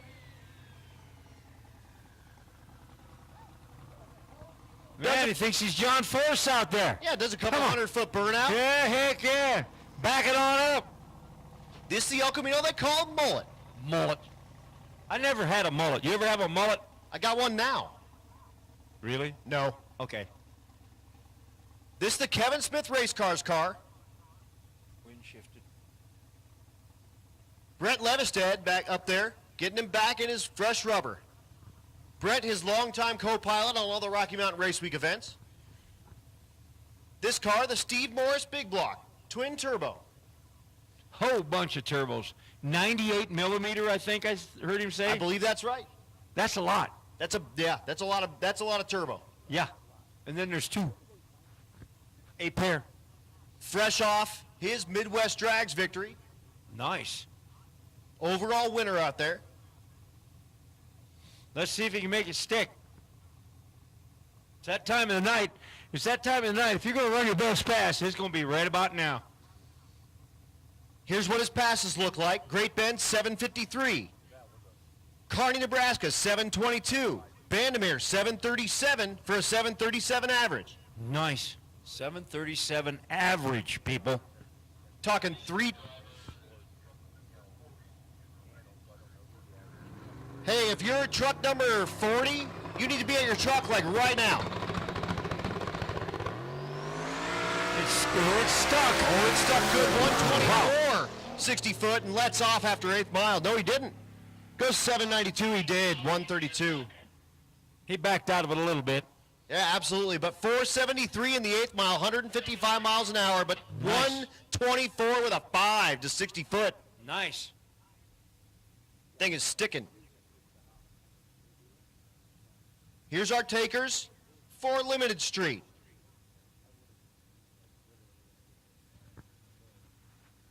Again, if you're the driver of that truck number 40, we need you there like now.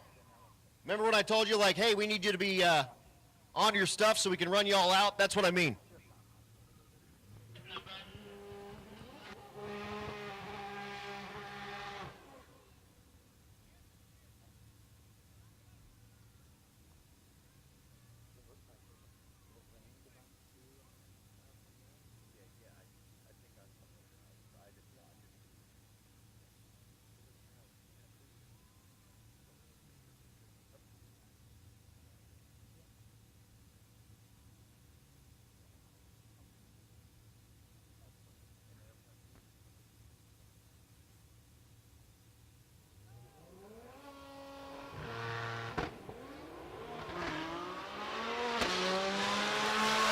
That GTR 143 short time. Looking for that 850. Goes 857, 165. I think that's the closest he's been all week. Closest to 850. I mean, so yes, best pass. F-150, Jacob Rayburn, slicks on all four wheels. Ultimate radial entry. All these vehicles getting their very last pass of the night. Then it's off to Kearney. Or not Kearney, but Great Bend. Great Bend. We got to drive straight east. And then racing all day. Yeah. At Great Bend. Little bracket style stuff. Some heads up stuff. Oh, it's gonna get wild. That's a good pass. 1029 out of the pickup truck. Here's naturally aspirated small block. Check it out. Eric Grillo. Remember he blew up that gear vendor? Yep. Here he is. You find another one? Apparently left lane. Nice. The Nova. Stick Somebody shift had car. one. These are naturally aspirated small block cars. You got to think how many gear vendors were on this property. And probably, apparently more than somebody had a spare. Attention in the pits, we have a racer in need. Nico Christophery's looking for Gen 1 small block Chevy water pump gaskets. Just silicone that on. Sure. Permatex. Horton waves to him as he goes by, but Grillo's car runs, so he's pretty happy about that because he can continue in competition. I think he got a gear vendor from Tom McGilton. Nice. Which is cool. 1733, and you get to drive it out of the track. 1138 in the right lane. Is that my boy out there, number 40? That is your boy. Donnie Andrade. Oh, that's who we're calling who's to his truck. Yeah. Imagine that, late to his own show. Brandon Coddington, please. In the right lane in 14-0. I wonder whoever was yelling at him on the radio just got a little finger wagged in his face. Yeah. Let's see what he can run down there at. 1422 in the right lane, Donnie. 1360 what? 6 with a deuce. 98 mile an hour. 0.51. Don't short him the 0.51. Yeah, that's a half a mile an hour, you know. Don't you dare. It's hard to get them half a mile an hours. What else do we have out here? Not much. I think that's it. What? I believe that was our last pair. What? I don't see anything else out in the lanes. We're done, ladies and gentlemen. Old Ron put the end to us. So that's it, folks. The very last pair, Rocky Mountain Race Week. Race day, number 4. We're drive day tomorrow. Tune in on that live stream on Bang Shift for Great Bend Friday. We're doing that all day. We got a driver's meeting 8 a.m. We go right into the bracket race directly after that. Then, as soon as we're done with that, heads up race. Heads up. And we are going to have a fantastic time. So Friday, 8 a.m., tune into that live stream on Bang Shift. If you're anywhere near Great Bend, if you're not over at that track at SRCA, you're wrong, ladies and gentlemen. But on behalf of Rocky Mountain Race Week, on behalf of the track staff here at Pueblo Motorsports Park, thank you so much for tuning in. Thank you so much for coming out. Thank you so much for supporting street car drag racing. Larry, thank you so much for your hospitality and let me spit all over your microphone all day. I don't care. It's new. At least it worked this time. Absolutely. After last week, I was embarrassed. Thank you, everybody. We really appreciate it. All of you that sent beer money today, thank you. You guys are awesome. I wish we had more time to drink it right now, but we will. I promise you. Neil and I love that you guys are enjoying the live feed. We've been out here at Pueblo Motorsports Park. Big thanks to all of those guys. I don't know why my overlay says Bandamere, but we're at Pueblo. We had a great time. Cool racing here today. We are going to do a drive day tomorrow, and then we will be live on Friday morning.